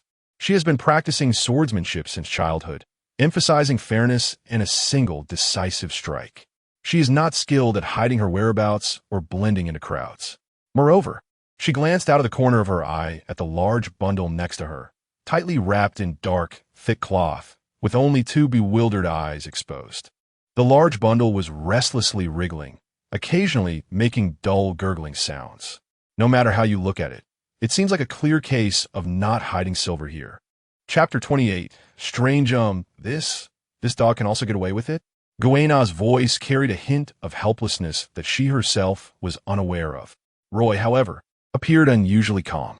He even casually bought a few steaming meat pies from a roadside stall, took a bite of one himself, handed another to Guena, and stuffed the last one into a hole he had dug out in his bag, from which immediately came the sounds of ravenous chewing and satisfied whimpering. "Don't worry," Roy said, chewing on the meat pie. His tone relaxed, but his eyes were like the most alert cheetah, discreetly observing the surroundings. The most dangerous places are often the safest.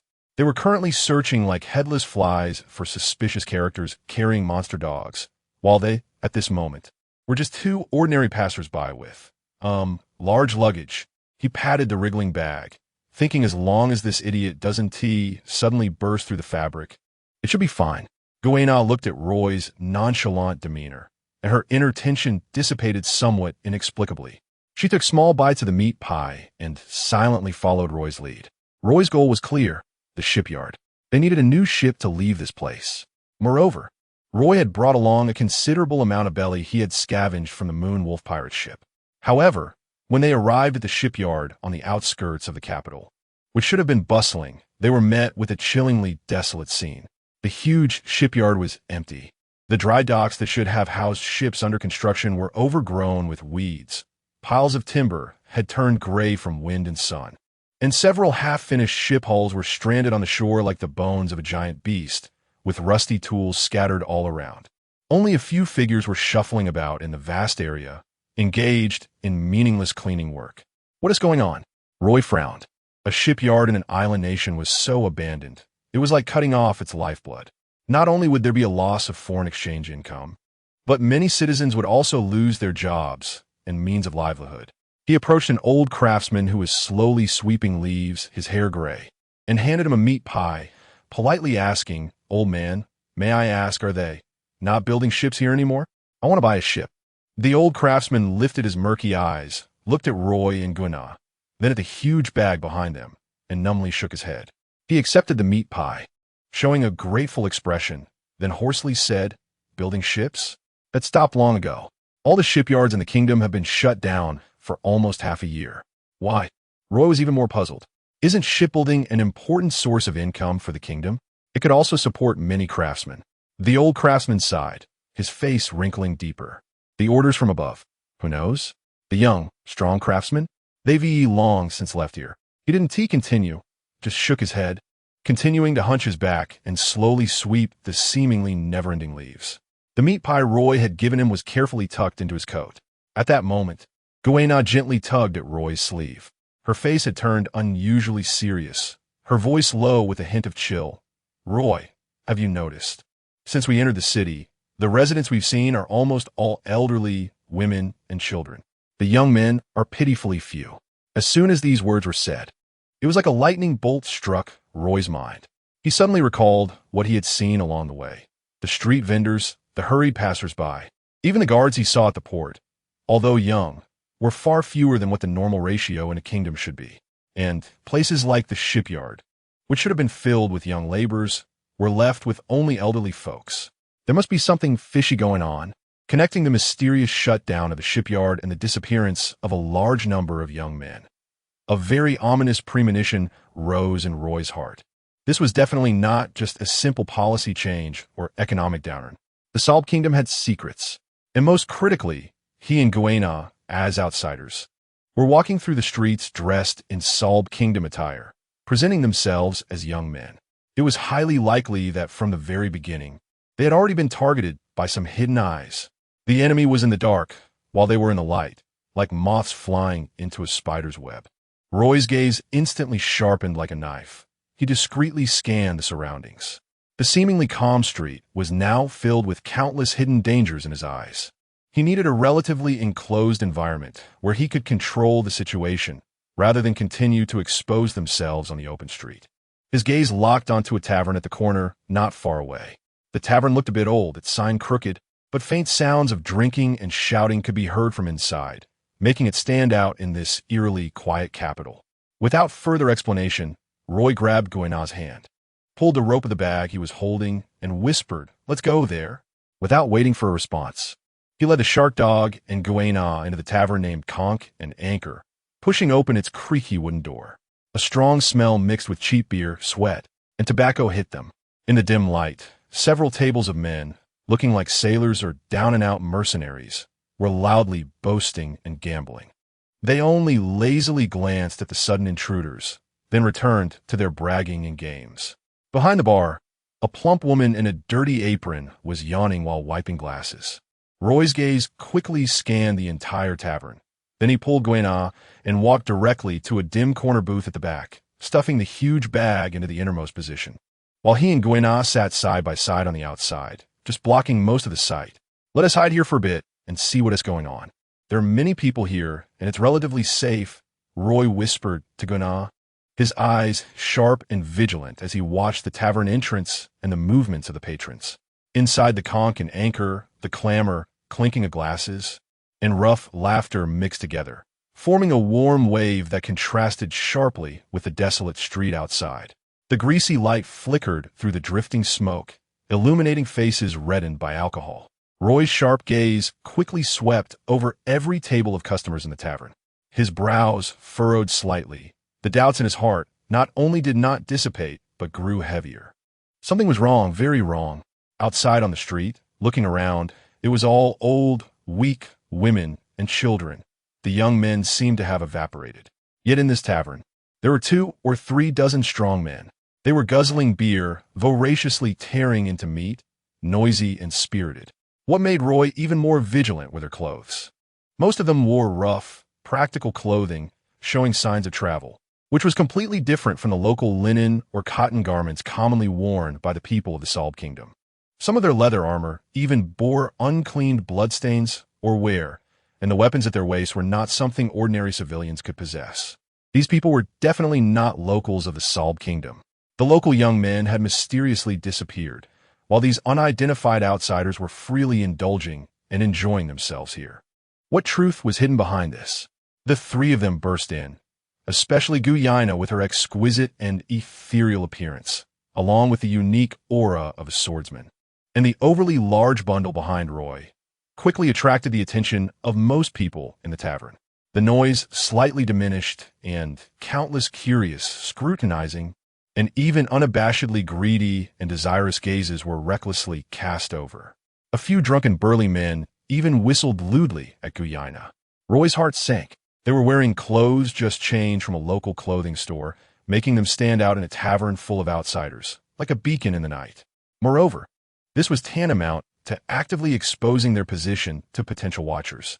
Without any hesitation, Roy turned his head and said to Guéna in a voice only the 2 of them could hear, extremely quickly and clearly, "Take off your clothes." Chapter 29. World Government what? Take off my clothes? Guéna's cold eyes widened in shock and disbelief at the words. In this situation, under the watchful eyes of many ill-intentioned men, she was being asked to take off her clothes? She even doubted if she had misheard. "Hurry up." Roy's tone was urgent and left no room for doubt, his sharp gaze sweeping over the restless drunkards. "We stand out too much in the locals' clothes. And someone is following us. It's easy for them to recognize us, so quickly reveal your original outfit." Guéna instantly understood Roy's intention. She was not a stubborn person and knew the gravity of the situation. It's just that she had left her original swordsmanship outfit at the costume shop, and what she was wearing underneath was a thin garment similar to a shirt, with so many unfamiliar men staring at her. Her fair cheeks uncontrollably flushed a thin layer of red, like cherry blossoms falling on the snow. At this moment, Roy had already changed out of his clothes, revealing a robust and strong physique. Guéna bit her lip, hesitating for just a moment. Under the focus of so many eyes, she raised her slightly trembling hand and swiftly unbuttoned her short, dark outer garment, revealing the shirt underneath. That thin garment perfectly outlined her tall and athletic figure, especially her slim waist and long, powerful legs, making her look entirely different from the image she had presented in the loose outer garment. This sudden change of attire was like pouring a bucket of cold water into a boiling pot of oil. "Oh, hee little girl. I didn't know you had such a great figure hidden underneath. Come over and have a drink with us, beauty." Several drunk men who had been eyeing her suddenly became invigorated. Their crude words mixed with even more explicit laughter echoed around, and some even swayed as they stood up. "Want to come over with their bottles?" Guena's face turned even redder, this time out of anger. She instinctively tightened her grip on the hilt at her waist. Her eyes turning as cold as steel, a faint killing intent began to spread. If it weren't for Roy's earlier reminder to keep a low profile, she would have drawn her sword to teach these scum a lesson long ago. However, Roy seemed to have not heard their taunts. His gaze remained calm as he observed the entire scene. He noticed that after they had removed the local attire of the Salt Kingdom, a few pairs of eyes that had initially been scrutinizing and wary in the corner of the tavern seemed to relax slightly. Clearly, their suspicion as locals had been temporarily eliminated, and they were classified as one of the similarly mysterious outsiders. Although they were still eye-catching, at least they were no longer specific targets that needed to be reported or dealt with immediately. At this moment, the few drunken men, intoxicated by alcohol and beauty, were already swaying closer to their booth. The strong smell of alcohol and the stench of sweat were nauseating. Roy slowly stood up, placing himself in front of Guena. He showed no anger on his face, even wearing a lazy smile, but his eyes directed at the drunkards were as cold as ice, as if he were looking at a few buzzing flies. "Gentlemen," Roy's voice was not loud, yet it clearly cut through the noise of the tavern, carrying an undeniable sense of pressure. "My companion does not like to be disturbed." He gently moved his wrist, the joints making a subtle, cracking sound. "If you want to leave this tavern in one piece, it will be best to return to your seats now." The drunken men, clearly dazed by alcohol and Guena's beauty, did not retreat when Roy stood up to block them. Instead, they became even more arrogant. The leading burly man, with a face full of flesh and an anchor tattoo on his chest, grinned with yellow teeth, holding a large glass of foaming beer, swaying towards the booth. His murky eyes fixed on Guena, shouting crudely, "Little pretty boy, get lost. Let this beautiful lady have a drink with us. Hick, it's her honor." His companions laughed and closed in, the smell of alcohol and sweat hitting them hard. Guena was genuinely angry now. A cold glint flashed in her clear eyes, and her right hand instantly pressed against the hilt at her waist, a sharp sword aura nearly bursting forth. It felt as if in the next moment, her sword would swiftly take the lives of several men. However, just as she was about to draw her sword, a warm and powerful hand gently covered the back of her hand that was pressing on the hilt, stopping her movement. It was Roy. He still stood in front of Guena, facing the unruly drunk men, and instead of showing anger, he wore a slightly amused, lazy smile. He did not look at the drunk men. His gaze seemed to penetrate through them, landing somewhere in the void. But the words he spoke carried an undeniable possessiveness and cold warning. "Gentlemen, is your hearing bad?" His voice was not loud, yet it strangely drowned out the noise of the tavern, clearly reaching everyone's ears. "I said, my woman does not like to be disturbed." The phrase "my woman" seemed to carry a magical power, causing Guena's body to tremble. An indescribable warmth surged from her heart to her cheeks, instantly turning her originally cold face, due to anger, into a charming rosy hue, like a ripe apple. She instinctively wanted to retort, but as the words reached her lips, looking at Roy's broad and steadfast back, feeling the warm strength on her hand that was preventing her from acting impulsively, she inexplicably swallowed her words, her heart racing uncontrollably, pounding loudly. At the same time, Roy seemed to casually take half a step forward. It was this half step that unleashed an invisible yet overwhelming presence, radiating from him like a mountain. It was not a domineering aura, but rather the natural pressure belonging to a top-tier powerhouse, forged through countless life and death battles. It was as if a sleeping lion had slightly opened its eyes. Though it did not roar, it already instilled fear in the surrounding hyenas. The drunken men were the first to bear the brunt. They felt as if the air around them had suddenly become thick and heavy, making it hard to breathe. A primal fear surged through them like ice water splashing over their heads, instantly sobering some of the alcohol in their systems. They looked at this seemingly ordinary man, and deep within his calm eyes, it seemed to contain mountains of corpses and seas of blood, making them feel a shiver from their bones. This guy was definitely not to be trifled with. He was not someone they could provoke. The burly man with a face full of flesh suddenly froze, his drunkenness and arrogance instantly dissipating, cold sweat breaking out on his forehead. He struggled to swallow, forcing a smile that looked worse than crying, his tone doing a complete 180-degree turn, awkwardly saying, "Oh, so this is your woman, big brother? My apologies, my apologies. We brothers were blind and drunk. We disturbed you, we disturbed you." As he spoke, he quickly stepped back, not forgetting to raise his glass to Roy, awkwardly trying to make amends. Big brother is really lucky. Congratulations on finding such a beautiful sister-in-law. We'll leave now. After saying that, like a stray dog, he and his equally sobered companions shrank back to their seats, no longer daring to glance over here. The other patrons in the tavern watched this scene unfold. Although they did not understand the situation, they saw the usual bullies being put in their place and quickly put away their thoughts, no longer daring to casually glance over. The crisis seemed to have been temporarily averted. Guena finally sighed in relief, but then a wave of shame and anger surged in her heart. She suddenly pulled back her hand that Roy was holding, her cheeks flushed, her beautiful eyes filled with reproach, just about to question Roy about his earlier inappropriate remarks. However, before she could say anything, the creaking wooden door of the tavern was pushed open again. This time, 3 men dressed in plain gray cloaks, their faces hidden in the shadows of their hoods, entered. Their movements were silent, and once inside the tavern, their sharp, eagle-like gazes quickly and accurately scanned every corner of the room, especially lingering for a moment on the clothing and faces of the seated guests. They concealed their presence well, but the trained sense of scrutiny they exuded was at odds with the loose and noisy atmosphere of the tavern. Roy and Guena both felt a chill at the same time. These men were the pursuers. Roy's expression, however, was particularly strange because he saw a mark on the hem of the gray-clad men. This mark was familiar to him, and he hated it. CP organization. But why would the CP organization appear in the Salb Kingdom?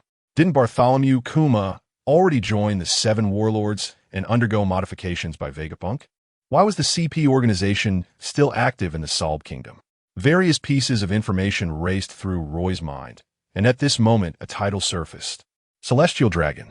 The gazes of the 3 CP organization members swept over their corner when they saw Guena, who had removed her cloak and was dressed in an obviously foreign and very sexy style, as well as Roy, who was shirtless and displayed impressive muscles and an extraordinary demeanor.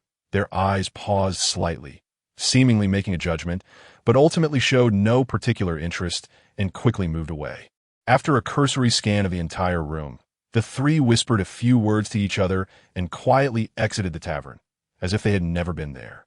The tavern returned to its noisy state, as if the earlier incident was just a small interlude. However, a layer of fine cold sweat broke out on Guena's back.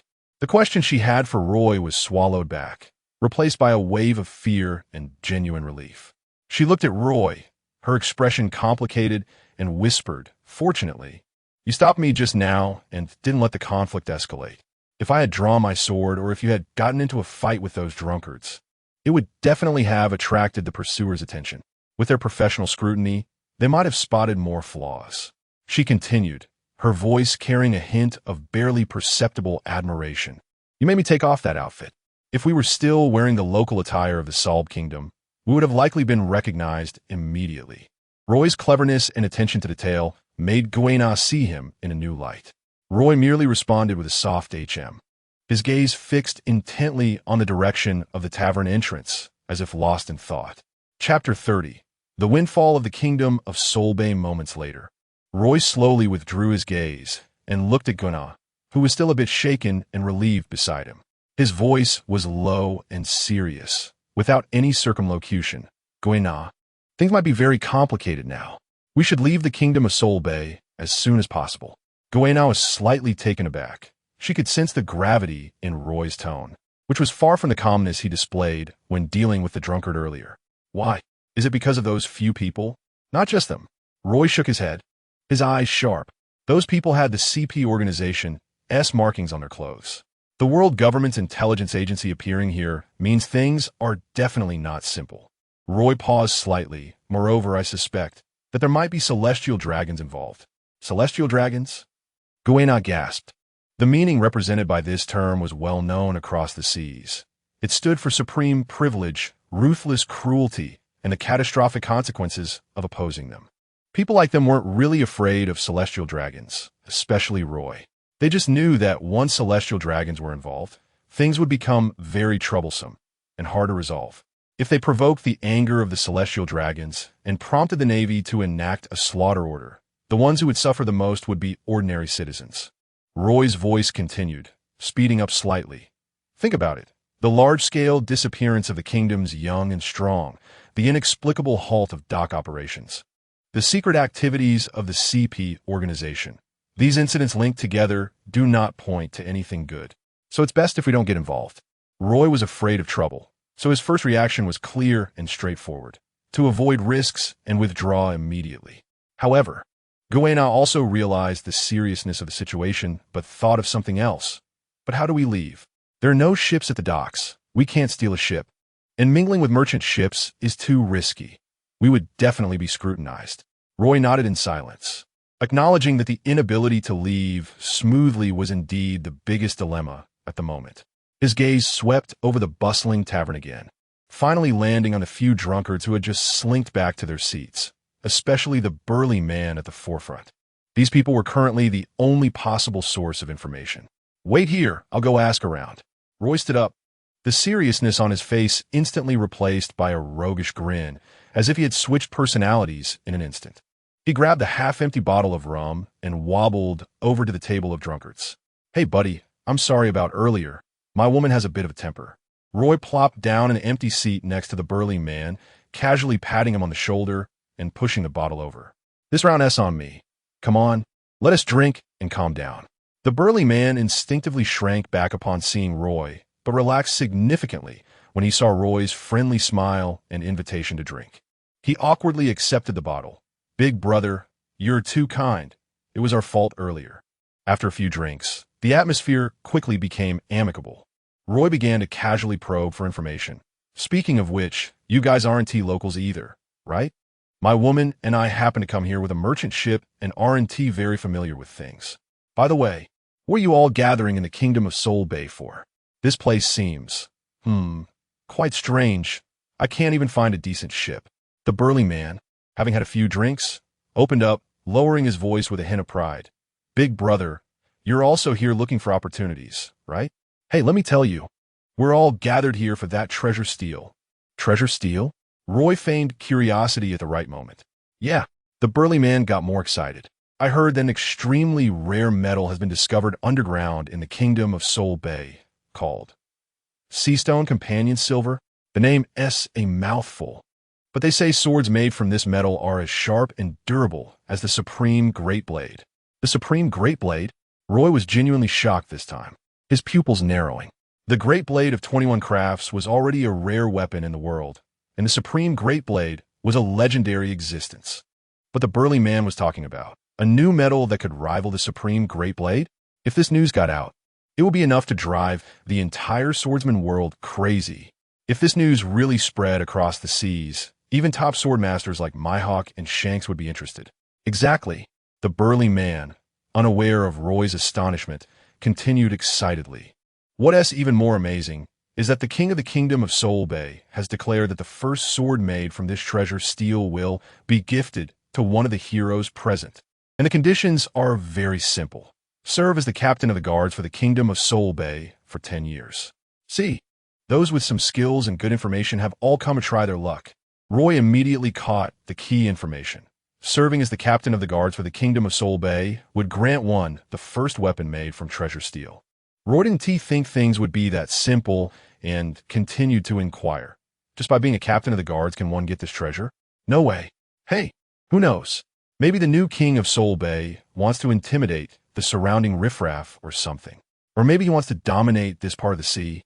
Not sure about the specifics, but the king said that as long as you're not a pirate and have the strength to serve the kingdom of Sol Bay, there's a chance. The burly man spat as he spoke. Humph. Pirates don't even deserve to touch such divine weapons. At this moment, several tables nearby clearly heard their conversation and leaned in to join the discussion. Filled with yearning for the treasure steal and admiration for the generosity of the king of Sol Bay. I heard that mining that ore is extremely difficult and requires a lot of manpower. Yeah, no wonder the kingdom's men are all missing. They must have gone to help at the mines. As long as I can get that sword, my life will be worth it. Don't say 10 years as captain. Even 50 years wouldn't team matter. That great pirate Mihawk's black sword is just a supreme great blade. It's worth it. Definitely worth it. Roy nodded along while his mind raced. Young and strong men go into the mines to extract extremely rare metals. An event that doesn't allow pirates to participate, along with the appearance of the CP organization. Perhaps it was because Kuma was once a slave of the Celestial Dragons, later became a warlord, and then Bonnie went out to become a pirate, which led to this country attracting extra attention from the world government. Everything seemed very reasonable. If this suddenly emerging treasure steal was indeed a windfall for the kingdom of Sol Bay, it might also have sparked the ambition of the new king. That made sense, but also seemed to exude an eerie vibe. Roy's subconscious told him that there was definitely something wrong here.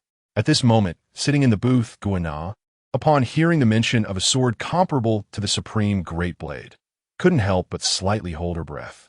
As a swordsman pursuing the ultimate in swordsmanship, the allure of an extraordinary sword was deadly for her.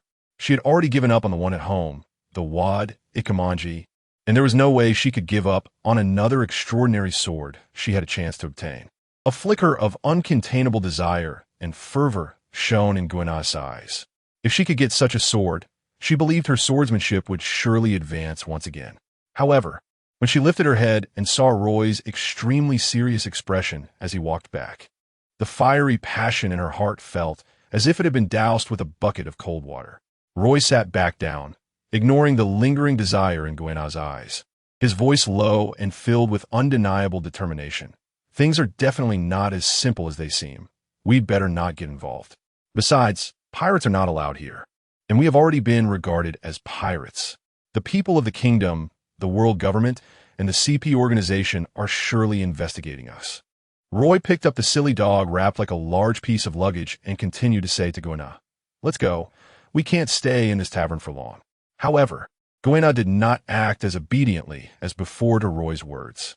Roy turned around and looked at Guina, who was standing still with a puzzled expression. Guina looked at Roy, her gaze shifting from a hint of confusion to a firm resolve, mixed with a certain fervor. "You are not a swordsman. You don't understand what a sword that rivals the Supreme Blade means to us. I'm sorry, Taro, but this time I can't listen to you." Chapter 31, Familiar Strangers. Roy looked at the stubborn light of determination in Guina's eyes, dedicated to the way of the sword, and sighed inwardly. He understood this pursuit, just as he had once pursued power and freedom. He also knew that he could not forcefully change Guina's decision, nor should he hinder her from seeking what she wanted. "I understand." Roy nodded, not trying to persuade her further, but solemnly reminded her, "In that case, be careful. Remember, protecting yourself is the most important thing at all times. If things become impossible, don't force it." He stood up and patted the head of the silly dog beside him, which was restless due to the tense atmosphere. "Let's go." He resolutely left the tavern with the silly dog, leaving Guina and the commotion behind. Since Guina had chosen her path, he too needed to find his own way out. As Roy passed by the people in the tavern, he realized that these outsiders could enter because there was a ship dock somewhere. He needed to find a way to leave. However, he had barely stepped out of the tavern when he sensed something was off. The atmosphere in the street seemed to have suddenly tensed up, and a squad of kingdom guards was quickly gathering from various directions towards the Conch and Anchor Tavern. Furthermore, among those guards, he caught sight of a familiar gray cloak. Members of the CP organization were also moving towards the tavern. Not good. Roy's heart sank. This situation was clearly targeting the tavern. Was it because their previous intrusion had been discovered, or had Guina's position been exposed? In either case, if Guina, identified as a pirate, fell into the hands of the CP organization or these hostile kingdom guards, the consequences would be unimaginable. Roy quickly scanned his surroundings and saw a dead-end alley piled high with junk. He pushed the silly dog to the back, covered it slightly with the clutter, and whispered, "Stay here, don't move, and don't make a sound. Wait for me to come back." The silly dog seemed to sense Roy's anxiety, whined softly, and curled up obediently. With a few leaps, Roy silently climbed onto the roof of a nearby building, using the ridge for cover as he made his way towards the tavern. When he arrived near the tavern and looked down from above, a battle had already broken out. He saw Guena's figure rush out of the tavern door. She was clearly aware of the danger and trying to break free. However, the tavern was already surrounded by dozens of fully armed kingdom guards, blocking all exits. More guards and curious onlookers were pouring in from all directions, tightly sealing off the street. "Capture that female pirate. Don't let her escape." Facing the guards rushing towards her, Guena's expression was cold, and her sword was already drawn at her waist.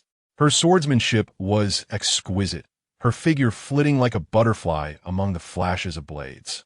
In the midst of flashing sword light, she accurately disarmed the guards or struck their joints and pressure points with the back of her blade or scabbard, causing them to lose their combat ability and collapse in pain. She was careful not to kill, only to incapacitate, and in an instant, over 20 guards lay moaning on the ground. However, there were simply too many guards. As one batch fell, more came charging forward recklessly. Their coordination grew increasingly seamless, forming a dense web of attacks with spears and swords, reducing Guena's escape space. Sweat beads began to form on Guena's forehead, and her breathing became rapid. Just at this critical moment, 3 members of the CP organization stepped forward, clearly not intending to waste any more time. The leading one had a cold gaze and moved his fingers slightly, seemingly preparing to use some special ability or martial art to deliver a fatal blow to Guena. On the rooftop, Roy's pupils constricted, his muscles tensed as if he were a cheetah poised to spring, ready to rush down to save her at all costs. However, just as he was about to move, an indescribable and heavy pressure, as if emanating from the depths of the earth, descended without warning. What?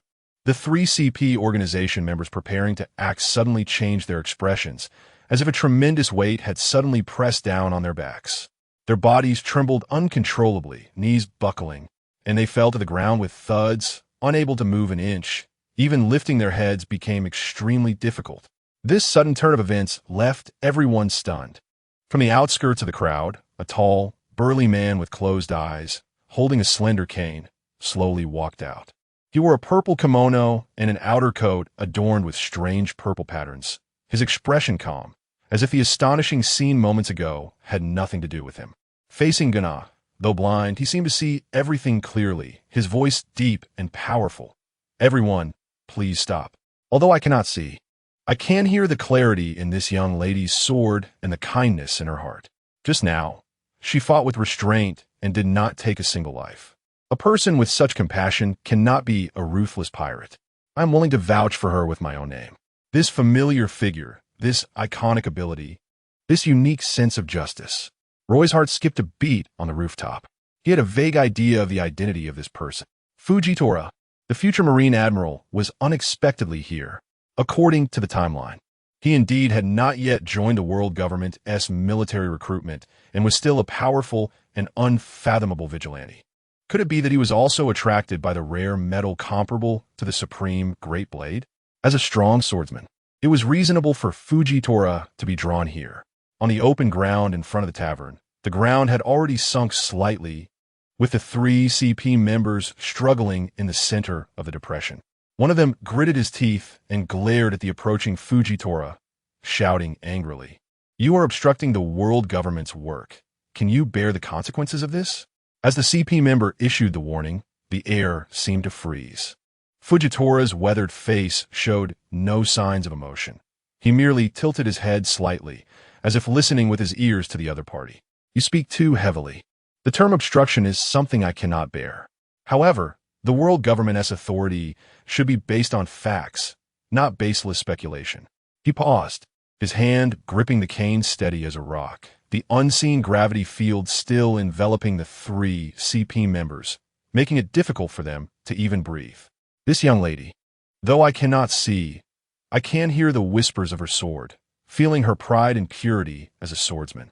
She is certainly not one who ravages the seas and plunders the innocent.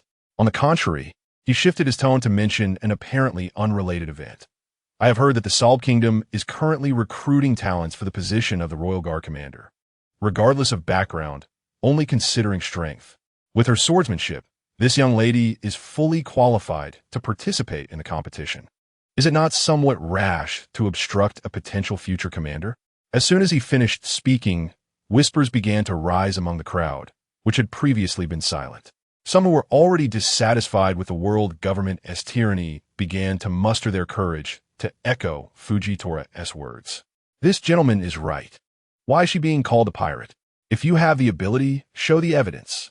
Let her participate in the selection. Let strength speak for itself. The murmurs grew louder, like an invisible pressure, combining with Fujitora-esque gravity field to bear down on the CP members. Their faces were ashen, with veins bulging on their foreheads. In the grand line, the name of the world government was indeed powerful, but in certain specific situations, before the wrath of the people in absolute force. This layer of authority wasn't always effective, especially in a world where member states could create chaos without any benefit to themselves. The leading CP member gritted his teeth and squeezed out a few words. Fine, as you say. He suddenly waved his hand and shouted to the surrounding kingdom guards, retreat. The guards, as if granted a reprieve, quickly sheathed their weapons and retreated like a tide. Only then did Fujitora slowly raise his sword cane a bit, and the suffocating gravity disappeared in an instant. The three CP members stumbled slightly, almost losing their balance. They glared fiercely at Fujitora and Kana, as if to engrave their appearances in their minds, and then their figures flickered and disappeared into the shadows around the street corner. Chapter 32. Beneath the mist under the eaves, Roy breathed a sigh of relief upon seeing the situation. Guena's crisis was temporarily averted. He took a deep look at the blind but seemingly all-seeing Fujitora standing in the middle of the street and, not wanting to stir up more trouble, turned to blend into the crowd and leave. With Fujitora around, perhaps Guena's safety was not a significant concern anymore. However, just as he turned and took his first step, an extremely subtle, yet incredibly clear feeling suddenly locked onto his back. It was not a gaze, but it had a penetrating quality beyond any gaze. It felt like a silent thunder, or rather, the kind of instinctual shudder brought by a deep-sea giant beast silently opening its massive mouth in the dark. It was Fujitora's smile. His scarred head was perfectly aligned with Roy's current direction. Clearly blind, but Roy felt as if every slight tremor of his muscle fibers and the flow of breath within him, even the deeper core of power, had been thoroughly pierced and examined by an invisible and terrifying gaze. This guy, Roy's heart shook violently, yet his footsteps remained steady, maintaining his original pace as he continued forward, though his mind was already in turmoil. Is this the peak observation Haki? Quite impressive. No wonder he is a future Marine Admiral. Roy could feel that gaze like a precise spotlight, lingering on his back for a full 3 seconds before receding quietly like a tide. Fujitora made no further moves and did not follow. Roy also did not look back and directly left the street, only slowing his pace slightly after turning a few corners and confirming that he had completely escaped that area, at which point the feeling of being locked onto disappeared entirely. His palms were slightly damp. It was not fear, but rather the natural awe and excitement that arose when facing an absolute powerhouse. It seemed that the depth of this country was far greater than he had anticipated. Roy murmured to himself.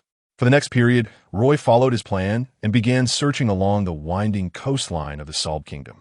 With so many outsiders arriving in the Solb Kingdom, they would surely leave behind ships. However, from the blazing sun to the setting sun, he had nearly traversed all possible docking areas around the main island of the kingdom, but found nothing. Not to mention the outsiders' ships. Even the local fishermen's small boats were nowhere to be seen. The vast coastline was empty to an unsettling degree. The few ships present were tightly guarded by the kingdom's patrols, prohibiting anyone from approaching. The sea breeze carried a salty, fishy scent, along with an ominous premonition. The sea surface was too calm, like a massive blue curtain concealing the surging undercurrents beneath. Were the ships. Roy stood on a cliff, gazing at the vast sea, his brow furrowed. The people in the tavern didn't seem like good individuals. What was the real reason for not allowing pirates to participate? As the sky darkened, the lights of the Salb kingdom gradually illuminated. Roy's figure blended into the thickening night, and he realized that he and Gwenal were not only caught up in a storm, but might have inadvertently stepped into a carefully laid trap. In the capital of the Salb kingdom, in a dimly lit secret room with windows covered by heavy curtains. Bang! A dull thud echoed as a fist clad in a white glove struck down hard on a solid oak table, causing spiderweb-like cracks to spread across the surface. Damn it! That damn blind man! Who does he think he is? How dare he obstruct the actions of the CP organization? Among the 3 CP organization members, the most hot-tempered, Kane's Han, suddenly stood up, his chest heaving violently, his face filled with suppressed anger and humiliation. Being suppressed instantly by an unknown blind man with strange abilities in front of everyone was an immense disgrace for the proud CP members. Calm down, Kane's Han. The only female member, Yanina, spoke coldly from the side. She elegantly crossed her legs, playing with a delicate golden badge, the symbol of the celestial dragons. Don't forget the mission we bear. Lord Roseward is waiting for our results. Any extraneous troubles could provoke the Saint's wrath, and we cannot bear the consequences. At the mention of Lord Roseward, Kane's Han felt as if a bucket of ice water had been poured over him, his anger instantly replaced by a deeper fear. He reluctantly sat back down, his expression still grim, but he no longer roared. Another member, Bloit, a tall man with a sinister appearance, added in his uniquely metallic-sounding voice, Yanina is right. According to the latest news, Joker has found numerous excuses lately to raise the weapons supply prices again. And Lord Roseward is very unhappy about this. We must ensure that this supply is foolproof, and there can be no mistakes.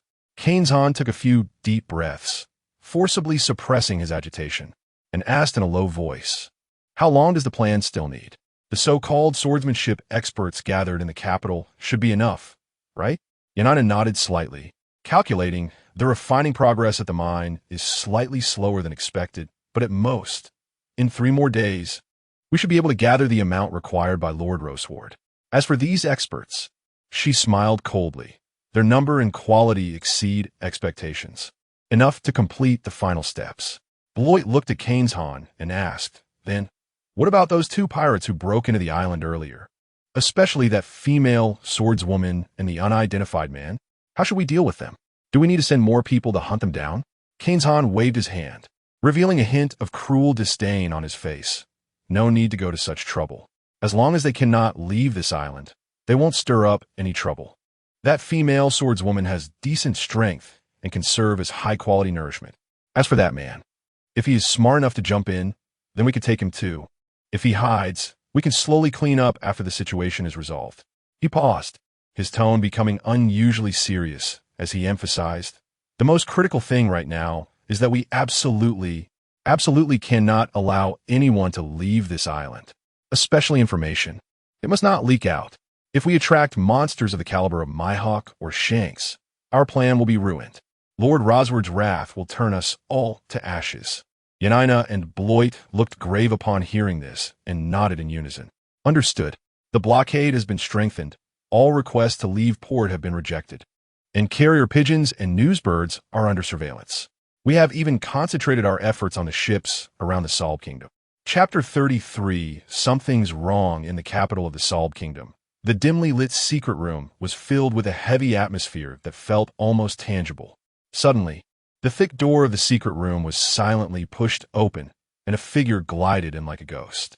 The newcomer was also dressed in the standard attire of the CP organization, but the white suit he wore gave off a completely different vibe. Cold, precise, like a leopard poised to strike.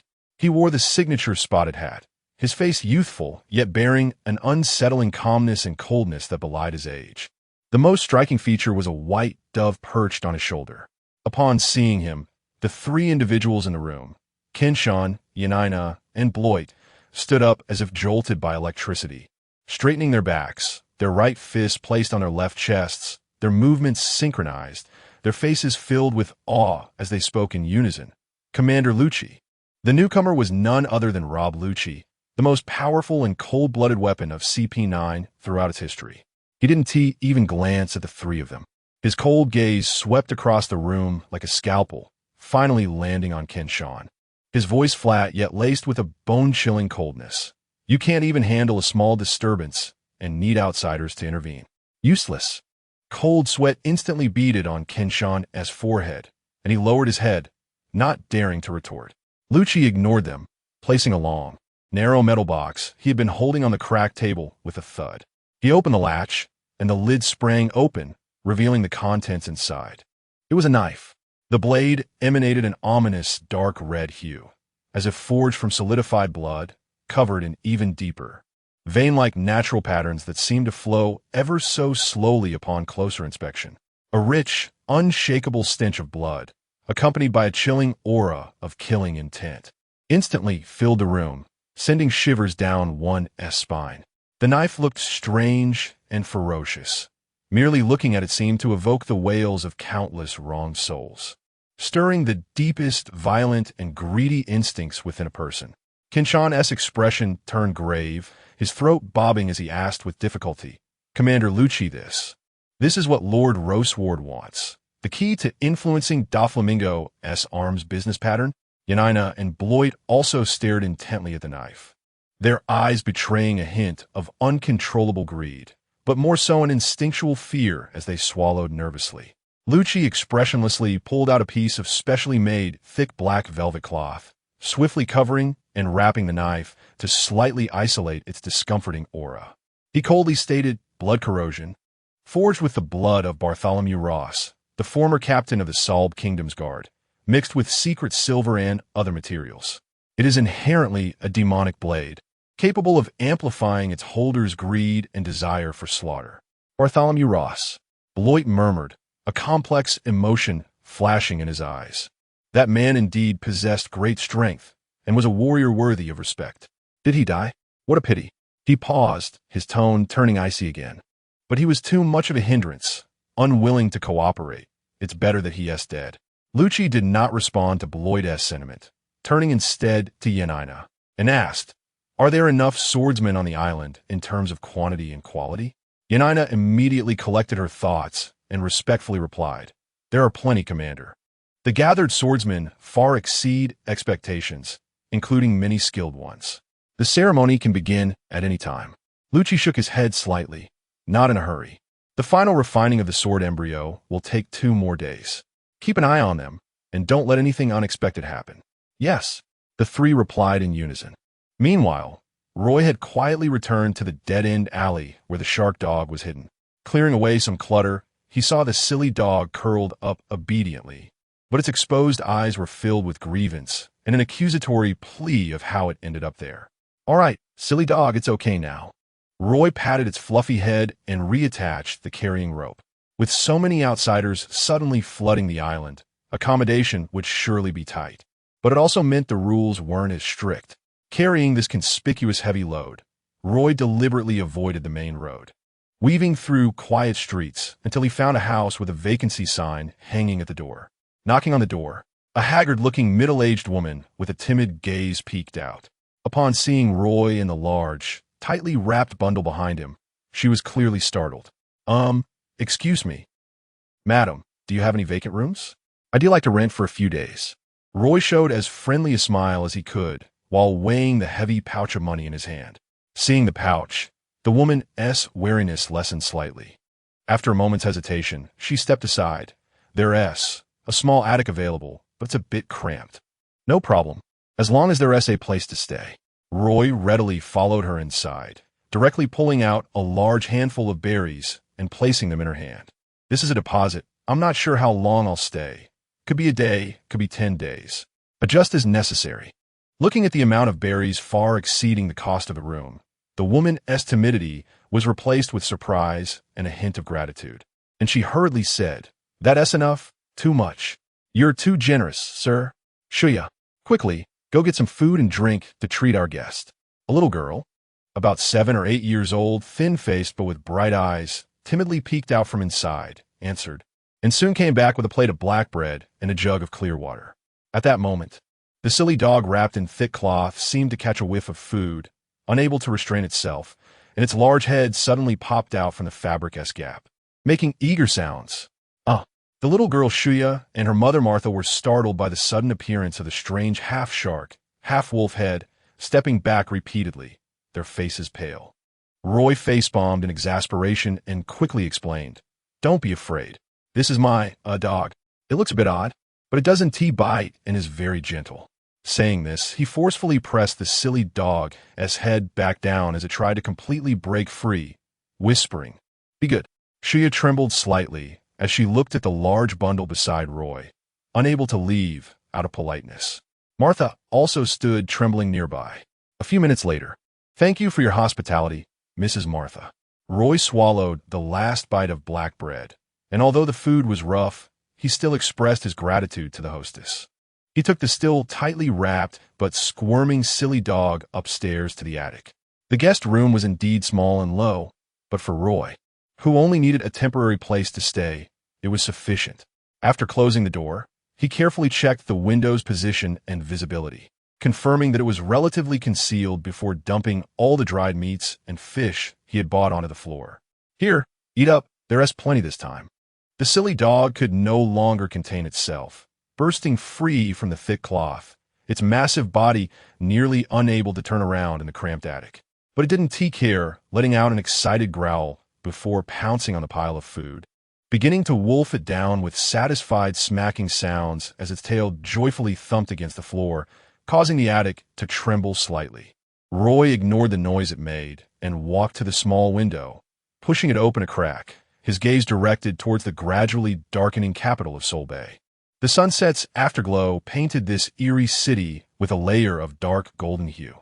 What should have been a warm moment filled with rising smoke and lights from countless homes now felt unusually heavy and oppressive. The streets were sparsely populated, and most people hurried by, their faces bearing an indescribable numbness and unease. In the distance, the palace was brightly lit, with faint sounds of commotion reaching him, contrasting sharply with the deathly silence of the civilian areas. Roy furrowed his brow and took a deep breath of the cool air outside. Something was very wrong.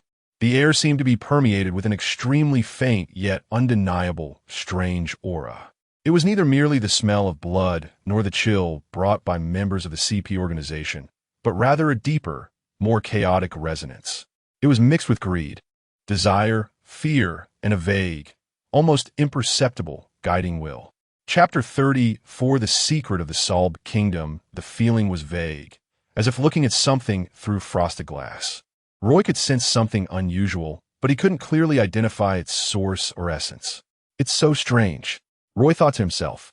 "Bartholomew Bear, you willingly became a weapon for the world government, accepting modifications from Vegapunk, but did you ever think that your country would turn out like this?" This invisible sense of oppression made Roy, who had completely opened his senses, very uncomfortable, as if the entire royal capital was shrouded in an invisible net. Under this pressure, his thoughts involuntarily drifted to Kuina. Roy didn't understand why Kuina was still alive. Perhaps in the original story, Kuina discovered that her family was from Wano country, and then embarked on an adventure to Wano alone, eventually joining the Revolutionary Army during this journey. This was the most reasonable explanation Roy could think of. Immediately, the scene from outside the tavern during the day clearly emerged in Roy's mind. The blind Fujitora smiled, and just by standing there, he could hear the clarity of Kuina's sword and the goodness in her heart. Observation Haki, cultivated to a profound level, it could be so mysterious. Fujitora's discernment of good and evil, Sanji's perception of others' emotions, Katakuri's foresight of the future. Roy murmured to himself, a glimmer of realization flashing in his eyes. He once possessed the powerful observation Haki granted by the system, able to foresee attacks, have extremely long sight, perceive everything within a certain range, and even glimpse a fleeting future. But the disappearance of the system took all of this away. This was akin to losing a certain sense. However, Roy's understanding of the three types of Haki did not vanish along with it. Perhaps Fujitora's appearance was an opportunity for him to recultivate observation Haki. What the system granted was ultimately an external thing. If I lose it, can I rely on myself to regain it? A sense of defiance surged from the depths of Roy's heart. His body had been tempered through countless trials, and his will had been forged at the edge of life and death during the Marineford War. These were his true foundations. Observation Haki is closely related to hearing, perception, and the tranquility of the mind. Roy slowly closed his eyes, leaning against the wall, and tried to eliminate the distractions in his heart. His worries about Kuina, his vigilance towards the CP organization and the Salb Kingdom, and his thoughts on solving the predicament. He concentrated all his attention on perception itself. He began to imitate Fujitora's state of listening to all things. At first, all he could hear were the sounds of the silly dog gulping down its food, the faint sound of the wind outside the window, and the distant, indistinct clamor. But gradually, as Roy truly calmed down and expanded his mind, those originally vague sensations began to become clearer. He heard Lady Martha downstairs softly comforting her daughter, little Shuya, her voice laced with unmistakable worry. He heard the heavy coughing of an elderly person from the neighboring house. He heard the distant, orderly but dull footsteps of patrolling guards on the street, and the fear evident in their hushed conversations. The strange atmosphere that permeated the air also seemed to become more concrete. That aura felt like a low-frequency resonance, seemingly originating from the palace in some remote location, mixed with countless chaotic emotional fragments. Blazing greed, restless agitation, repressed fear, and a faintly discernible, chilling, bloody scent and a will for destruction. But this feeling was fleeting, like ripples caused by a stone thrown into a lake, quickly returning to vagueness. Roy suddenly opened his eyes, beads of sweat forming on his forehead. Just this brief attempt made him feel somewhat mentally fatigued. But a long-lost flame ignited in his deep-set eyes. "Yes, just like this," Roy murmured, a slight smile forming at the corners of his mouth. Although he was still far from regaining his former level, he had indeed caught a glimpse of that opportunity.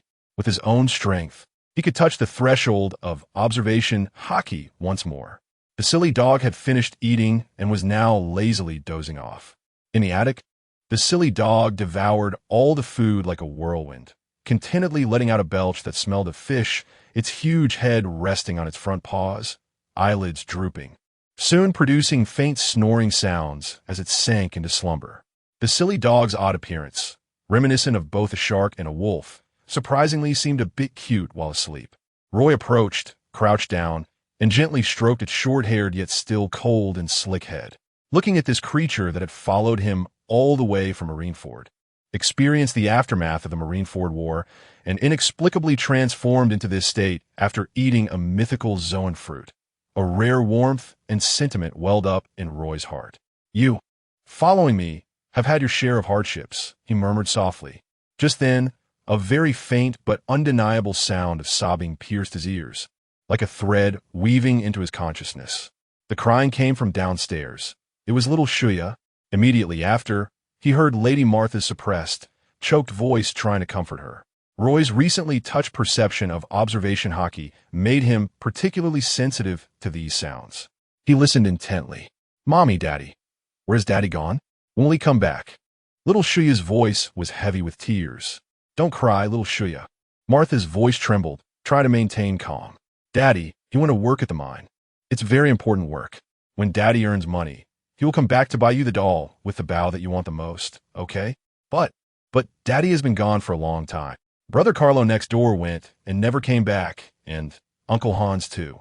Mommy, is Daddy. Is he never coming back?" Little Shuya's voice carried a level of fear and despair beyond her years. She seemed to have an inkling of something. This sentence seemed to shatter Martha's last bit of strength.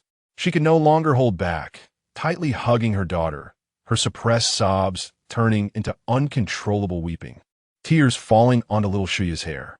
"He will come back. Daddy will definitely come back. He will," she repeated, as if comforting her daughter, but more like trying to convince herself. Yet the helplessness and pain in her voice revealed that even she could not believe this lie. In the attic, Roy's brow furrowed tightly, the unease arising from sensing the kingdom's strange aura completely aligning with the desperate cries from downstairs.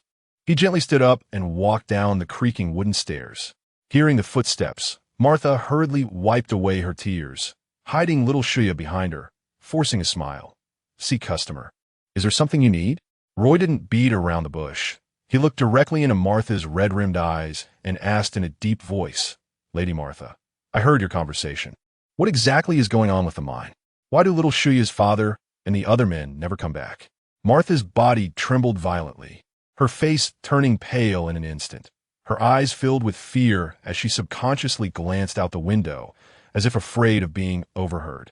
She gritted her teeth and gently said to her daughter, "Little Shuya, be good. Go play in your room for a while. Mommy needs to talk to the customer." Little Shuya nodded gently, looking back 3 times as she walked into the inner room. After confirming her daughter's departure, Martha's tears surged again. She lowered her voice, filled with a sobbing tone and immense resentment, and recounted the nightmare that had unfolded in the kingdom of Soul Bay over the past 6 months. At first, everything was fine. Ever since our esteemed king, Bartholomew Bear, became one of the 7 warlords of the sea, we thought life would get better, even though he left the kingdom.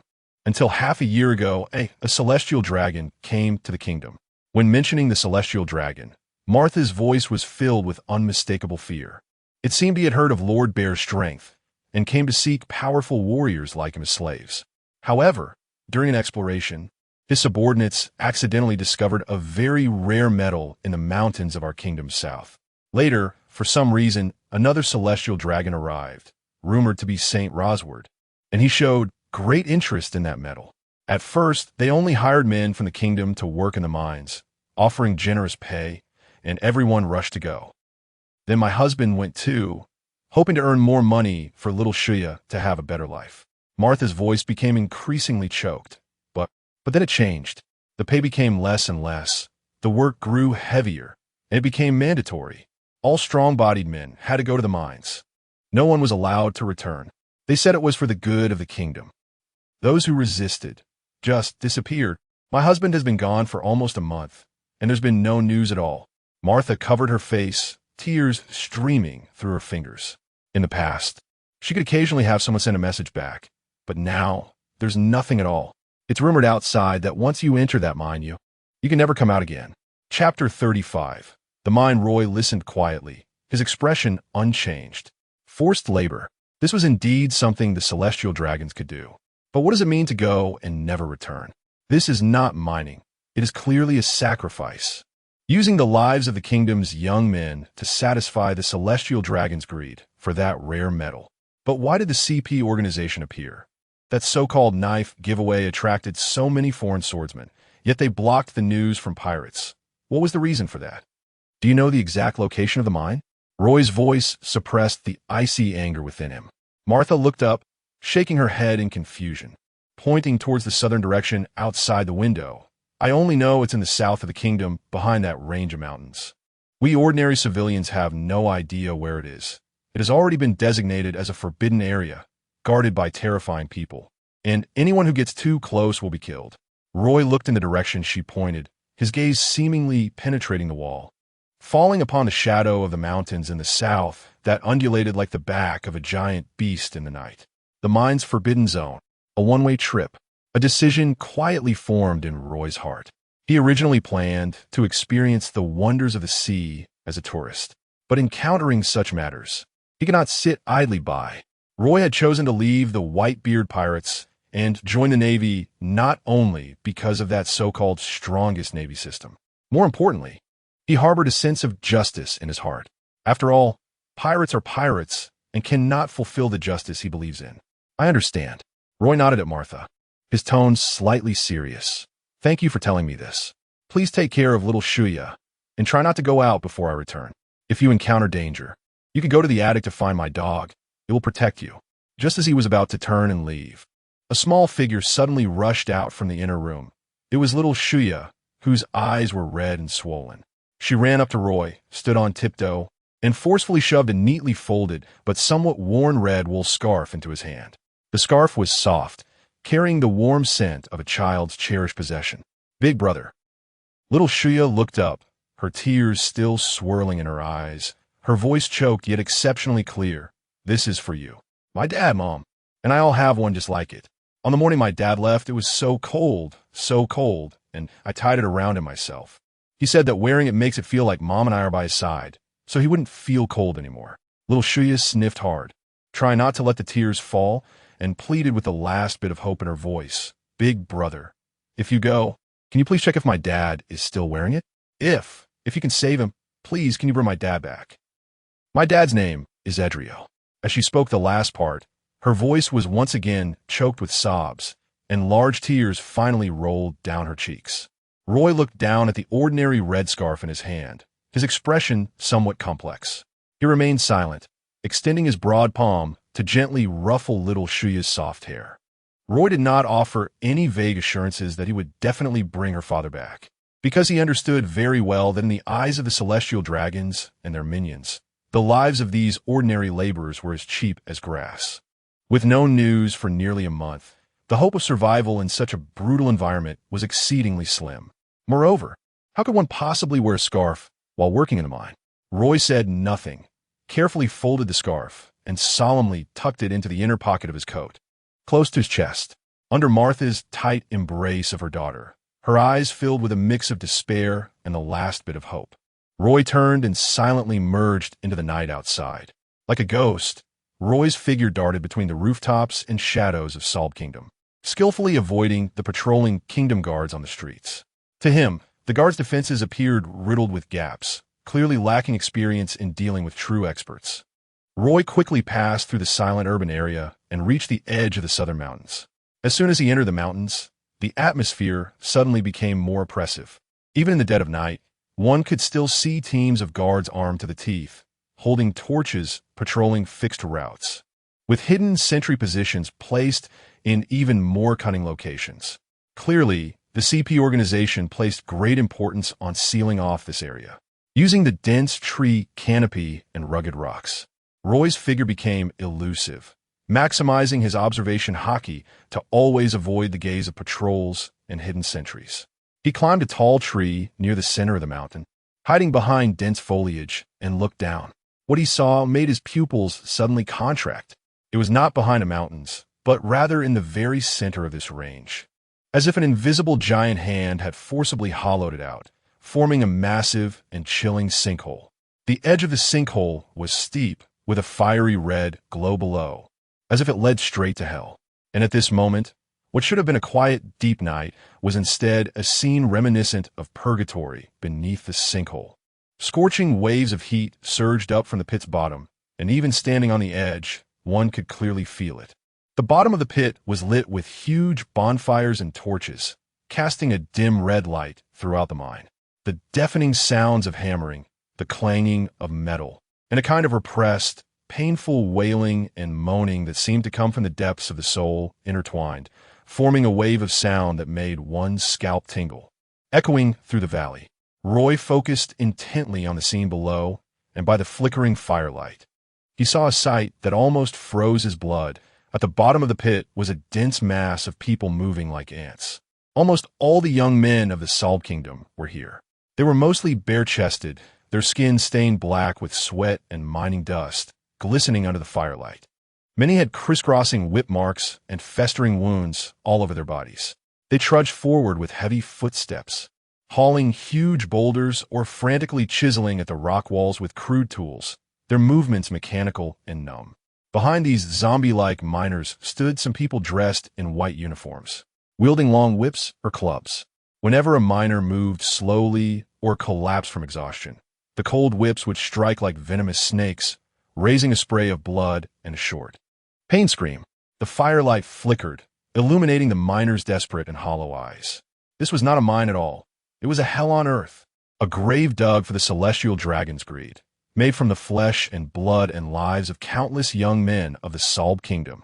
Roy clenched his fists tightly, his knuckles turning white from the force. The small red scarf in his pocket felt as if it had become scalding hot, burning against his chest. Chapter 36 Speed Up. Roy's eyes narrowed, no longer hesitating. He focused on a flickering light at the edge of the mine below, in a relatively concealed shadow area. With his legs slightly bent, he prepared to leap down into this hell on earth to investigate up close. However, just as his body left the edge of the cliff and was in the initial state of falling, an invisible yet vast power suddenly surged from below, like the softest yet most resilient net, precisely lifting him up.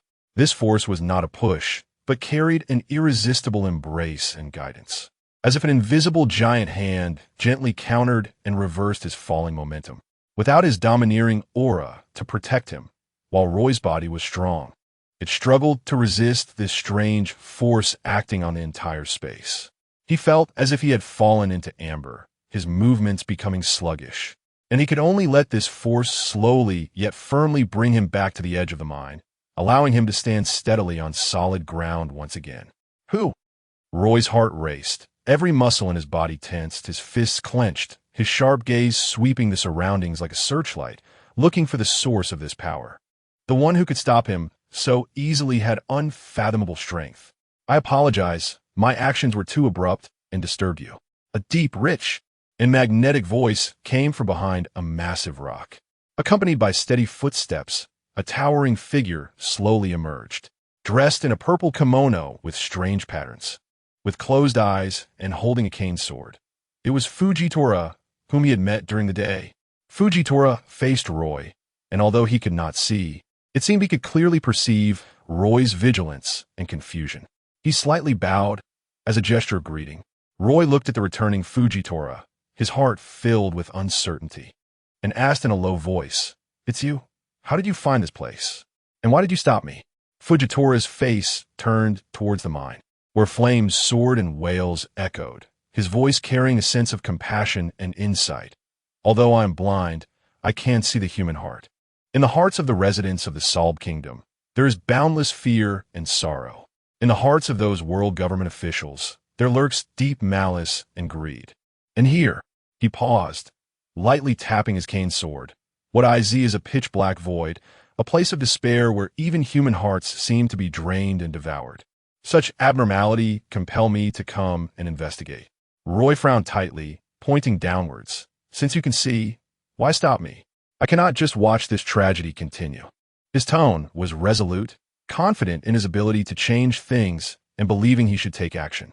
Roy did not regard the Celestial Dragons or the CP organization as threats. If issues arose, he would just throw a punch. If one punch wasn't enough, then two punches.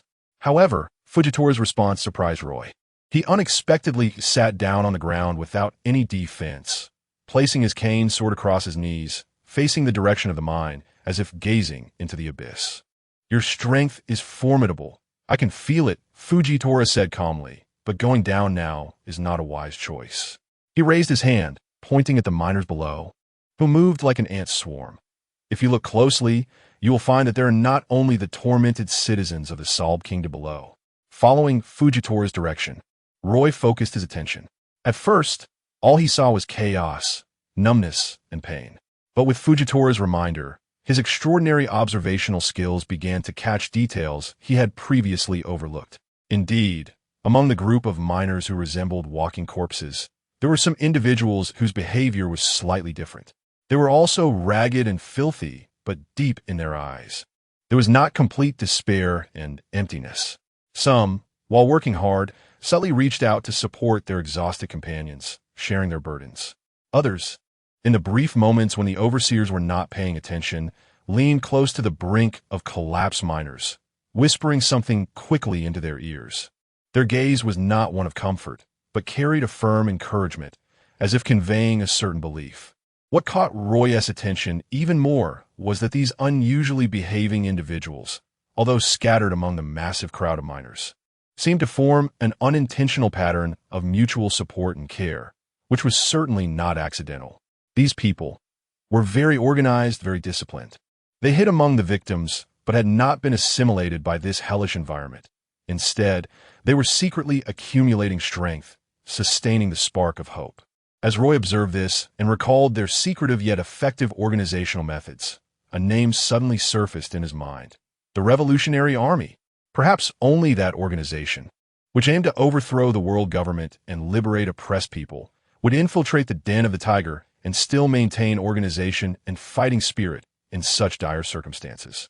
Roy's thoughts shifted, realizing this was the Salb Kingdom, the homeland of Bartholomew Kuma, who was a high-ranking member of the Revolutionary Army and the brother of the leader, Dragon. Given this, how could the Revolutionary Army just stand by and watch Kuma's homeland be violated by the Celestial Dragons? Roy turned to look at Fujitora, who sat calmly on the ground, seemingly aware of everything. This blind man had detected the presence of the Revolutionary Army in such chaotic surroundings, merely by listening to the hearts of the people. What a terrifying mastery of observation Haki.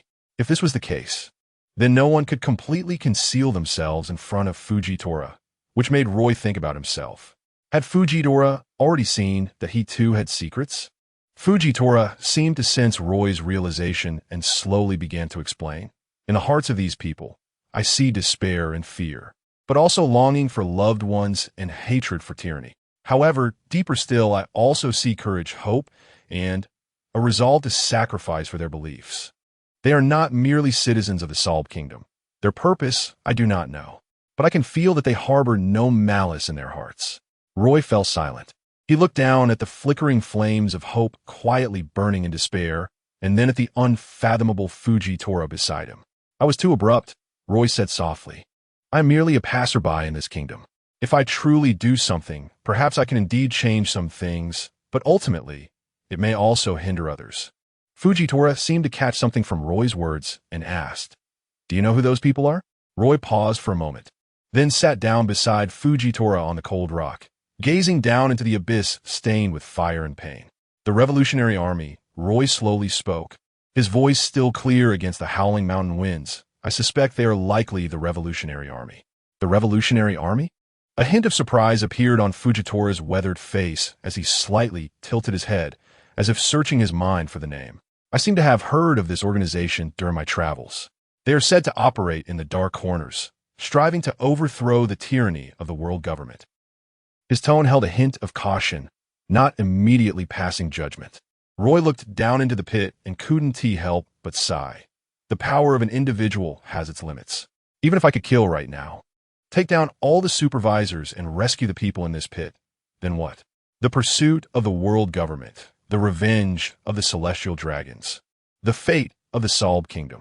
With just one person and one punch, it's hard to change the world. Only the power of organization, like streams converging into the sea, can truly shake the rotten foundation. Fujitora slowly nodded, as if enlightened, and agreed. "What you say is indeed true. The strength of an individual is certainly valuable, but if we cannot unite the will of the people, it will be difficult to achieve great things. The will of the people is the true source of strength." At that moment, Roy's hand unconsciously reached into his chest, touching the soft and warm red scarf. The tearful face of little Shuya filled with hope, the desperate and suppressed cries of Madame Marcia, and the inhumane torment endured by countless Adrians at the bottom of the pit. These images intertwined and magnified in his mind. He suddenly stood up, the night wind blowing his clothes, making a rustling sound. "I don't know what the Revolutionary Army is plotting, nor do I know how long their plan will take to bear fruit." Roy's voice was not loud, but it carried a resolute determination, his gaze piercing as he looked down at the hell below. "But since I am here, I've seen and heard. Then I cannot just stand by and wait." He turned to Fujitora, a nearly wild smile appearing on his face, a smile filled with undeniable firmness and a hint of madness. "I have no choice but to speed up their plan." Chapter 37. A spark of fire, although Fujitora could not see. It seemed as if he could clearly perceive the resolute aura suddenly rising from Roy, as well as the determination hidden behind that smile. His expression changed slightly, and he tightened his grip on the cane sword on his knee, asking in a deep voice, "Sir, what do you intend to do? Do not act impulsively." Roy's smile remained unchanged, but his tone was terrifyingly calm, as if stating a simple fact. "I just want to do something I can do, something I want to do right now. For example, to make those scoundrels down there, who wield whips, unable to swing them anymore." Before he finished speaking, Roy's figure had already disappeared from the edge of the cliff. He did not choose a concealed route.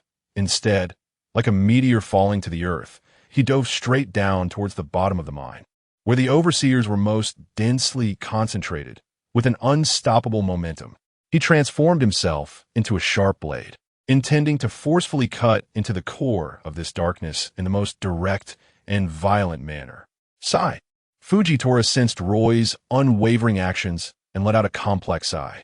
He did not intervene because he could hear Roy's inner anger was not blind, but rather a clear, firm, and unyielding determination to execute justice at any cost. He slowly stood up, the cane's sword half drawn, and an invisible gravitational field began to quietly spread around him. In that case, let me exert my limited strength to clear away some unnecessary disturbances for you. Fujitora faced the direction of the mine entrance, where more Kingdom Guards and CP agents were undoubtedly stationed. Roy's actions would inevitably alert them. What Fujitora needed to do was buy enough time for Roy to take that first accelerated step. Below the mine, hell continued. An overseer was raising a bloodied whip high, aimed at a miner who had collapsed on the ground, unable to get up. At that moment, a shadow fell from the sky like a meteor. Boom!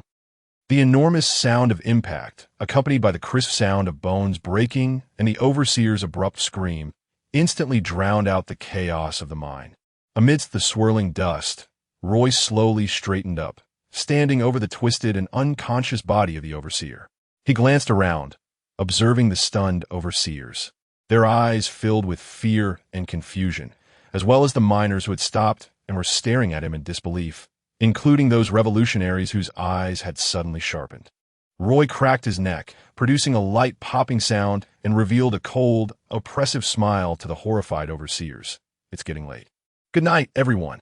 In front of Roy, an overseer watched helplessly as a companion was smashed into the hard ground like a rag doll, leaving only a human-shaped indentation and blood oozing out. Extreme fear instantly seized his heart, and he let out a scream that was not quite human, turning to flee from the suddenly descended demon.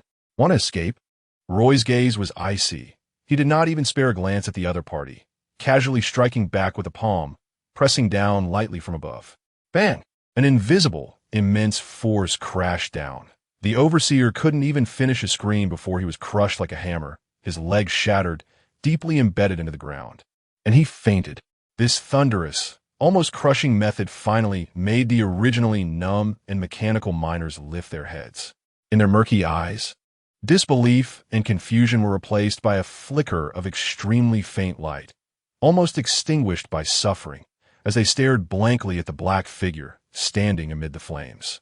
The other overseers, upon witnessing this, had long been scared out of their wits and dared not stay any longer. They dropped their whips and fled like frightened rabbits, screaming in terror. The tremendous commotion here quickly alerted the Kingdom Guards and CP agents stationed throughout the mine. Urgent whistle blasts sounded and chaotic footsteps approached from all directions, as nearly 100 armed guards and several gray-clad figures, who appeared darker and moved more swiftly, quickly surrounded Roy's position. Bold rogue, how dare you? A guard lieutenant shouted sternly. But before he could finish his words, an invisible yet vast power appeared like a wall, suddenly expanding outward from Roy's center.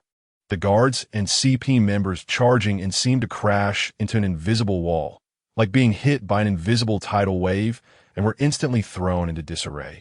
Screaming as they were hurled away, crashing into the mine walls or carts, bones breaking and muscles tearing, losing their combat effectiveness in an instant. Fujitora's figure had quietly appeared on a towering rock near the mine entrance. He still kept his eyes closed, the cane's sword half drawn, surrounded by a faint purple aura. Roy glanced back at that direction. Although there were no words exchanged, they had already established an understanding. He no longer paid attention to the chaos outside and moved again. Roy flickered like a phantom at the bottom of the massive mine. Each appearance was accompanied by the screams of overseers and their falls. His movements were as fast as lightning, brutal and precise, showing no mercy to those overseers who had been particularly cruel and treated human lives like weeds. He either killed or maimed them.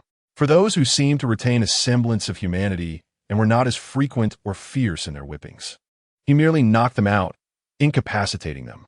The entire mine fell into a bizarre chaos due to this sudden change. The overseer system was nearly paralyzed in just a few dozen seconds. The revolutionaries mixed among the miners also snapped back to reality from their initial shock. One man, appearing to be a revolutionary cadre with a whip scar on his face, looked at Roy, who moved through the overseers as if in a no-man's land. And at the mysterious Fujitora blocking any reinforcements, his eyes shifting rapidly. This is bad. Who are these two? He thought anxiously, but his face quickly revealed determination. This was also an opportunity. We can't wait any longer. He quickly pulled out a pitch-black crow with sharp eyes from his pocket. This crow was not a living creature, but made of countless tiny black particles, lifelike, and was the fruit ability of the Revolutionary Army's Northern Army commander, Crow Karras. He leaned close to the crow's ear and quickly whispered something in a very low voice, then raised his hand to launch it. The black crow shot into the sky like an arrow, silently piercing through the night above the mine, disappearing from sight. Comrades, the time has come. Move. With this low shout from the revolutionary cadre, the other revolutionary members scattered among the miners suddenly had their eyes sharpened. They no longer hid, unleashing power and speed far exceeding that of ordinary miners, like tigers leaping out of their cages, actively pouncing on the remaining overseers and kingdom guards who tried to resist. At the same time, more experienced revolutionaries began shouting loudly to organize the bewildered miners. Fellow villagers, do not be afraid. We are here to save you. Follow us. Pick up the weapons on the ground. For freedom. For home. Retreat to the eastern exit. Hurry. Once the flame of hope is ignited, it can sweep away the clouds of despair like a prairie fire. The originally numb miners, upon seeing the revolutionaries rise up in resistance and hearing the call to return home, finally had their desire to survive completely ignited. They let out a long-suppressed roar, and some began to pick up stones, picks, and even fought barehanded, following the guidance of the Revolutionary Army, surging toward the exit and launching a retaliatory attack against the overseers who had oppressed them daily. Roy, after clearing most of the overseers in sight, did not participate in organizing the evacuation. He stood quietly at the bottom of the mine, in front of a stone house that was clearly the residence of the overseer and the only decent one around, expressionless, his sharp gaze scanning the dark corners and deeper passages of the mine. This important mine could not possibly be guarded by just these small fry. The real strong ones must be hiding in the shadows or on their way. He was waiting for that sufficiently heavy big fish to appear. Next to him, Tenghu also finished his actions. Those small fries had not exhausted him in the slightest. Tenghu turned to look deeper into the passage, merely raising his hand to slowly close the blade of his staff weapon. Chapter 38. The Sparks of Revolution. Meanwhile, a crow made of black particles flew across the night sky at an astonishing speed, landing atop the highest building in the capital of the Solb Kingdom. The capital's clock tower. In the shadows, a tall and thin man, wearing a raven mask that covered his entire face and draped in a cloak of black feathers, slowly appeared. He extended his hand, and the messenger crow landed on his fingertip, transforming into a pitch-black feather that gracefully merged back into his cloak. The commander of the Northern Army of the Revolutionary Army, Raven Karras, was already aware of everything happening in the mine. Has the plan been forced to advance? So be it. A low, hoarse self-mutter came from beneath the raven mask. Karras raised his head, gazing at the capital shrouded in darkness.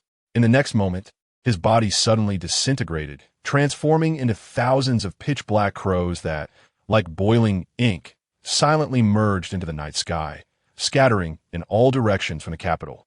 The night was thick, and the figure of the crow blended almost seamlessly into the darkness. An invisible and heavy force, seemingly capable of suppressing all sounds and breaths, swept across the entire Solb Kingdom like a silent ripple as the flock of crows flew by. Those sleeping felt a vague sense of heart palpitations in their dreams, while the swordsmen, still drinking in taverns, filled with aspirations for the future, merely sensed a brief bitterness in their drinks, completely unaware. However, the members of the Revolutionary Army, lurking in every corner of the capital and disguised as various characters, simultaneously receive the highest order from the Northern Army commander. The bells of liberation ring early. Execute the plan fully. As Karras' silent command spread through the capital like an invisible wave, the revolutionary forces hidden in the shadows of the Solb Kingdom erupted like a lit fuse. In a concealed underground warehouse in the capital, Several men dressed in ordinary laborers' clothing, but with sharp eyes like eagles, exchanged glances. One of them clenched his fist tightly, his voice deep but filled with strength. "Brothers, the order has come.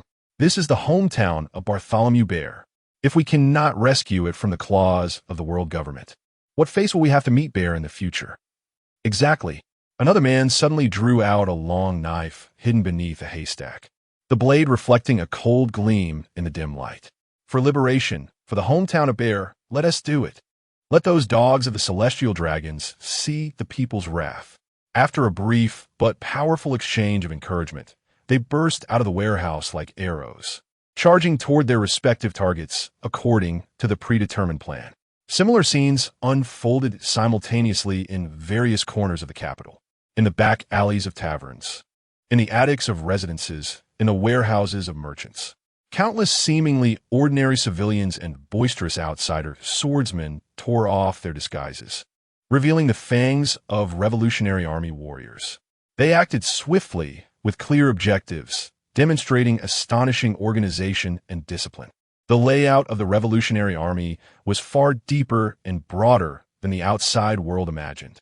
In the palace area, the deputy commander of the Eastern Army of the Revolutionary Army, Jilin, a robust middle-aged man with a sharp haircut and a shallow scar on his face, personally led an elite squad, precisely cutting into the weakest points of the palace guards.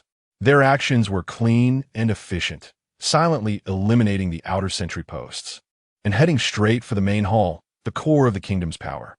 Control the Salb royal family and high-ranking officials, cut off their connections with the outside world, especially with the CP organization. Jilin ordered in a low voice, his gaze cold. As long as they controlled the nominal head of the kingdom, they could create chaos in a legal sense, buying time for subsequent actions. In various districts of the capital, more members of the Revolutionary Army began to clear and control areas in groups. They occupied traffic routes, attacked the garrisons of the kingdom's guards, and simultaneously reassured the panicking populace, loudly declaring, "The Revolutionary Army has arrived. We only target the world government and tyranny. Ordinary civilians need not panic. Just close your doors." What appeared to be a chaotic situation was, in fact, a new order being reshaped. Above the capital, countless pitch-black crows gathered, forming a low-hanging, suffocating cloud. In the center of this cloud, a gigantic crow, with a wingspan far exceeding that of its kind, circled, its sharp gaze sweeping across the entire battlefield, especially towards the palace and several known CP organization strongholds. The Northern Army commander, Karas, had already transformed into the final line of defense and deterrence, ready to extinguish the strongest flames of resistance at any moment. He was the leader of the Revolutionary Army in this battle, and the strongest enemy would be eliminated by him. Inside the capital, a guard, rolling and crawling, burst into a temporary chamber occupied by the CP organization, his face pale, trembling as he shouted, "Master, it's bad. The enemy forces have breached the palace. Many places outside are in chaos." Blowit, who was already irritated by the unexpected news from the mine, erupted in anger. "Useless. A bunch of useless fools. Can't you even defend your own palace?" He rose abruptly, kicking the messenger guard hard in the chest, sending him flying against the wall, knocking him unconscious. "I want to see what reckless thing dares to cause trouble here." With a dark expression, Blowit, accompanied by two other CP members, rushed out of the chamber. However, as they stepped out the door, a towering figure blocked their path. It was none other than Jilin, the deputy commander of the Eastern Army of the Revolutionary Army. Jilin, wielding a seemingly heavy mace, looked down at Blowit and the others, a mocking smile curling at the corner of his mouth. "Oh, aren't these the loyal dogs of the world government, the esteemed members of the CP organization? What is this? Instead of wagging your tails at your masters in Mariewa, you've come here to bully this little country in the South Sea?" Blowit's eyes narrowed as he recognized Jilin's identity, his face growing even darker. The stinking rat of the Revolutionary Army. "Jilin of the Eastern Army, you really have meddled. It seems the chaos in the mine is also your doing. So what?" Jilin slammed the mace heavily onto the ground, producing a dull sound that made the ground tremble slightly. The crimes committed by your world government and your serving celestial dragons in the Solb Kingdom are simply too numerous to list. Today, our arrival is to eradicate you tumors. Blowit sneered coldly, drawing his side sword. Eradicate us? Just you bunch of rebels hiding in the gutters? Fine, it's just right to eliminate you unstable elements together. I'm sure Lord Rosward will be very pleased. Before he finished speaking, Blowit moved, transforming into a blur, his narrow sword like a venomous snake emerging from its hole, stabbing directly at Jyland's throat. The speed was far beyond that of ordinary masters. Good, Jyland roared, the heavy mace whistling through the air as he swung it fiercely towards Blowit's blade. Clang! The sharp sound of metal clashing erupted in the palace's front courtyard, sparks flying. At that moment, another swift figure broke through the Revolutionary Army warriors' blockade. Trying to assist Blowit, it was Kane's Han from the CP organization. Don't even think about it. Several elite Revolutionary Army warriors had long been prepared, immediately forming a formation and charging forward fearlessly, their blades and swords instantly overwhelming Kane's Han. Although their individual strength might be slightly inferior, the seamless cooperation and fearless momentum among the Revolutionary Army warriors dragged this CP member into a quagmire of entanglement. On a high platform with an excellent view in the capital, Janina of the CP organization looked down at the city engulfed in chaos and flames. The Revolutionary Army's actions were swift and efficient, having taken control of several key points, while the kingdom's guards were retreating in defeat. The blazing flames reflected on her cold and serious face. She took out a small telephone bug and dialed Roblucci. Chapter 39 Prototype. The phone bug was connected, but what came from the other side was a fierce sound of breaking air and the sharp calls of some birds. Clearly, what Rob Lucci was facing was not simple either. Commander Lucci, the capital. Yanina spoke urgently, trying to report the situation. However, before she could finish her words, Rob Lucci's iconic cold voice, suppressing his anger, came through the phone bug. Notify the mine. Activate the first batch of prototypes. Short and to the point, without room for doubt. After finishing, he didn't give her any time for questions or confirmation, and the communication was cut off unilaterally. Yanina held the silent phone bug, her pupils constricting. Prototypes. Are they going to be used so soon? It seems the pressure on Commander Lucci's side is also immense. She couldn't afford to be negligent and immediately took out another encrypted phone bug to relay the orders toward the mine. On the other side of the capital, in a relatively open square that overlooked a small part of the city, Rob Lucci slowly retracted the small phone bug into his embrace. His gaze remained locked on the figure standing at the top of the lamppost in the center of the square.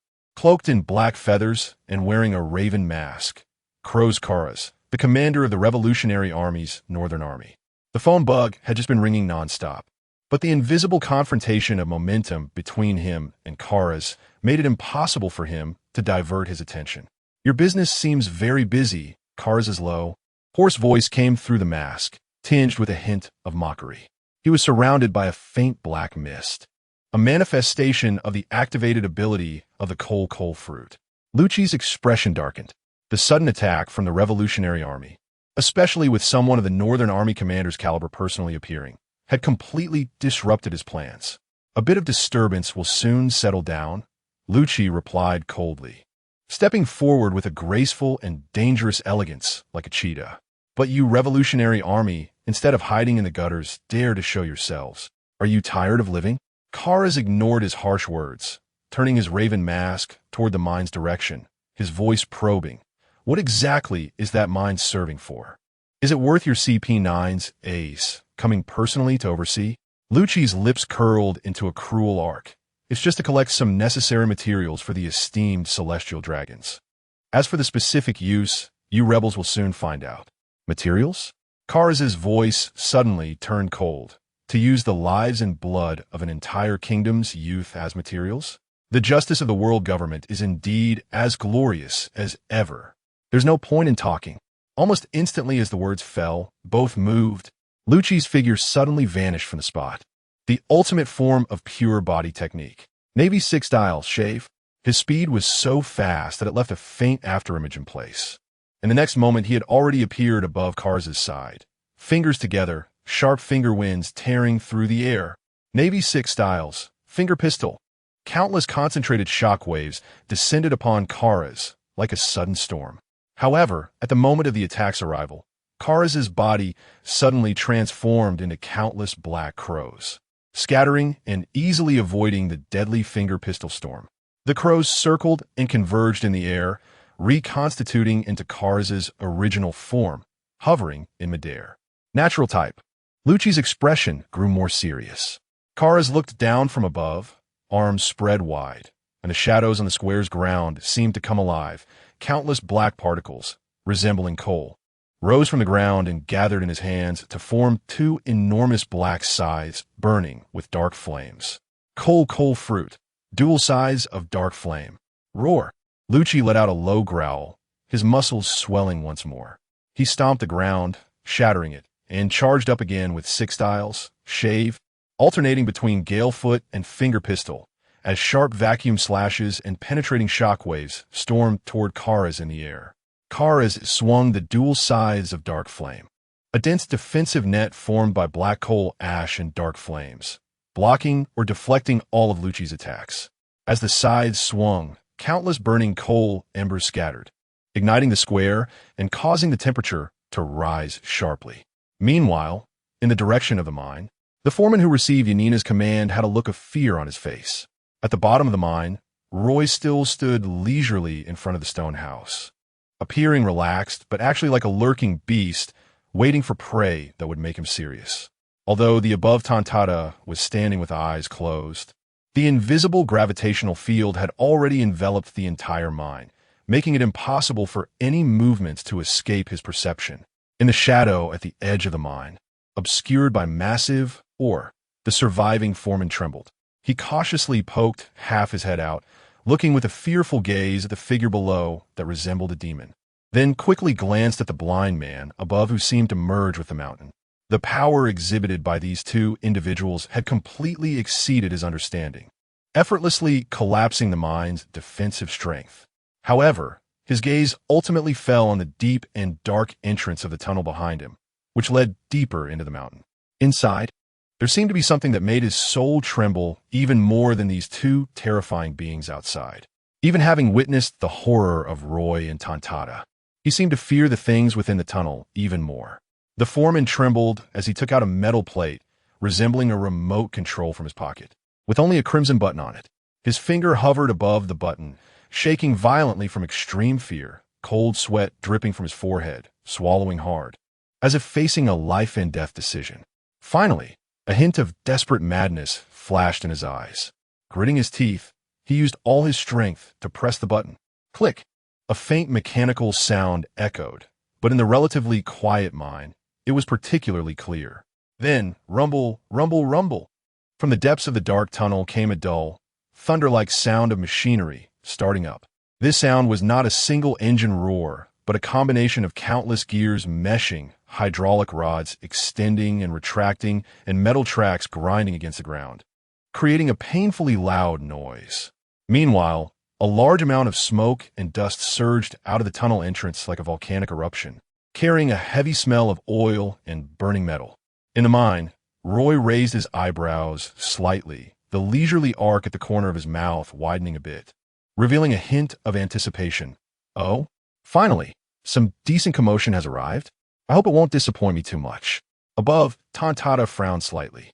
Although he could not see, the tremendous sound waves, the trembling ground, and the unnatural aura permeating the air clearly outlined the contours of danger. The small rocks that had been floating around him began to tremble uncontrollably, as if being pulled by an invisible force, ready to transform into deadly projectiles at any moment. Boom, ka-ka-ka. The heavy, metal and rock mixed giant door of the tunnel was slowly pulled by massive mechanical chains from within, making a heart-pounding, grinding sound, slowly opening to both sides. The swirling smoke and dust gradually settled, revealing the deep darkness behind the door. However, the anticipated single powerful enemy did not appear. Instead, there were uniform, heavy footsteps. Thud, thud, thud, thud. Like the drums of a giant, the ground began to rhythmically tremble violently. The footsteps did not come from a single direction, but rather from deep within the corridor, dense and unified, as if a troop was marching heavily, emerging from the depths of the earth. Roy's previously relaxed expression finally faded, and his brows furrowed slightly. Although he had not yet seen what was inside the corridor, the heavy footsteps and the cold, lifeless, bloody smell that rushed towards him were telling him one fact. What was coming was definitely not just one person, and it didn't even seem like a living being. Chapter 40 The battle begins. The smoke and dust slowly settled, but the suffocating smell of blood in the corridor grew even stronger. At this moment, several members of the Revolutionary Army who had just been responsible for organizing the miners' evacuation returned. Having finally managed to evacuate these suffering people, there was a hint of joy on their faces from completing part of their task. However, when they looked at Roy, their expressions revealed a seriousness that suggested their plans had been disrupted. One of them, a rugged man who appeared to be the squad leader, quickly walked to Roy's side. His gaze also turned toward the eerie entrance of the corridor, and he spoke in a complicated tone. "Sir, while we are grateful for your assistance in rescuing these miners, your unilateral actions have completely disrupted our overall plan." His brows furrowed, and a trace of worry flashed in his eyes. "I can only imagine that right now. The royal capital of the Salb Kingdom is already embroiled in a fierce battle due to our premature actions. The variables and sacrifices could have been much smaller." Roy's gaze remained fixed on the corridor, and he simply responded calmly. "Every minute we delay could lead to another family being torn apart, another innocent person drained of life in this hellish darkness." Another revolutionary member couldn't help but speak up, his eyes filled with the determination characteristic of an investigator. "We infiltrated this place precisely because we sense that this mine is far from ordinary. The world government is making such a huge effort not just to mine ores. We want to uncover the truth behind this and fundamentally destroy it." A faint smile appeared on Roy's lips as he raised his hand to point at the now clear figures emerging from the corridor, his voice low and icy. "The truth? It's right in front of you." As his words fell, it was as if a thunderclap resonated in the hearts of the Revolutionary Army members. They focused their gazes, finally seeing clearly what was coming out of the corridor. It was not the guards they had expected, nor the keepers of some secret armory. It was a group of people, familiar faces they had seen among the miners, who had been taken away one by one without a trace.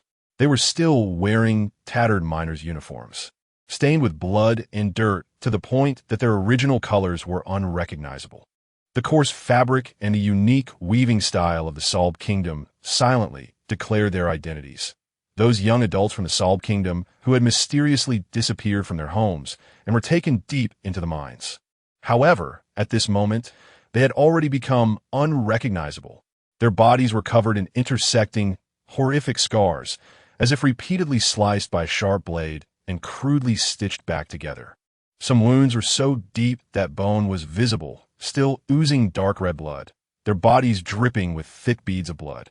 Their skin exhibited an unhealthy grayish hue, and their eyes were a pure, crazy red, without any whites or pupils, only the burning desire for slaughter. Their faces were twisted and distorted from extreme pain or some unknown transformation, their mouths unconsciously agape, revealing white teeth, emitting low growls like beasts. Even more distressing was Roy's sharp perception that these people seemed to have lost all signs of breathing. Their chests no longer rose and fell, completely driven by some inhuman force. In each of their hands, they tightly gripped a knife of uniform design. The blades were entirely black, adorned with dark red patterns resembling veins, exuding a nauseatingly rich smell of blood and a chilling, sinister aura of killing. "It's them."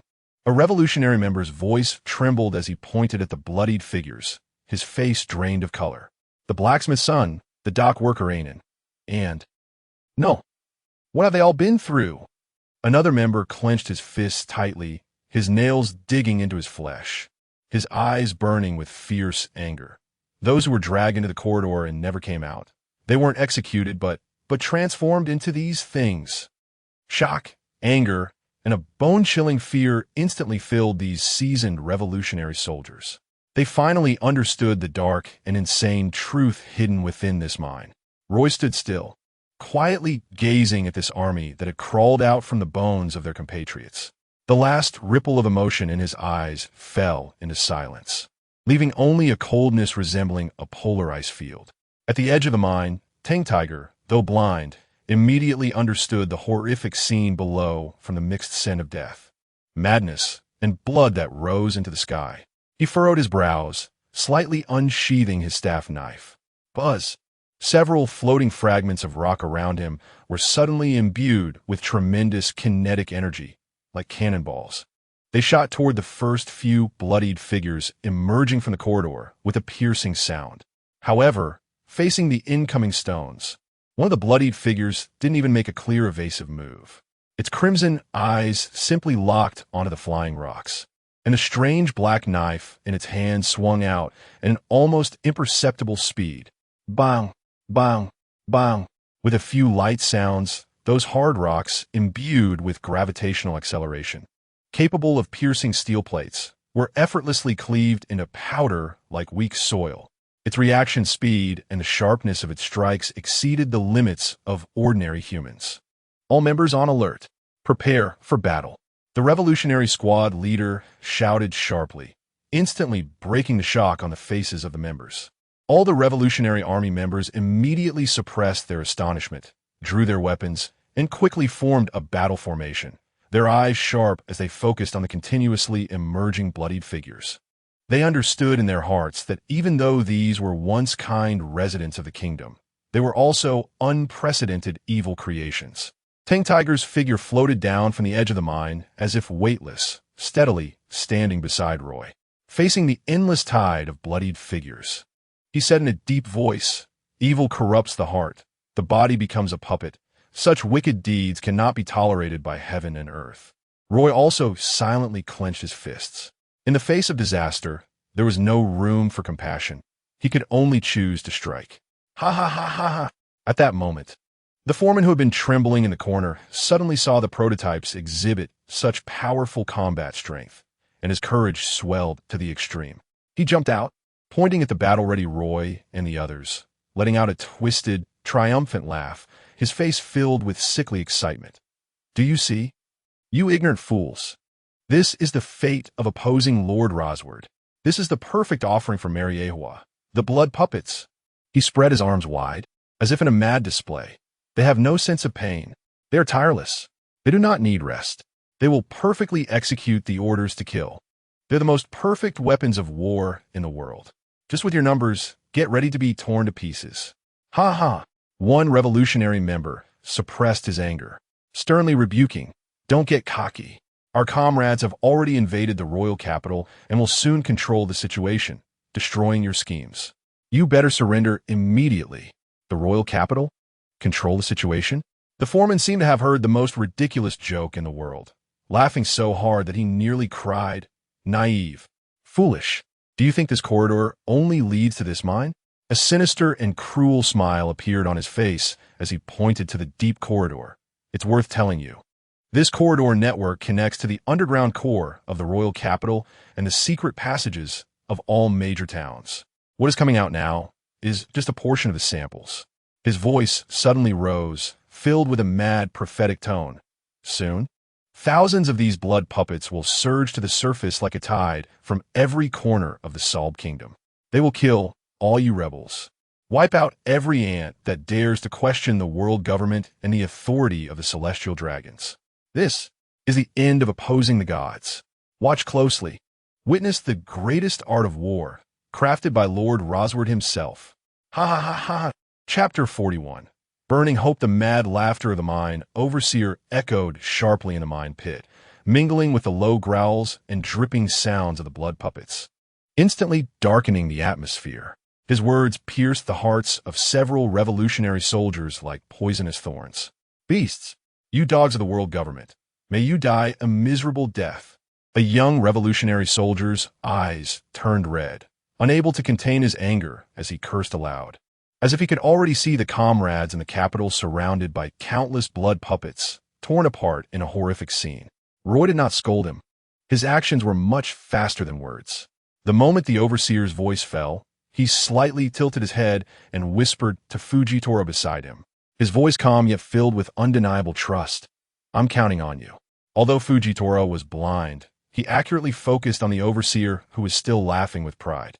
A flash of compassion crossed his face, but more was a resolute determination to eradicate evil. The seemingly ordinary staff, sword in Fujitora's hand, suddenly unsheathed half a foot. Gravity blade, fierce tiger. There was no earth-shattering momentum, only an extremely concentrated purple slashing wave, as if traversing space, instantly crossing the distance between him and the overseer. At the same time, an invisible heavy force, as solid as a mountain, precisely descended upon the overseer, pinning him firmly in place, unable to move even a finger. The mad laughter on the overseer's face froze in an instant, transforming into extreme fear and disbelief. He watched helplessly as the purple, slashing wave approached, wanting to plead for mercy, but not even able to make a sound. Thud! A slight sound, like a ripe fruit falling to the ground. The overseer's body trembled slightly. Then his pupils dilated, a thin line of blood spreading down from the center of his forehead, penetrating through his entire body. The expression on his face was forever frozen in terror and astonishment before he collapsed weakly to the ground, his life force dissipating in an instant. Fujitora slowly sheathed his sword, as if he had merely done a trivial task. Almost at the same time, the overseer died. The dense army of blood puppets in the passage let out a more frenzied roar, like a flood breaking a dam, waving their strange black knives, charging madly towards Roy, Fujitora, and several revolutionary soldiers in the center of the mine. These blood puppets had only destruction in their crimson eyes, their movements stiff yet swift, exuding a strong smell of blood and death, instantly overwhelming a large area. Facing this surging crimson tide, Roy and Fujitora exchanged glances, needing no words. Their understanding was instinctive. Roy moved first. He stomped down hard, cracking the ground, and shot himself forward like a cannonball, actively crashing into the crowd of blood puppets. He did not use any flashy techniques, relying purely on his honed physical skills and combat instincts. Bang! A simple yet powerful punch struck the chest of the foremost blood puppet. The explosive force capable of splitting mountains and shattering stones instantly erupted, visibly caving in the blood puppet's chest, sending its body flying like a broken sack, knocking down a group of similar beings behind it. However, the blood puppet seemed utterly unfeeling, struggling to rise again, though its movements were clearly much slower. Indeed, there was no sense of pain. Roy's eyes narrowed, his body darting like a dragon through the knife light, avoiding several black blades slashing towards him. He realized that the strength and speed of these blood puppets far exceeded that of ordinary swordsmen, especially the bizarre black knives, which were exceptionally sharp and carried a sinister aura that eroded the mind, making him wary of taking them on with his body. Almost simultaneously, Fujitora also moved. He did not charge into the enemy ranks, but planted his staff, sword firmly into the ground. Gravity field, quagmire. A powerful gravitational force instantly covered a large area in front of him. The blood puppets that were charging madly suddenly seemed to fall into an invisible quagmire, their movements becoming sluggish and slow, as if the movie was playing in slow motion. Their speed of wielding the black knives drastically reduced, and their roars seemed to stretch unnaturally, becoming eerie and muffled. Then they were torn apart by a series of purple slashes. Now's the time. The captain of the revolutionary squad seized the opportunity and led his team into a fierce assault. The capital of the Salb Kingdom, under the rapid offensive of the revolutionary army, was changing colors at an unprecedented speed. The resistance of the kingdom's guards was being defeated step by step in the face of the well-organized revolutionary forces. Flags symbolizing freedom and liberation were raised by soldiers atop the highest points of buildings, fluttering in the night wind. In the corners of the streets, torches symbolizing the rebuilding of order and hope were lit, their orange flames spreading like a spark in the prairie, quickly illuminating almost half of the night sky of the royal city. A bloodied yet invigorated revolutionary soldier vigorously planted a flag on the roof of the former royal tax office. He looked up at the flag, unfurling in the wind, and shouted with all his might to the sky. "Senior Xiong, do you see it? Your hometown. We have taken it back for you." Please rest assured to entrust your homeland to us." His voice was choked yet incredibly firm, reaching far into the night sky. The battles in other areas were also nearing their end, with some revolutionary squads beginning to move rapidly towards areas that still faced sporadic resistance or needed support according to their planned strategy. Some soldiers who had experienced fierce battles finally had a brief moment to catch their breath, sitting against relatively intact walls, silently wiping the blood off their blades. Although their faces showed fatigue, there was more joy in victory and hope for the future. Hope seemed to have never descended so vividly upon this city that had endured so much suffering. However, just as the dawn of victory began to appear and joyful emotions started to spread, a faint yet undeniable vibration came from beneath everyone's feet. At first, people thought it was a fatigue-induced illusion after the fierce battle or the residual tremors from fighting in the distance. But soon, the vibration became more pronounced and intense, from a subtle humming to a clear trembling, until the entire ground began to shake like sifted chaff. Tiles on the roofs rattled down, unextinguished torches swayed unpredictably, and the revolutionary soldiers who had just relaxed suddenly changed their expressions, springing up from the ground and grabbing their weapons. "What's going on? Is there an earthquake?" "No, this vibration feels wrong." Before the exclamations faded, a more terrifying sight occurred. On the streets, the stone-paved roads suddenly groaned under the unbearable weight, and then, under countless horrified gazes, the ground abruptly collapsed downwards. Not just one or two spots, but large areas were caving in. Deep, jagged, pitch-black pits appeared as if the mouths of demons had opened, emerging without warning on the streets and squares that had just been controlled by the Revolutionary Army. These pits were incredibly deep, seemingly reaching the core of the earth. "Defense! All units at maximum alert!" The commanders of the Revolutionary Army shouted hoarsely, all the soldiers' hearts leaping into their throats, gripping their weapons tightly, staring fixedly at the eerie black holes that were continuously spewing dust. In a tense silence, voices emerged from the depths of those black holes. First, there were dull and orderly footsteps, as if thousands of troops were marching underground. Then came a low, hoarse, peculiar sound, as if a decayed horn was sounding. The sound was unlike any instrument in the world, filled with deathly silence and madness, sending chills down the spine and unsettling the mind.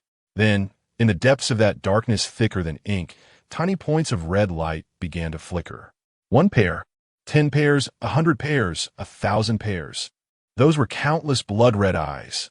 They swarmed like fireflies in hell, flickering with pure and frenzied desire for slaughter in the darkness.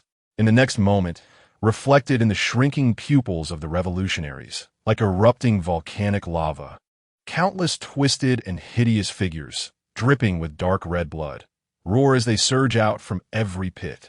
They are the blood puppets created from the residents of the kingdom of Salb, armed with strange black blades and exuding a strong scent of blood and death.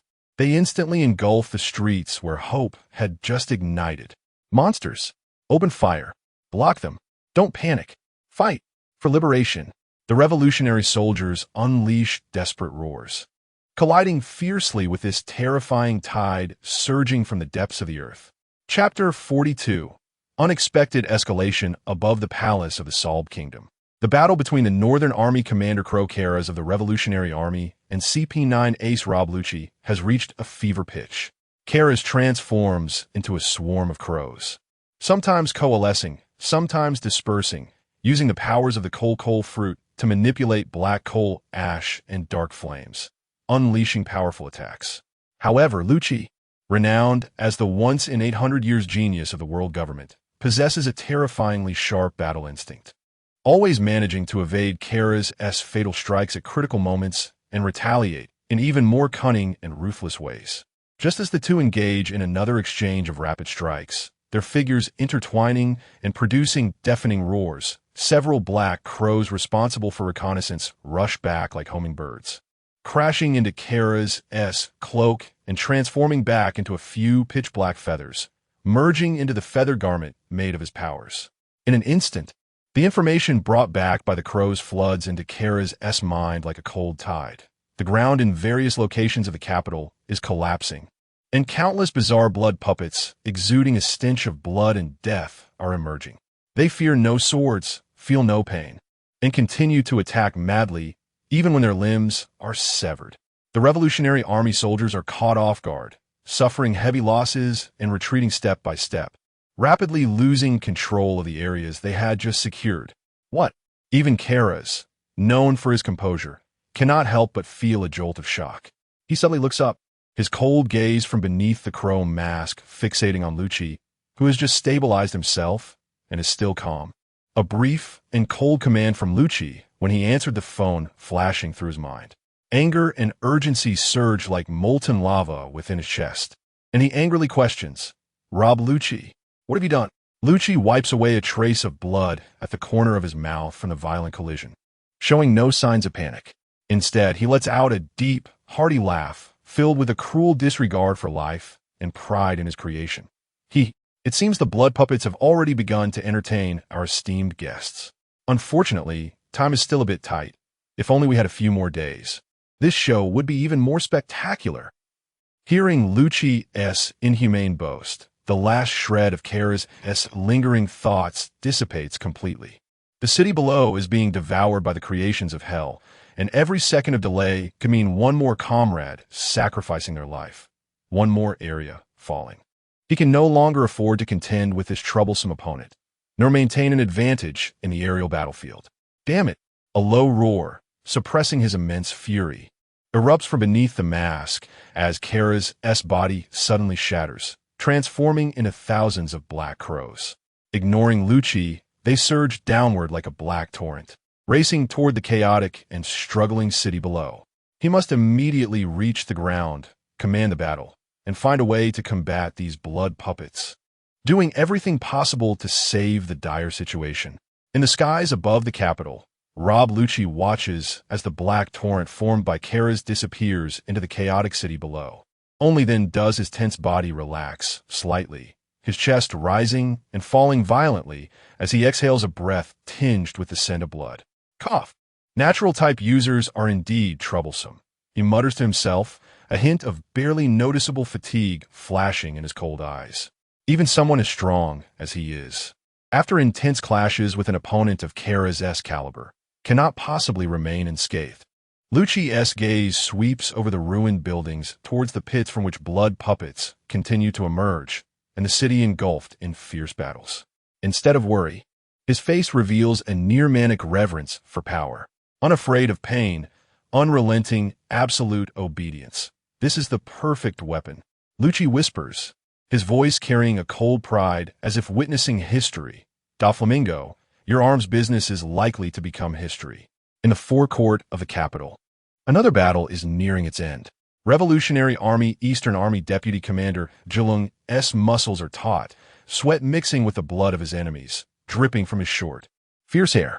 The heavy spike club in his hand strikes down with immense force one last time. Clang! The sword in Broit's hand finally cannot bear the burden, flying out of his grasp, and he himself is sent flying by the terrifying force of the club, blood spewing from his mouth as he crashes to the ground like a kite with a severed string. After struggling a few times, he ultimately cannot rise again. Jilung strides forward, a booted foot heavily pressing down on Broit's chest, causing him to spit out another mouthful of blood, his gaze vacant, completely losing the ability to resist. The scum of the world government is nothing more than this. Jilung spits out a mouthful of bloody saliva, raising his spiked club, ready to deliver the final blow to this government agent stained with sin. However, at this critical moment, a chilling roar accompanied by chaotic footsteps echoes from outside the palace. Dozens of blood puppets, their eyes blood-red, dripping with filthy blood, and wielding bizarre black blades, surge forward like zombies sensing blood, crashing through the hastily formed defensive line of Revolutionary Army soldiers, rushing towards Jilung and his group. What the heck? Watch out. Are these monsters? Jilung's expression changes, disregarding Broit's execution. He immediately turns and shouts, Team 3, block them. Everyone else, hold the line. He personally swings his spike club, smashing the first two blood puppets that charge forward, sending their bones shattering as they fly back. But what alarms him is that after hitting the ground, these two blood puppets, despite their twisted limbs, still attempt to crawl back and attack. It's as if they feel no pain, showing no fear. At that moment, a pitch-black crow darts through the chaotic battlefield like an arrow, landing precisely on Jilung's shoulder, whispering urgently in his ear. The urgent and grave warning from Kara's, along with the battlefield intelligence, floods into his mind. Jilung's pupils suddenly constrict, a dark cloud instantly covering his face. He glances down at the barely breathing Broit, then at his surroundings, where despite being elite, his troops now show signs of fatigue and are thrown into disarray by the sudden appearance of these terrifying monsters, as well as the blood puppets pouring in from various parts of the palace. Damn it, have we ultimately been one step too late? He curses fiercely, filled with unwillingness. They had successfully taken control of the palace, captured the high-ranking officials of the Salb Kingdom, and were just about to use this as leverage to further control the situation, only to discover that the enemy had such a heartless backup plan hidden away. But as an experienced commander, Jilung knows that hesitation now means death. He decisively shouts with all his might, his voice echoing through the entire forecourt of the palace. Everyone listen up. Abandon the cleanup of the remaining enemies. Take the captives, follow Plan 3 for retreat, and evacuate the capital immediately. Hurry. With the order given, the well-trained Revolutionary Army soldiers hesitate not.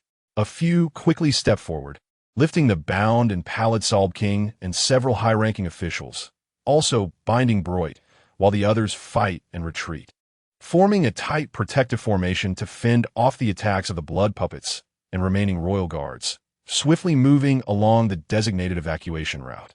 Chapter 43. Meat Grinder in the Salb Kingdom, a district near the port. Guena carefully hid on the second floor of a house facing the street, her heart racing as she observed the scene outside through the gap in the window. Just moments ago, she had felt confused and alert due to the sudden fierce battle in the capital, but when she recognized the unique emblem on the attacking forces flag, symbolizing resistance and liberation, an uncontrollable excitement surged within her. It was the Revolutionary Army. The organization she had long sought to join had appeared in the Salb Kingdom in such a thunderous manner. On the street, the soldiers of the Revolutionary Army bore the fatigue of battle on their faces, yet more prominent was the joy of victory. They swiftly and orderly cleared the battlefield, calmed the frightened civilians, and planted the flag, symbolizing the Revolutionary Army in a prominent position. How wonderful! It really is the Revolutionary Army. A rare smile of youthful joy and excitement appeared on Guena's usually cold face, and she could hardly resist the urge to jump around in her room. Guena had been troubled about how to find and join them, but fate had pushed her right in front of them in this way. Just wait a little longer. Once they settle down, I'll go down and express my intentions. Guena suppressed her excitement, filled with hope for the future. Suddenly, a dull vibration from deep underground came without warning, initially faint, then quickly becoming violent. The house began to shake, and the window frame groaned under the strain. On the street, the celebratory voices of the Revolutionary Army soldiers abruptly stopped, and everyone paused in uncertainty, scanning their surroundings with caution. In the next moment, the once solid stone pavement in the center of the street collapsed like a fragile eggshell, revealing a bottomless, jagged black hole. Following that, a second, a third. Countless blood puppets rushed out from the hole. This sudden and terrifying attack caught the Revolutionary Army completely off guard. They had just experienced a fierce battle, and their stamina had not fully recovered. Facing these irrational monsters that felt no pain, conventional tactics and coordination seemed to lose their effect. Screams, roars, and the clashing of metal replaced the previous joy in an instant. Guena felt a chill as she watched from the second floor, never having seen such a bizarre and terrifying sight. The aura of death and madness emanating from those monsters sent shivers down her spine. Through the window, she saw a Revolutionary Army soldier closest to the pit, seemingly stunned, being charged at by a blood puppet. The sinister black knife, accompanied by a chilling wind, swung toward his neck.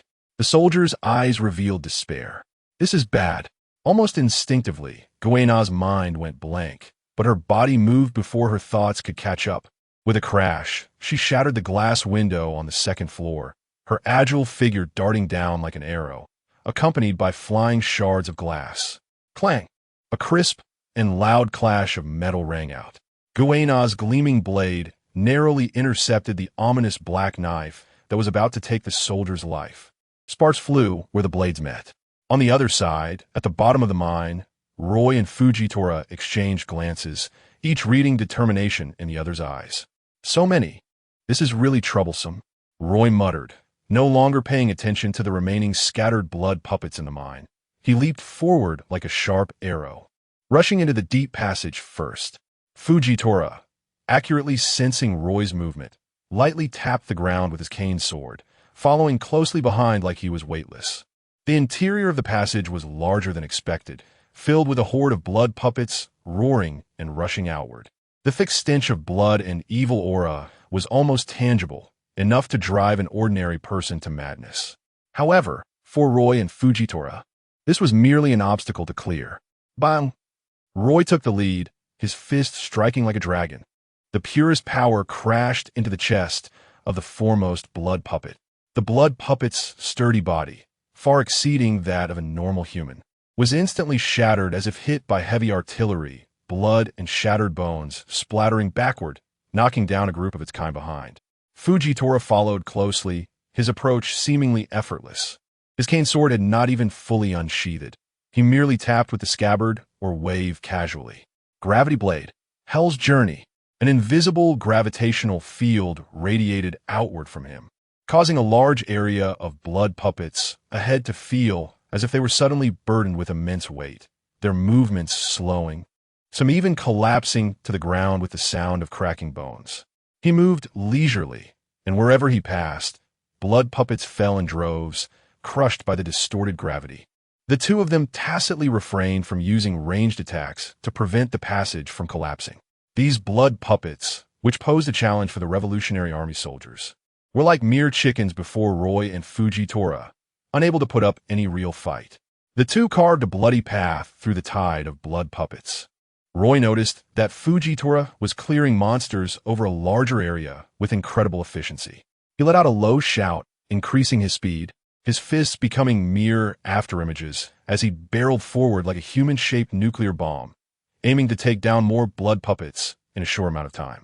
Although Fujitora could not see, he seemed to clearly perceive Roy's sudden increase in efficiency and his indomitable spirit. The corner of his mouth twitched slightly. The range of his cane sword's swings remained small, but the gravitational field he exerted became even more terrifying.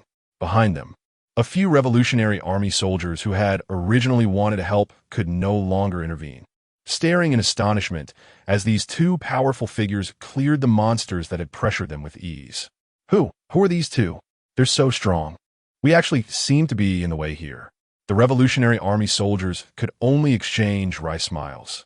One of them called out, "Gentlemen, we'll leave this to you. We're going to support our comrades in the city." After saying that, they turned without hesitation, quickly retreating along the path they came from, leaving this meat grinder of a battlefield entirely to Roy and Fujitora. The meat grinder refers to Roy and Fujitora. Inside the passage, the slaughter continued. Roy grew increasingly alarmed as the battle raged on. These blood puppets not only felt no pain, but their physical strength was extremely high, and their vitality was tenacious. Especially their eerie black knives, sharp and imbued with a disturbing aura. Had it not been for his rich combat experience and formidable physique, an ordinary expert would have likely suffered greatly. He privately assessed that the strength of a single blood puppet was likely close to that of a rear admiral in the Navy. With such numbers, if deployed on the battlefield, they could overturn the course of a war.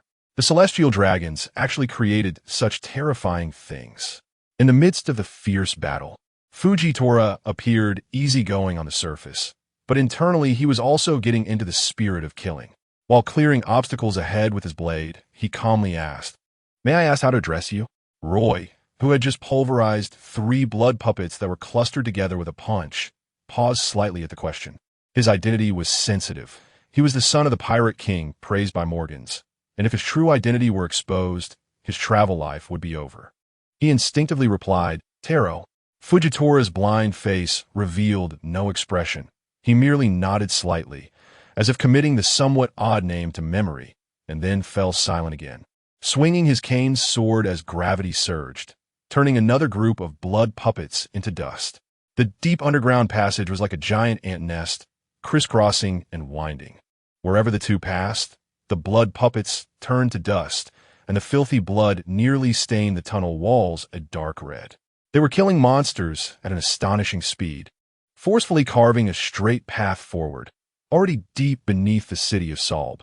The muffled sounds of fighting and explosions from above could be faintly heard, having been dampened by the layers of soil. Clearly, the battle on the surface was equally fierce. Just as Roy was about to gather strength in his fist, preparing to smash the head and upper body of the blood puppet in front of him in a mincemeat like countless times before, his pupils suddenly constricted. That fist, charged with terrifying power, came to an abrupt halt just an inch away from the blood puppet's head. The fierce punch's wind even blew the blood puppet's hair back, revealing an even more hideous face beneath. What caught Roy's attention was not the blood puppet's terrifying appearance, but rather what was tied to its raised arm, ready to block.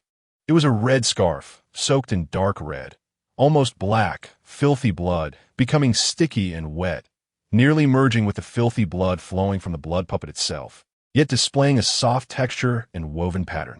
Chapter 44. The Ruined City, the Red Scarf. Images flashed through Roy's mind like lightning. Little Shuya stared at him with tear-filled, hopeful eyes, tiptoeing to stuff a neatly folded red scarf into his hand, along with her choked words. I tied it for Dad myself. Dad said, wearing it would make it feel like Mom and I were by his side, so he wouldn't be cold. Brother, can you help me see if Dad is still wearing it? My dad's name is Idriel. Idriel. This blood puppet is Idriel, the husband and father who had been missing in the mine for nearly a month, making little Shuya and Martha worry day and night. Roy's heart felt as if it had been gripped tightly by an invisible hand, a cold chill shooting up his spine. He had held onto a sliver of hope. Perhaps Idriel had escaped with that group of miners. Perhaps he was still alive. But the cruel sight before him shattered that last shred of hope completely. He had been transformed by this damn mine, by those insane celestial dragons, into this monster that only knew slaughter, devoid of reason, dripping with blood. The scarf that little Shuya had tied for him was tightly bound in a dead, not to Idriel's mutilated arm. Roy could easily imagine what Idriel had gone through. The scarf was firmly tied around his arm, embedded in flesh with knife marks. Now this red scarf had become the only mark to identify this shell. Roy's fist hung in the air, trembling slightly. He could smash steel with a punch, could kick down cliffs, but at this moment, facing the blood puppet with a red scarf on its arm, this fist that contained the power of destruction felt as heavy as 1,000 pounds, hard to strike down. Little Shuya, Martha, how should I explain this to you? At this moment, Roy was bearing a weight called family. This weight was heavier than any enemy's attack. Lord Tyro, Fujitora keenly sensed the violent fluctuations in Roy's aura and the sudden stop of his movements. Though he couldn't see the scarf, he could hear the tumultuous shock, anger, and a hint of indescribable pity in Roy's heart. Fujitora slightly shifted his staff blade, easily crushing several blood puppets that attempted to pounce, leaving Roy a moment of space. Roy took a deep breath of the air filled with blood and evil, forcibly suppressing the surging anger and anguish in his chest. He slowly retracted his fist, his gaze fixed on Idriel, who was once again howling and lunging at him with a blood knife due to the halted attack.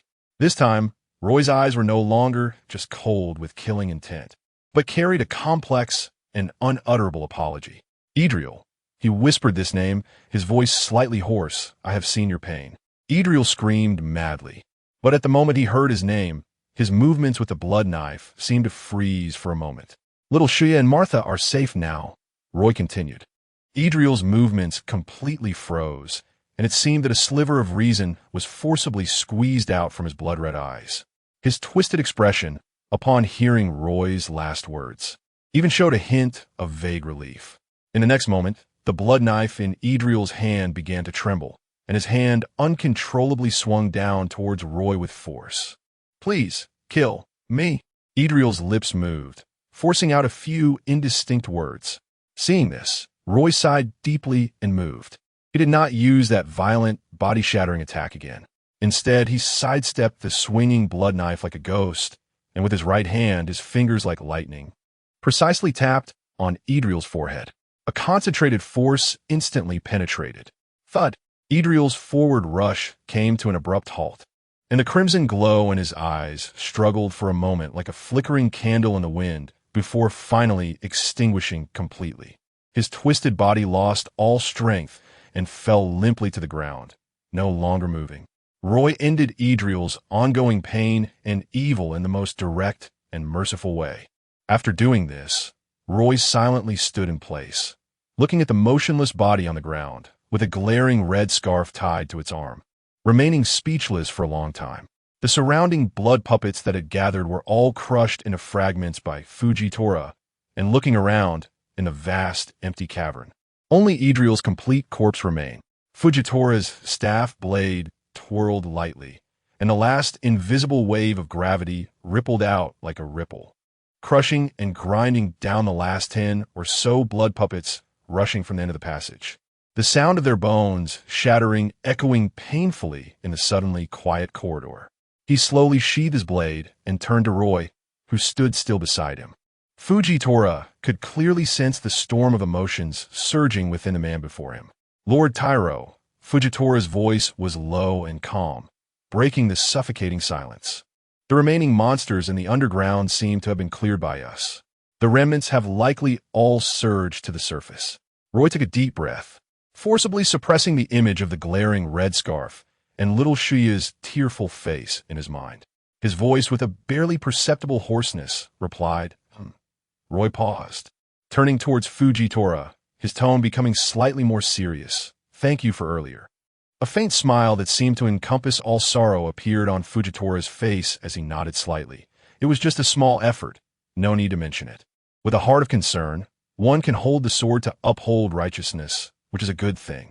The two no longer spoke further and continued down the passage. Ahead, light and clearer sounds of chaotic fighting could be faintly heard. They leaped out through a broken opening, returning to the surface. However, the scene in the city made Roy furrow his brows tightly. This place had become a dead silence of ruins. They seemed to be in a street that was once quite prosperous, near the palace, but at this moment, there was hardly any trace of living people. The air was thick with an inescapable stench of blood, gunpowder, and the rot of flesh being corroded by some evil force. As far as the eye could see, it was a scene of devastation, with corpses lying everywhere. There were soldiers in revolutionary uniforms, still gripping their weapons in death, bodies clad in royal guard armor. But more were the residents of the Salb Kingdom dressed in ordinary civilian clothes. Women, the elderly, even small children curled up in corners, their frail bodies. They had not managed to escape in time, falling at their doorsteps, street corners, becoming innocent victims of this sudden disaster. The Revolutionary Army's flag, a symbol of hope, was either torn or slanted in the ruins, stained with filthy blood. Silence. An eerie silence enveloped this area. Only the distant, faint sounds of explosions and the clashing of metal proved that in some corners of the city, fighting was still ongoing, but it was merely a faint echo in this endless symphony of death. Fujitora silently watched all of this, the muscles on his weathered face twitching slightly, his grip on the staff blade tightening even more. Sigh. A long and heavy sigh escaped from the lips of the blind swordsman, filled with endless compassion and helplessness. How innocent the beings are suffering such calamity. Roy stood still, his cold gaze slowly sweeping across the horrific scene. His fists unconsciously clenched again, the knuckles making faint cracking sound from excessive force. These monsters, though strong and swift, unafraid of pain, were ultimately just puppets wielding knives by instinct, lacking any exquisite swordsmanship. Fujitora's voice was low, carrying a sense of calm, but beneath that calm was suppressed fury. Such slaughter had already been caused. One could only wonder what more vicious means the Saint Rosward held in his hands. Roy's gaze shifted away from the curled-up corpse of a child, his eyes flashing with cold light. He recalled Adriano's last movement with the black blade, rigid and frenzied. completely dominated by that strange knife. A thought flashed through his mind like a bolt of lightning, and he spoke in a deep voice, as if asking Fujitora, but also confirming his own suspicion. Mr. Yishio, do you still remember under what name the kingdom of Solb attracted so many skilled swordsmen from all over the seas? As soon as these words were spoken, it was like a thunderclap exploding in Fujitora's mind. Chapter 45. The fury of Fujitora's massive body suddenly trembled. His eyes, which had been slightly closed, shot wide open as if trying to see with those blind eyes. The layer of mist that had shrouded his heart was instantly dispelled, and at this moment, Fujitora's mind was clear. An extremely terrifying yet perfectly reasonable speculation surfaced in his perception. Could it be that those swordsmen attracted by Baogang and Zhengdao were the true targets of the celestial dragons? Were those swordsmen the critical core of what they referred to as war weapons? For the first time, Fujitora's voice was filled with unbelievable rage. If those already possessing exceptional sword skills and mastering the art of cutting iron were transformed into these monsters that feared no pain and fought to the death, he could hardly imagine how terrifying such a group would be. They would no longer be mere puppets that knew only how to slash, but a group of true, unstoppable killing swordsmen, a death legion composed of top swordsmen, utterly obedient and never tiring, enough to sweep across the seas and overturn any nation. Thinking of those who came with a pursuit of the sword path, only to potentially meet such a tragic and evil fate. Even someone with Fujitora's level of composure rarely showed a furious expression, gritting his teeth in anger. He himself was one of the swordsmen drawn here. Intense anger and fear surged like magma within Fujitora's chest. It was at this moment that Fujitora's extraordinary observation Haki caught a trace of an extremely concealed, yet mocking and playful spying presence, lurking like a venomous snake in the shadows behind the palace. It was Rob Lucci. He had been watching the bloodshed from the palace rooftop, observing Fujitora and Roy kill their way out of the pit. The new hatred and old grudges, along with the foresight of a potentially greater tragedy, instantly ignited all of Fujitora's fury. Oomph! A sneaky little rat. Fujitora let out a furious grunt, showing no hesitation whatsoever. He suddenly drew his staff sword, not aimed at any specific target, but pointing the blade straight at the sky, then forcefully sheathing it again. Clang! Buzz! Accompanied by the crisp sound of the sword, an indescribable, vast, and overwhelming power, wrapped in a dazzling purple halo, surged upward from Fujitora, shooting into the sky. The light was so intense that it temporarily dispelled the surrounding darkness and blood, piercing through the heavens and merging into the clouds. Roy was about to ask Fujitora why he suddenly took such action when he immediately felt an indescribable and terrifying sense of oppression, as if the entire sky was about to collapse. Roy sensed something and suddenly looked up at the sky, only to see a massive, flaming meteorite tearing through the dark red night sky, descending with a devastating force toward their area. The roar of the meteorite, generated by its friction with the atmosphere, was deafening, like the war drums of the gods, announcing the arrival of the apocalypse. Fujitora stood there the entire time, facing away from Lucci's south hiding place, his anger rising to the heavens. His voice rolled like thunder, echoing throughout the desolate city. The little devils of CP, enjoy this. The divine retribution that comes from your wanton trampling of life and desecration of the sword path.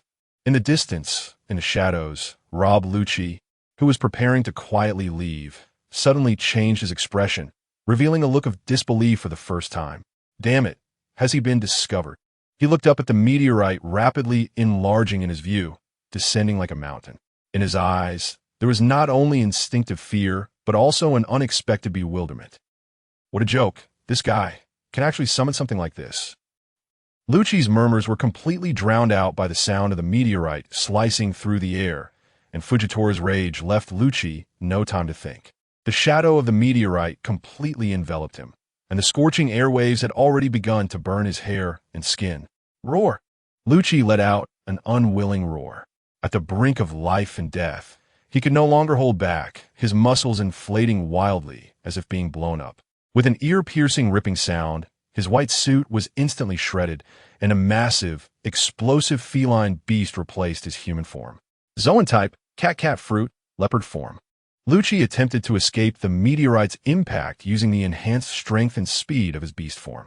However, Fujitora simply stood quietly in place, slightly nodding, his brow furrowing even tighter. Buzz! An invisible gravitational field was suddenly exerted on Lucci, as if the surrounding air had turned into quicksand. No matter how he burned his life potential to struggle, his 4 powerful leopard legs felt as if they were welded to the ground, unable to bend even slightly. An unprecedented sense of helplessness and the terror of impending death drowned Lucci's mind like icy water. He could only widen those beastly pupils, staring helplessly at the ever-growing shadow of death in the sky. Meanwhile, on a terrace at the highest point behind the palace, where the view was excellent, Saint Roseward, wearing a transparent bubble helmet, sat leisurely in a luxurious chair, holding a glass of red wine, watching the falling meteorite with great interest, as if he were witnessing a grand fireworks display unrelated to him. What a convenient ability for destroying disobedient little nations. He smacked his lips, speaking in a flippant tone, completely unconcerned that below the meteorite, some of his most capable agents were facing annihilation. However, the CP9 members guarding him were already in a complete panic. Lucci, Kaku transformed into his giraffe form, exclaiming in shock. He suddenly turned to Bruno, beside him, shouting in a voice nearly breaking, "Bruno, hurry!" Bruno's expression was grave, immediately understanding, raising his hands to activate his ability in the void before him, opening a door to Lucci's side. "Kaku, Bruno, what are you doing?" Khalifa, glancing back at St. Roseward, broke out in a cold sweat, hurriedly reminding, "Our top priority is to ensure the absolute safety of St. Roseward. We cannot leave without permission."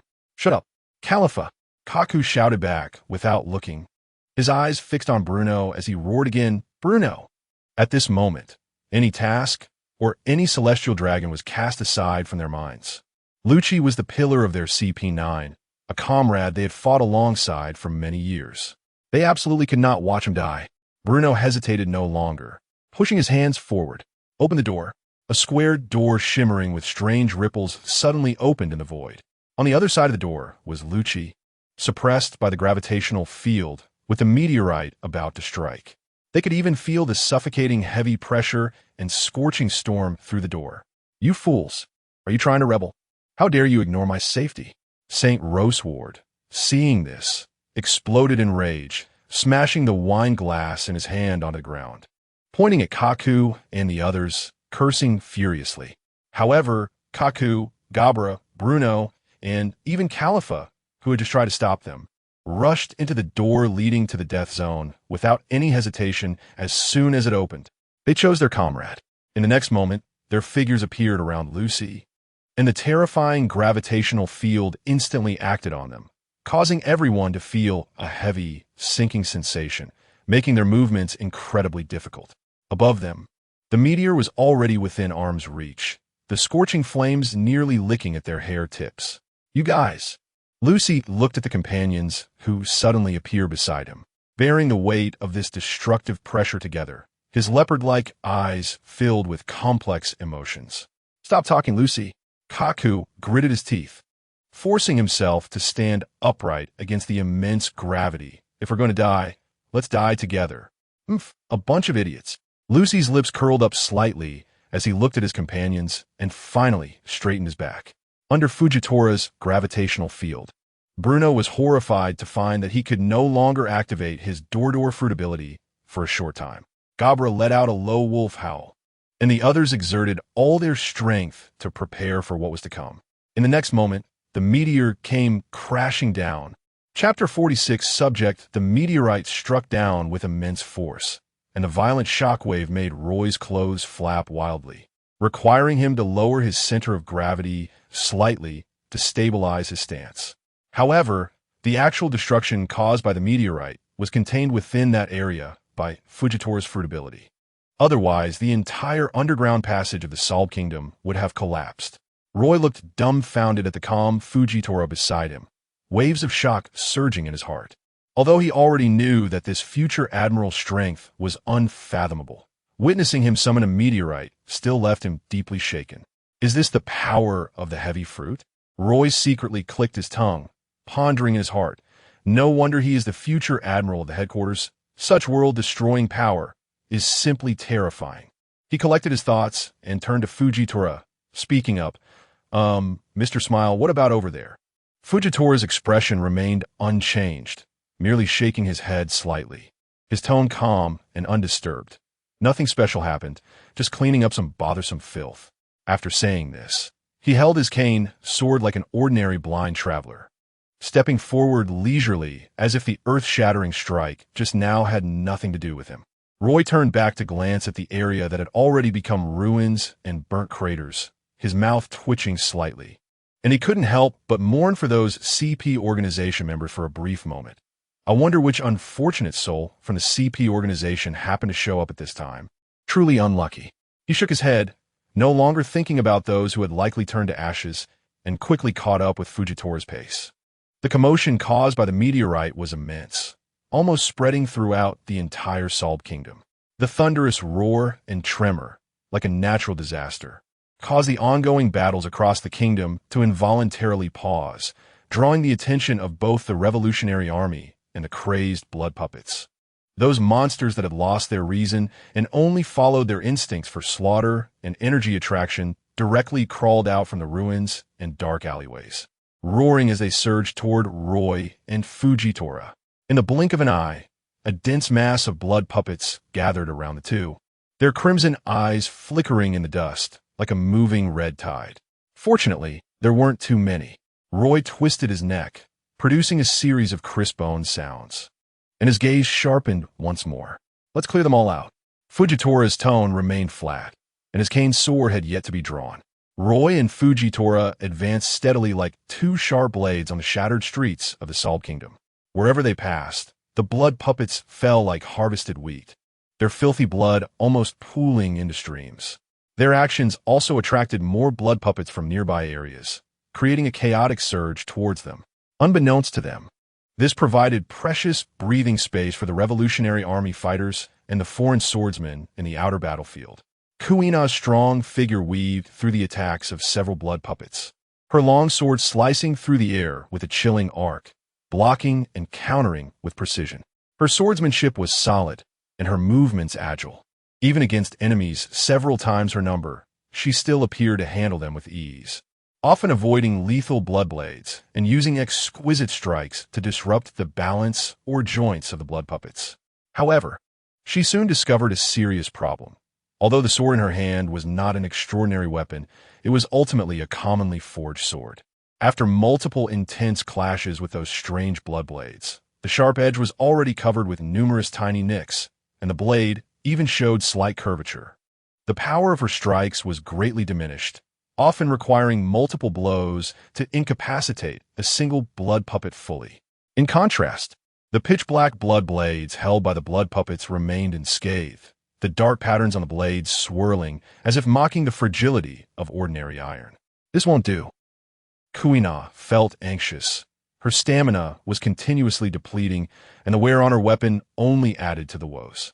Around her, other surviving swordsmen were mostly in similar predicaments. They struggled to hold on with their respective swordsmanship, each bearing wounds to some extent, and their weapons were severely damaged. After Roy and Fujitora attracted most of the pressure, they finally got a moment to breathe, many leaning on their swords, panting heavily, looking with lingering fear at the devastation and the still roaring blood puppets in the distance. A swordsman with an injured arm couldn't help but fix his gaze on a strange blood blade lying next to a blood puppet's corpse. The dark red patterns on the blade seemed to flow under the firelight, exuding an alluring aura. He swallowed hard, feeling a deep-seated desire for a good sword as a swordsman. Although the blade looked sinister and was covered in filthy blood, its sharpness and resilience were evident. If only he could possess such a sword. The inner struggle lasted only a fleeting moment, and the desire for a good sword ultimately overwhelmed his caution and disgust. Gritting his teeth, he bent down and reached for the hilt of the blood blade. Just as his fingers touched the cold, slightly sticky hilt, a sudden change occurred. The blood blade seemed to come alive in an instant. A powerful suction force emanated from the hilt, firmly gripping his palm, making it impossible for him to let go. Immediately, a bone-chilling, yet strangely scorching sensation rapidly spread up his arm. He felt as if his blood was uncontrollably rushing toward the hilt, while a violent, frenzied desire for slaughter flooded into his mind like a tidal wave. He let out a painful howl that didn't resemble a human's voice, his eyes rapidly filling with bloodshot veins, turning crimson, his facial muscles twisted, reason being swiftly devoured, and his body began to tremble uncontrollably. "Hey, Sam, what's wrong with you?" A familiar swordsman noticed his abnormality and approached with confusion. However, what greeted him was Sam's blood-red eyes filled with murderous intent, and the blood blade he tightly gripped suddenly thrusting out. The strike was swift and fierce, completely unexpected. Poochie! The sound of the blade piercing flesh was distinctly audible. The swordsman's body stiffened suddenly, and he looked down in disbelief at the blood blade embedded in his chest, then lifted his head to see the completely unfamiliar yet crazed face of his former comrade, his eyes filled with extreme confusion, shock, and despair. He opened his mouth but could not produce any sound, then softly collapsed. "Hey! Are you crazy? Look at the knife in your hand. It's the cursed blade of those monsters. Don't touch the blade on the ground. That knife can control people." Finally, other swordsmen reacted and shouted in horror. However, it was already too late. In that brief moment, several swordsmen, whether out of greed or curiosity, picked up the blood blades on the ground, experiencing the exact same transformation. Their eyes turned crimson, emitting beast-like roars as they swung the newly acquired blood blades, ruthlessly attacking their former comrades. Panic spread through the surviving crowd like a plague. Kuina gripped her damaged sword tightly, cold sweat pouring down her body, her eyes filled with fear. Because just moments ago, she had also considered picking up a blood blade to use. Amid the crowd's chaos, a large flock of crows suddenly flew in from an unknown direction, their wings wide open, swiftly and precisely severing the wrists of those transformed swordsmen with astonishing sharpness. A flock of crows gathered on the roof, and Karas emerged from the group, his eyes beneath the mask dark to the extreme. How despicable! The knife is the essence of these monsters. Chapter 47. The effect is good. Kalus's deep, hoarse yet crystal clear voice thundered in the ears of the remaining people like a clap of thunder. These blades are the true essence of the blood puppets. They are alive. They are a curse. They will devour the mind and blood of the wielder, turning them into new puppets.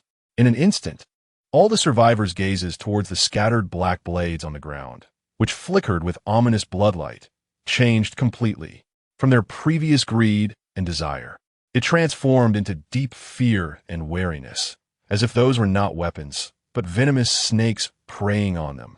Several individuals who had subconsciously approached the blood blades recoiled, as if electrocuted, stepping back several paces, their faces pale as death. However, the cruel reality did not give them much time to digest this terrifying truth. Roar, hiss, around them, the remaining blood puppets let out frenzied howls once again, surging like a tide from the ruins and smoke, attacking. Their numbers had indeed decreased compared to the beginning, but their threat level had only increased, because, along the entire front line, a new and alarming change had occurred. Those swordsmen who had picked up the blood blades due to weapon damage or their inner greed had now completely become the puppets of the blood blades. Their eyes were blood red, their faces twisted, but unlike the initially transformed, stiff-moving miners, these new blood puppets, transformed from swordsmen, not only retained some of their battle instinct from life, but also displayed exquisite and lethal swordsmanship. One new blood puppet wielding a blood blade moved with agility, executing sharp and cunning sword strikes, easily breaking through the defenses of two revolutionary soldiers, leaving deep wounds that exposed bone. Another one even demonstrated techniques akin to cutting iron, slicing through the crumbling wall as if it were tofu.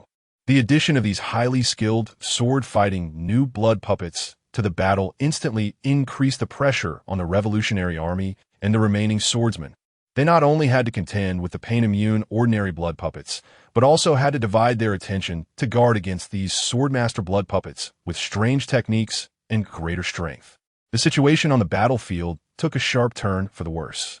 Cullis swung his dual sickles, forcing back a swordmaster blood puppet that attempted to ambush him. His gaze beneath the crow mask sweeping across the devastated land. The once relatively prosperous capital of Salb was now nothing but broken walls and corpses scattered everywhere. Flames and thick smoke shrouding the sky. The peaceful scenes of yesteryear completely vanished. A deep sense of guilt gnawed at his heart like a venomous snake. Xiong. He whispered that name, his voice carrying an indescribable heaviness. I'm sorry. We couldn't liberate your hometown intact. He thought of that taciturn man who was willing to endure everything for his compatriots, recalling the trust he had placed in the Revolutionary Army regarding his homeland, and now the ruins before him made that trust feel so burdensome. The other revolutionary members, still engaged in fierce combat, seemed to sense their leader's emotions, generating the same thoughts within themselves. Their original plan was to infiltrate and investigate, uncovering the origins of the celestial dragon's covetousness for this place and the truth about the mines, then gathering strength to launch a thunderous strike at minimal cost to achieve liberation. But now, it seemed that this cautious strategy might have been a mistake. They had underestimated the cruelty and efficiency of the world government and the celestial dragons, as well as their determination to drag the entire kingdom into hell. Every day they remained hidden meant more citizens, like Adriel, were sent to the mines for transformation, and more evil was bred in the darkness. Perhaps that sudden appearance, which disrupted all our plans. A blood-soaked revolutionary captain spoke while parrying attacks, panting as he whispered, "It may have inadvertently forced us to act early, avoiding even more terrible consequences. If it weren't for that mysterious powerhouse's sudden assault in the mine, pushing the Revolutionary Army to act ahead of schedule. By the time the Celestial Dragons completed the transformation of all the attracted swordsmen, by the time that army composed of swordmaster blood puppets was fully formed, what the Salb Kingdom would face would likely not only be the heavy casualties of today, but a complete and utter extermination. This realization left the remaining revolutionary soldiers with mixed feelings. There was the frustration of a failed plan and the pain of the current tragic situation, but also a hint of relief regarding the unknown variable. But this was not their fault. Under the leadership of the dragon, the Revolutionary Army had always adopted such a relatively conservative tactic. Now was not the time to dwell in guilt and reflection. Cullis suddenly raised his head, his gaze beneath the crow mask sharpening and becoming resolute again. He swung his dual sickles, sweeping away a group of attacking blood puppets, his voice cutting through the battlefield and carrying an undeniable determination. The past mistakes cannot be undone. Now, grip the weapons in your hands. For the living. For Xiong's homeland not to be completely lost. Fight until the last drop of blood is shed. Drive these evil beings completely from this land. Amidst the roar, the remaining revolutionary army and the still rational swordsmen erupted with tenacious fighting spirit once more, engaging in an even more brutal and life-and-death struggle against the increasingly dangerous blood puppets. The road to liberation was destined to be paved with blood. In the rear battlefield, Roy and Fujitora's cleanup efforts were nearing completion. Under the terrifying efficiency of the two, the tide of blood puppets crashing in had been brutally cut down to pieces. Leaving only a small number scattered across the ruins, their threat greatly diminished. Fujitora slowly sheathed his sword, slightly tilting his head, his blind eyes seeming to penetrate the void, spreading his overwhelming kinbunchaku like an invisible spider's web, meticulously sensing the entire battlefield of the Salb Kingdom. After a moment, he shook his head slightly, his tone carrying a hint of compassion and a sense of finality as he said to Roy beside him, "Lord Taro, it seems that as long as we clean up these remaining evils in front of us, this unwarranted disaster can come to an end." He sighed heavily, his voice filled with sympathy for the land and its people. What a disaster-prone country. What pitiful people. Roy shook off the bloodstains on his fists, his gaze sweeping over the ravaged city, but his brow did not relax. He always felt that things seemed a bit too smooth. The celestial dragons had gone to great lengths, even at the cost of the entire kingdom, to create these blood puppets. Could this really be all they had in reserve? A sense of unease, born from countless life and death battles, stirred within him. I hope so, he responded in a deep voice, though his tone carried a hint of subtle reservation. Fujitora raised his hand again, his staff, sword still sheathed, merely pointing towards the last gathering of several hundred blood puppets ahead. Gravity Blade, Hell's Journey. An invisible and immense gravitational force suddenly descended, enveloping that area. The remaining blood puppets were like being slammed into the ground by an invisible giant hand, their bones shattering in unison, instantly crushed into a mushy mix of flesh and blood that blended with the ruins. However, just as the roars in that area completely ceased and the battlefield fell into an eerie, brief silence, hee, a sharp, triumphant, and cruel laughter, filled with condescension, suddenly came from behind Roy and Fujitora. The two turned simultaneously. Not far away, on a relatively intact high platform, a group of people had appeared without them noticing. The leader is a fat man dressed in a bulky white outfit resembling an astronaut, wearing a transparent bubble helmet. He is none other than the celestial dragon, Saint Roseward. At this moment, he is comfortably seated on an extraordinarily luxurious gem-encrusted recliner, which is being awkwardly carried by 4 slaves wearing explosive collars, their eyes vacant and hollow. Saint Roseward disdainfully covered his nose with a handkerchief, seemingly displeased with the smell of blood and charred flesh in the air. But the eyes visible through the bubble helmet gleamed with an excited and cruel light, firmly locked onto Roy and Fujitora. He continued to emit that unsettling laughter, speaking in a tone filled with the unique arrogance of the celestial dragons. So it's you two reckless fools, jumping around here and ruining my meticulously crafted toys. He spread his chubby hands, clad in white gloves, as if showcasing some masterpiece, his tone not filled with anger, but rather a twisted satisfaction. However, considering you have helped me complete the final practical test, I shall temporarily forgive your rudeness. The results are quite impressive, very impressive. These blood blades are indeed the perfect weapons of war. Hee, Joker, Doflamingo, your era of armaments is about to end. Hee. Chapter 48. The cursed blood blade, this celestial dragon actually regards the entire Solb Kingdom as a testing ground for his weapons, and he feels immensely satisfied with the test results. Roy's gaze instantly turned icy, his previous unease transforming into tangible rage. This bastard, who treats human lives as mere playthings and transforms the living into weapons, actually dares to appear before them so smugly. Although Fujitora's expression remained calm, his grip on the cane's sword tightened, his knuckles turning slightly white from the effort. His ability to hear all things allowed him to clearly perceive the profound filth and evil within the soul of the celestial dragon before him. The voice of Saint Roswald echoed through the ruins. The anger within Roy was like a volcano ready to erupt, almost breaking free from the chains of reason. This grotesque and bloated celestial dragon, who treats lives as toys, is the root cause of all the tragedies that have befallen the Solb Kingdom. The bodies scattered across the ruins, the transformed monster Adriano, little Shuya's desperate tears. Countless images surged in his mind, morphing into the most primal intent to kill. He clenched his fists tightly, muscles bulging, the ground beneath his feet cracking inch by inch, ready to charge forward recklessly and smash this so-called descendant of the world's creators and his disgusting chair into pieces. Lord Taro, wait! Just as Roy was about to explode in rage, a steady and powerful hand suddenly pressed down on his shoulder. It was Fujitora. Roy turned in confusion to look at Fujitora, only to see this typically calm and steady blind swordsman now wearing an expression of extreme complexity and pain. His tightly shut eyelids quivered slightly, and his brows were furrowed, as if he were enduring immense inner torment. Mr. Isawa? You! Roy's words caught in his throat. Fujitora did not loosen his grip.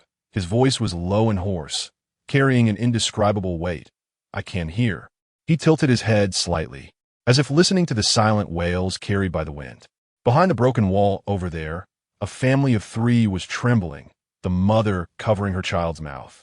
Fearing any sound, In a half-collapsed cellar further away, a few elderly people huddled together, praying for the disaster to pass quickly. And many others scattered in the corners of the ruins, terrified like frightened young beasts, yet still struggling to survive. Fujitora's voice trembled slightly, sensing with his overwhelming observation Haki the faint flickers of life and extreme fear that remained on this scorched earth. They were the last citizens of the Salt Kingdom. If we act against that noble of the world at this moment. He paused, his words striking Roy's heart like a heavy hammer. Then, what follows will not only be the pursuit of the Marine Admirals, but also the endless wrath of the celestial dragons. This land will be completely erased from the map. These lives that have barely survived this disaster, they want to live. Upon hearing this, Roy felt as if struck by lightning. He understood Fujitora's pain. It was not fear of the celestial dragon's power itself, but the unwillingness to destroy the last hope of countless innocents for a moment of impulse. This compassion and guardianship for life required far greater courage and a more resilient will than mere slaughter. At that moment, a group of reckless blood puppets seemed to be attracted by the commotion, howling as they charged from the side. Fujitora abruptly turned his head, and the pent-up rage within him found an outlet. He slammed his cane sword into the ground. Buzz! A gravitational field far more violent and heavier than before suddenly erupted from his center. A dazzling purple halo shone brightly. Boom! The dozens of charging blood puppets, along with the ground beneath them, seemed to be struck by an invisible giant hand, instantly crushed into thin layers of flesh deeply embedded in the ground. Debris flew, and dust soared into the sky. This strike contained Fujitora's immense anger that had nowhere to vent, as well as a deep sense of helplessness regarding the fate of this land. Roy quietly watched Fujitora's trembling back, which was quaking from the effort of restraint. Witnessing him express his frustration in such a destructive manner, and the last trace of confusion in his heart transformed into a silent sigh. He understood. On this vast sea, sometimes, even with unparalleled strength, one must choose temporary patience in the face of greater tragedy. This patience is not weakness, but a deeper, more painful responsibility. Roy gently placed his hand on Fujitora's slightly trembling shoulder, and Fujitora's tense heart found a measure of comfort. On the high platform, St. Roswald observed their silent exchange with keen interest, and instead of showing any restraint, he let out an even more piercing and nauseating laugh. What an interesting scene. The lowly ones empathizing with each other? Unfortunately, in this saint's eyes, it is merely ants seeking warmth before death. He casually waved his chubby fingers as if swatting away flies, announcing the final verdict. This boring country and this somewhat interesting test are about to come to an end. You two slightly stronger ants will die together. It is your supreme honor to become the final test subjects for my masterpiece. As he spoke, several slaves wearing explosive collars and with lifeless eyes laboriously carried a body covered in a white cloth to St. Roswald. The cloth was lifted, revealing a lifeless, gray-faced corpse beneath. The body seemed to have undergone long-term torture or special treatment. Withered and stiff, yet it vaguely suggested that it had once possessed a robust physique. St. Roswald merely glanced at it, his face showing no concealment of disgust. Then, as if discarding trash, he casually tossed a dark red cursed blade, similar in shape to other blood blades, but with deeper blood patterns that seemed to writhe like a living thing, exuding a soul-chilling aura onto the corpse's chest. The cursed blade, blood corrosion. A bizarre scene unfolded. The corpse, which should have been completely dead, suddenly raised its right hand, fingers gripping the dark red cursed blade's hilt like an iron clamp. Buzz! A visible wave of dark red energy erupted from the cursed blade's center. Like countless blood-colored parasites, the dark red blood patterns crazily spread up the corpse's arm, instantly covering its entire body. The corpse's shriveled skin inflated like it was being pumped with air, presenting an ominous mix of blue-black and dark red colors, with grotesque veins bulging and pulsating like worms. In its hollow eye sockets, two intensely concentrated crimson lights suddenly ignited. A ferocity far surpassing all previous blood puppets surged forth, filled with destruction and death. Sweeping across the entire battlefield like a storm, the air seemed to solidify, and the remaining blood puppets trembled under this aura, emitting fearful whimpers. "What have you done?" Although Fujitora could not see, the aura caused his expression to change drastically, and he couldn't help but roar angrily at the celestial dragon. He. This is my most perfect masterpiece," Saint Roswald exclaimed triumphantly, spreading his arms as if admiring a work of art, using the body of the strongest among those lowly ones. Bartholomew Ross combined with the cursed blade that had consumed a devil fruit to forge the ultimate weapon. "Enjoy it well." After speaking, he no longer lingered, letting out a wild laugh amidst the crowd of slaves, and turned to leave. "Stop!" Fujitora, filled with rage, could no longer stand by and watch as the culprit who desecrated life and created such a terrifying monster was about to leave. He stepped forward suddenly, his cane sword instantly drawn, ready to stop him at all costs. However, at the moment Fujitora moved, the monster's crimson eyes instantly locked onto him. It didn't even make any obvious preparatory movements. The dark red demon sword in its hand transformed into a deathly red line that tore through space, striking down towards Fujitora at a speed beyond visual perception. This strike was simple, direct, and powerful. Fujitora's expression darkened, and his sense of crisis skyrocketed to its peak. He had no time to think. He horizontally raised his cane sword, channeling all his strength to activate his Haki and devil fruit abilities to block. Bang! A sound like a giant bell exploded. The violent shockwave expanded in a circular manner, turning the rubble within dozens of meters into dust. However, incredibly, Fujitora, who had taken the monster's strike head-on, was jolted back as if he had been hit head-on by a large truck and then uncontrollably flew backward. Chapter 49. Strong enemy. The monster's pupils showed no emotional fluctuation, only pure killing intent. It raised the blood-corroding demon sword, which still emitted an ominous red glow in the gravitational field, and took heavy, steady steps towards the ruins where Fujitora had fallen, ready to chase after him. "Hey, your opponent is me now." Roy would not let it succeed. He shouted in a low voice and suddenly kicked out several large boulders beneath his feet, shooting them forward like cannonballs. Bang, bang, bang. The blood-corroding demon did not even look back. It casually swung its demon sword, easily splitting the boulders into fine stone powder. However, this brief distraction successfully drew its attention, and its hellish red eyes slowly turned towards Roy.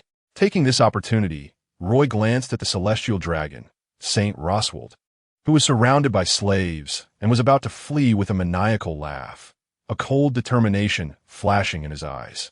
He understood that he absolutely could not let this culprit escape. Otherwise, the sacrifices of the Salb Kingdom would be meaningless, and countless Salb Kingdoms would arise in the future. Roy's gaze refocused on the blood-corroding demon, all distracting thoughts instantly discarded. "Drink!" With a roar, Roy's body shot forward like an arrow released from a bow. There were no flashy techniques, only power, will, and rage against this evil creature before him. Roy concentrated all of this in his right fist and launched it like a massive cannonball towards the blood-corroding demon's head. The punch tore through the air, producing a piercing explosion. Facing this punch capable of collapsing mountains, the blood-corroding demon did not dodge. Its red eyes glowed fiercely, and the dark red demon sword emitted a joyful humming, cleaving directly towards Roy's fist. Wherever the blade passed, the space seemed to ripple with distortion. Boom! Fist and sword, the purest power and the sharpest edge, violently collided. A shockwave, far more terrifying than before, erupted in a spherical explosion, completely flattening all debris within 100 meters. The ground rolled over as if plowed. At the center of the collision, the two figures separated instantly. Roy slid back several meters before stabilizing himself, slowly raising his right fist, his expression turning exceptionally grim. A shallow white mark appeared on his knuckles, accompanied by a piercing pain.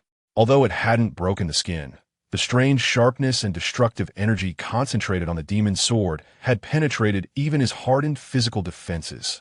In contrast, the blood-corroding demon merely swayed slightly before standing firm again, the demon's sword swirling with blood light, completely unharmed.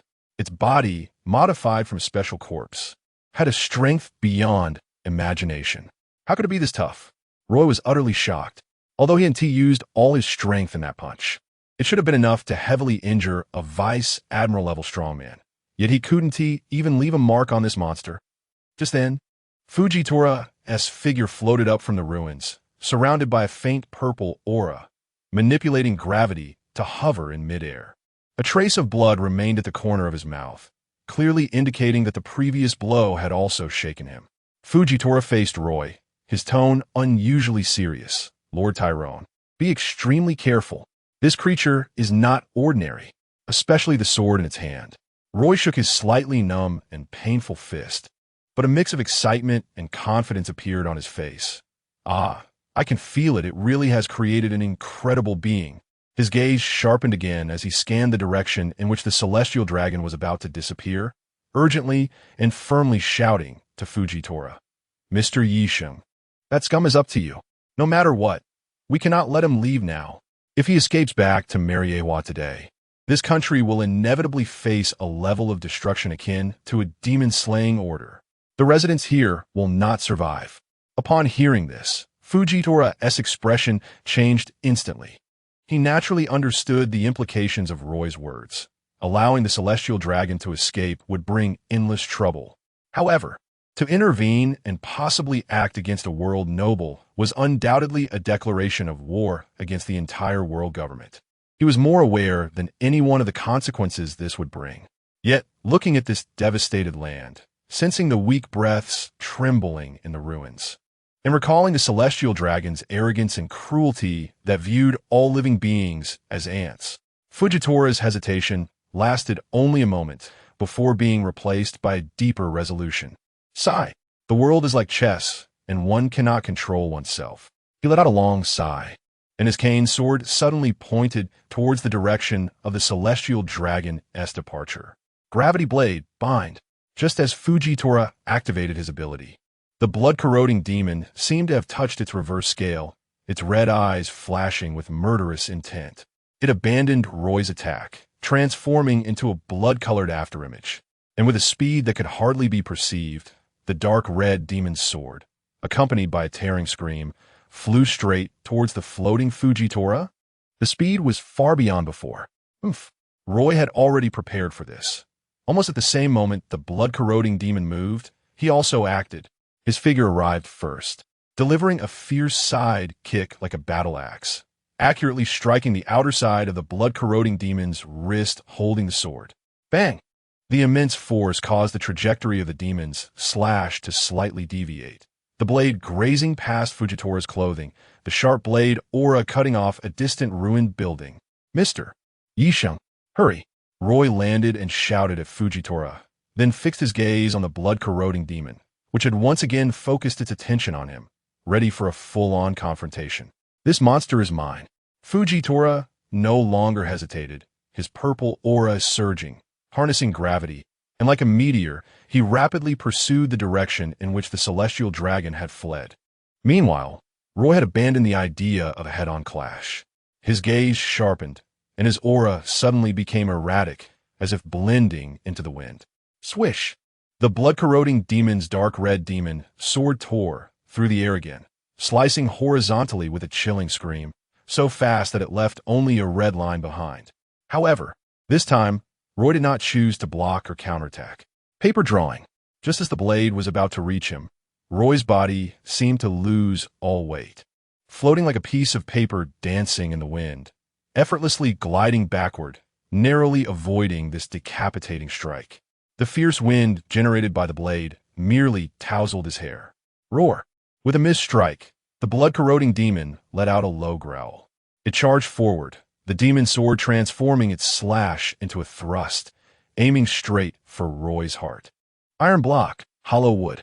Roy slightly turned to the side, presenting his left shoulder to the tip of the blade. The moment the tip touched his skin, the muscles in his shoulder vibrated at a peculiar frequency, not resisting hard, but cleverly guiding and deflecting. Swoosh! The demon sword grazed past his shoulder, creating a shower of sparks and a shallow blood mark. That thrust, capable of cutting through steel, had most of its power redirected into the air by this exquisite technique. Seizing the moment the demon sword missed, Roy moved. Finger gun, Yellow Lotus. His right index and middle fingers came together, transforming into a blurry afterimage, instantly striking out dozens of times and astonishing frequency. The targets were the joints of its wrist, elbow, and the connection point to its shoulder. Puff, puff, puff, puff. A series of muffled sounds rang out, and the blood-corroding demon's movements showed a momentary pause. The trajectory of the demon's sword also shifted slightly. Now is the time. Shave. A terrifying force erupted from beneath Roy's feet, blowing a shallow pit into the ground. His figure instantly vanished, and in the next moment, he had already appeared behind the blood slaughter. Gale Foot Chaos. In midair, Roy's legs kicked out in a series of phantom-like strikes. Not massive slashing waves aimed at causing damage, but rather dozens of fine, swift, crescent-shaped small vacuum waves, weaving like a net, accurately enveloping the supporting points of blood erosions, knee joints, and ankles. Chapter 50. Confusion. Blood erosion reacted quickly, swinging its blade to block, scattering most of the vacuum waves. However, several attacks still struck its knees. Although blood erosion was powerful enough, this strength came at the cost of lacking combat intelligence, relying solely on instinct for defense and attack. Yet its characteristics of being unafraid of injury, pain, or even death irrationally compensated for this flaw. Roy was not one to linger in battle. After landing a hit, he immediately sprang into the air, creating distance. After suffering setbacks, blood erosion was utterly enraged. It let out a deafening roar, its body surrounded by dark red blood patterns glowing intensely, and the blood light on the demon blade writhed as if alive. Then, it forcefully plunged the demon blade into the ground. Buzz! A visible dark, red, energy shockwave rapidly expanded in a circular pattern from its center. Wherever it passed, the ground rolled as if plowed, and debris was pulverized. This was an indiscriminate area attack that could not be entirely avoided by agility alone. Roy, suspended in midair, narrowed his pupils. Iron block steel. Without Haki, he could only use iron block. Roy instantly tensed all his muscles to the extreme, hardening like steel, while crossing his arms in front of him to withstand this devastating impact. Boom! Roy was struck as if by a giant hammer, violently smashed towards a half-collapsed building, crashing through several walls and becoming buried in the rubble. Blood erosion pulled out the demon blade, its crimson eyes locking onto the debris, stepping heavily, ready to deliver the final blow. However, just as it approached the ruins and raised the demon blade, boom! The rubble suddenly exploded.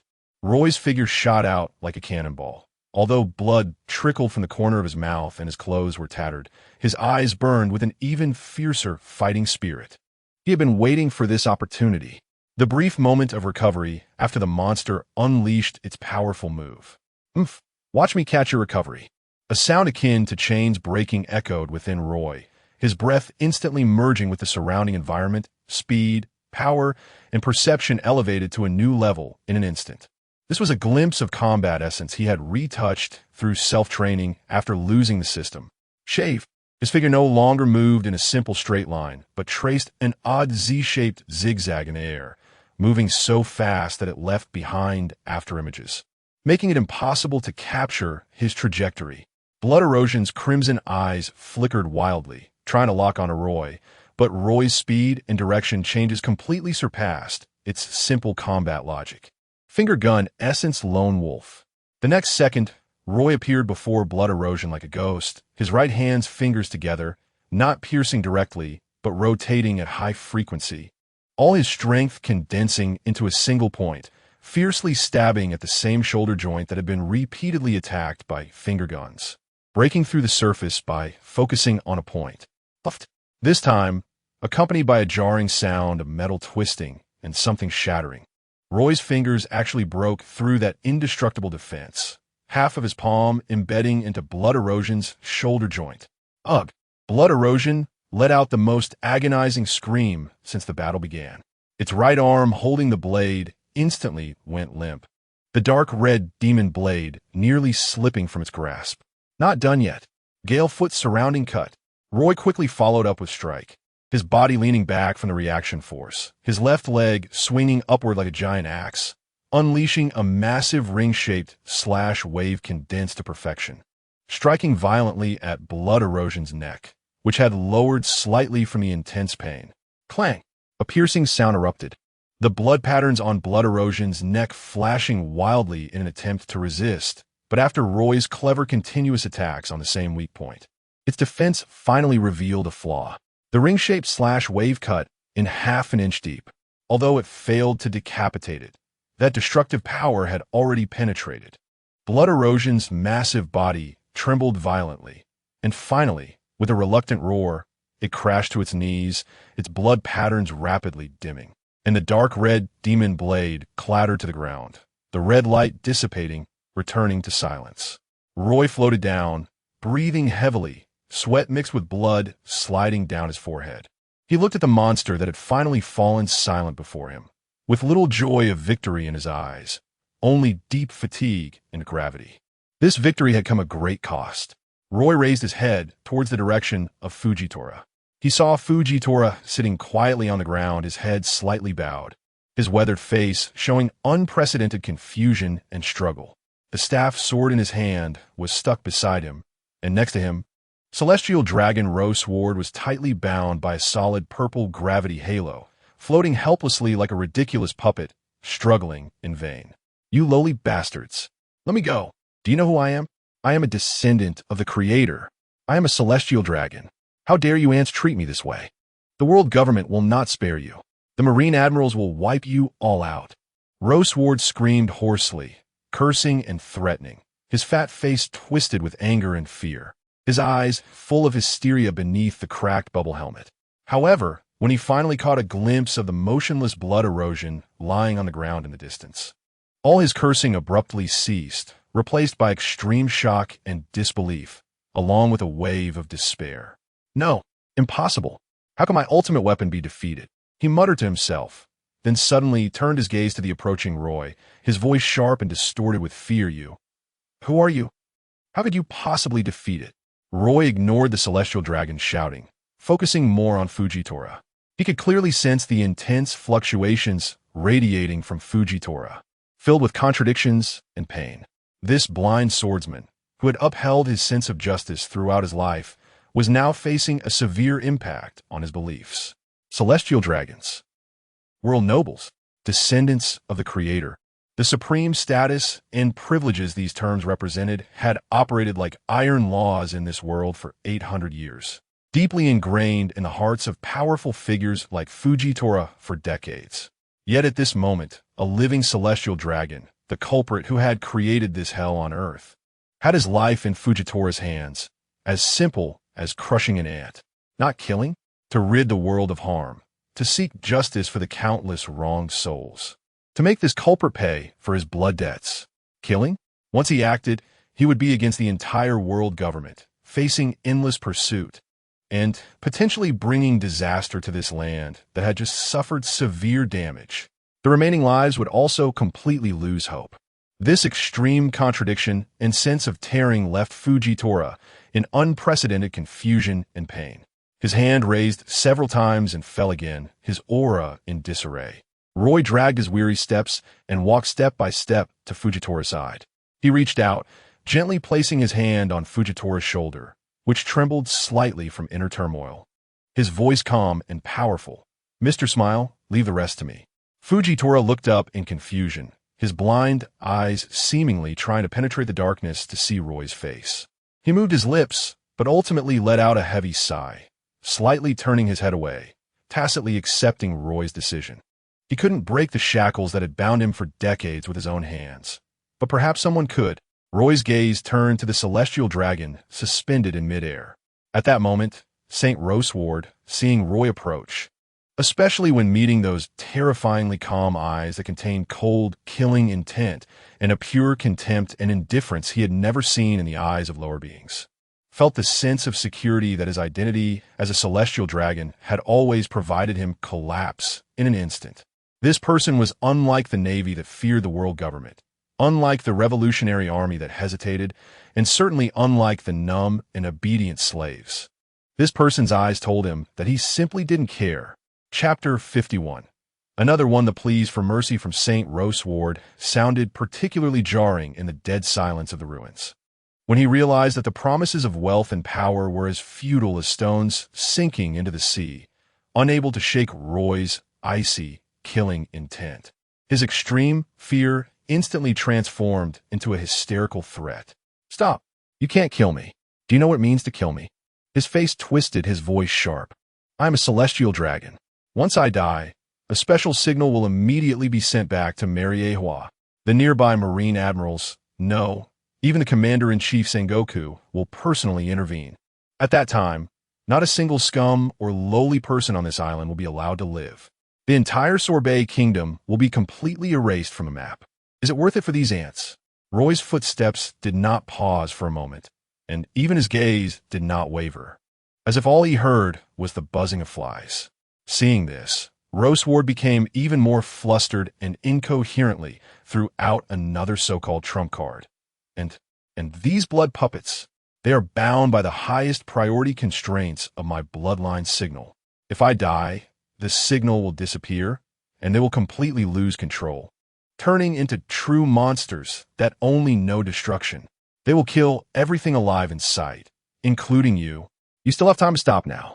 Roy casually glanced at the scattered, lifeless remains of the blood puppets on the ground, as well as the distant monsters controlled by the cursed blades that were entangled with the Revolutionary Army, the corners of his mouth even curling into a faint, mocking arc.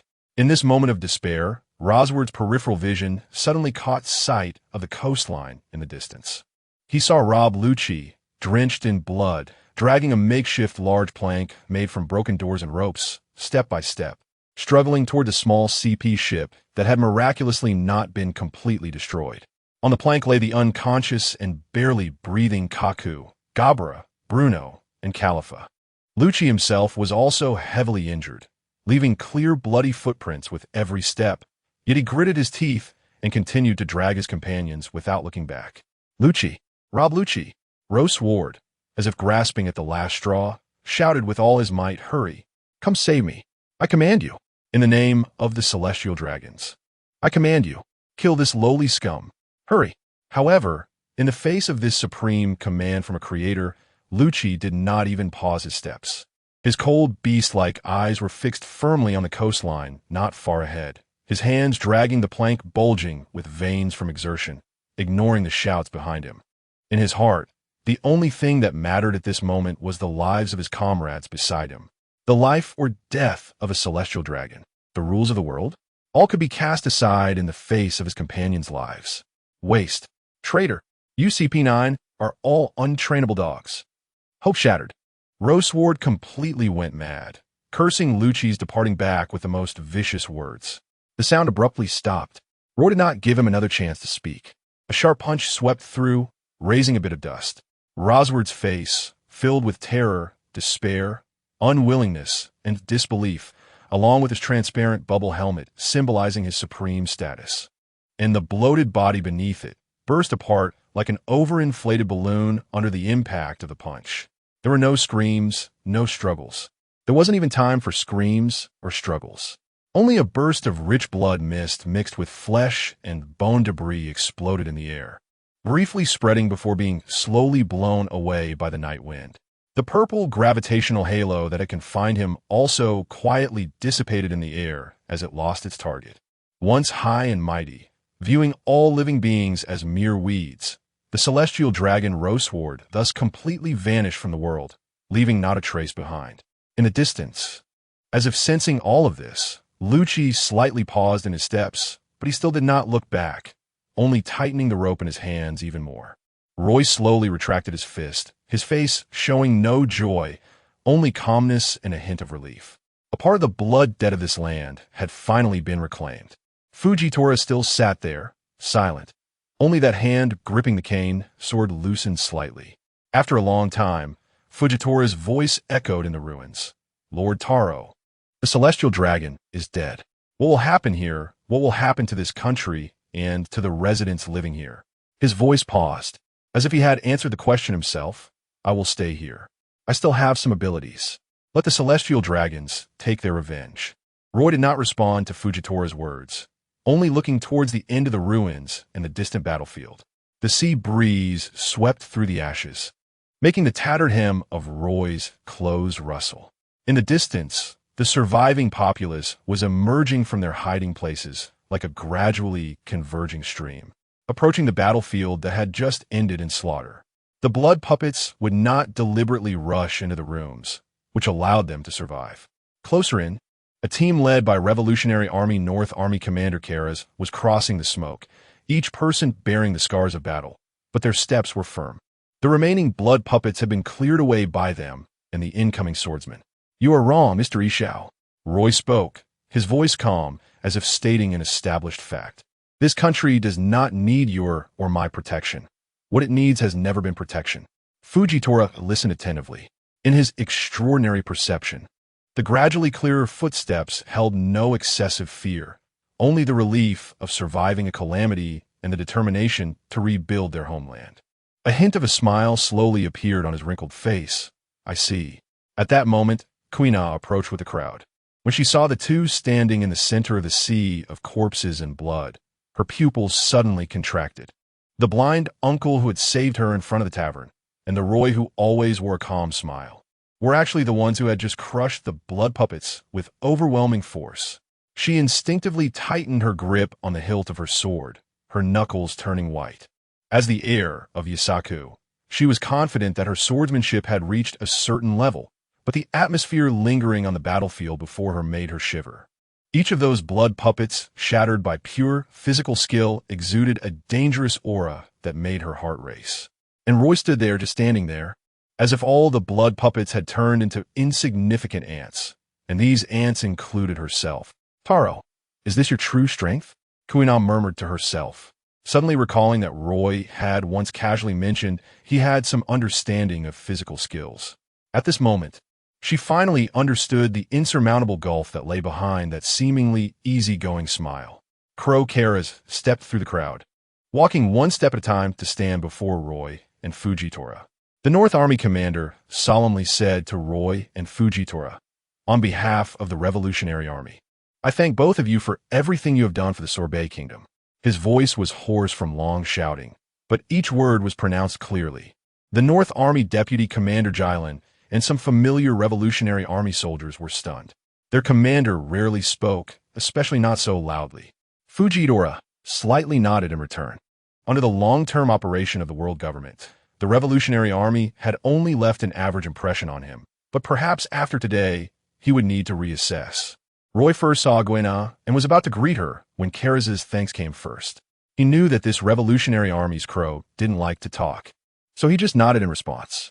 At that moment, a loud shout came from behind the crowd. "Ah, there's a monster here."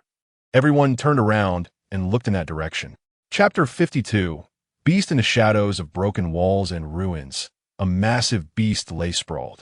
Its body was covered in white fur, now matted together with congealed blood, its color no longer white, with only a few clean patches to judge from. The beast's fierce face had blood-red eyes, and saliva mixed with blood dripped continuously from its exposed fangs. It crouched low, emitting a threatening low growl from its throat, exuding an aura of danger. Several revolutionary soldiers and swordsmen stood armed, confronting it, yet none dared to step forward easily. The piles of torn and shredded corpses of blood puppets on the ground, along with two moaning injured comrades, had already proven the ferocity of this beast. Roy stared at the beast, a hint of surprise flashing in his eyes. Despite its enlarged size and increasingly ferocious appearance, the outline and aura. He stepped forward. The crowd spontaneously parted to make way for him, their gazes converging on the man who had just ended the celestial dragons. Roy's steps were steady, as usual, his eyes sweeping over the severed limbs of the blood puppets scattered on the ground. "Be careful," a revolutionary soldier couldn't help but warn. "This monster is incredibly fierce and has already injured several brothers." Roy seemed oblivious to the warning, his pace unbroken as he walked straight towards the beast, which remained on high alert. Surprisingly, as Roy approached, the low growl from the beast gradually diminished. When Roy finally stopped in front of it, the beast's bulging, bloodshot eyes were still wide open, its fangs still bared, yet it did not attack. Roy slowly raised his hand and gently pressed it against the beast's blood-stained forehead. "Didn't he expect you, silly dog, to grow this big?" "Quite impressive." Roy's voice carried a hint of warmth. At the moment of contact, the beast's tense body visibly relaxed. Its fierce face oddly softened a bit, and it let out a whimper from deep in its throat. The sound no longer held violence. Instead, it resembled the grievance of a bullied child finally seeing a reliable family member. Under the astonished gazes of everyone, the beast cautiously shifted its curled body, revealing what it had tightly protected with its large frame and bushy tail. The unconscious Shuya and her mother, Marcia, peacefully curled up and unharmed. After completing this action, the beast seemed to expend its last bit of strength, its massive body swaying before crashing to the ground. As it fell, its body visibly shrank at a speed observable to the naked eye, ultimately reverting to its previous peculiar form that resembled neither dog nor shark. "Silly dog." Guena rushed over from the crowd, instantly recognizing the creature she had once shared time with on the pirate ship. She knelt beside the silly dog, carefully examining its injuries, her brow furrowing tighter. Its fur was covered with cuts of varying depths, the deepest one almost exposing the bone. Guena hurriedly took out some medicine from her pocket, preparing to apply it, only to hear a faint snore. The silly dog curled up on the ground, its belly rising and falling evenly with its breaths. Having fallen into a deep sleep, a hint of relief visible on its peculiar face. Guena's hand hovered in midair, unable to help but shake her head and chuckle. She gently sprinkled the powder on its wounds, her movements exceptionally gentle. Roy squatted down, checking Shuya and Marcia's necks to confirm they were merely in a deep slumber, then gently brushed aside the messy hair from the little girl's forehead. Looks like it protected them. Kara's had come over at some point, his eyes, usually hidden in shadows, revealing rare emotion. In that chaos, to kill so many blood puppets, it's truly unbelievable.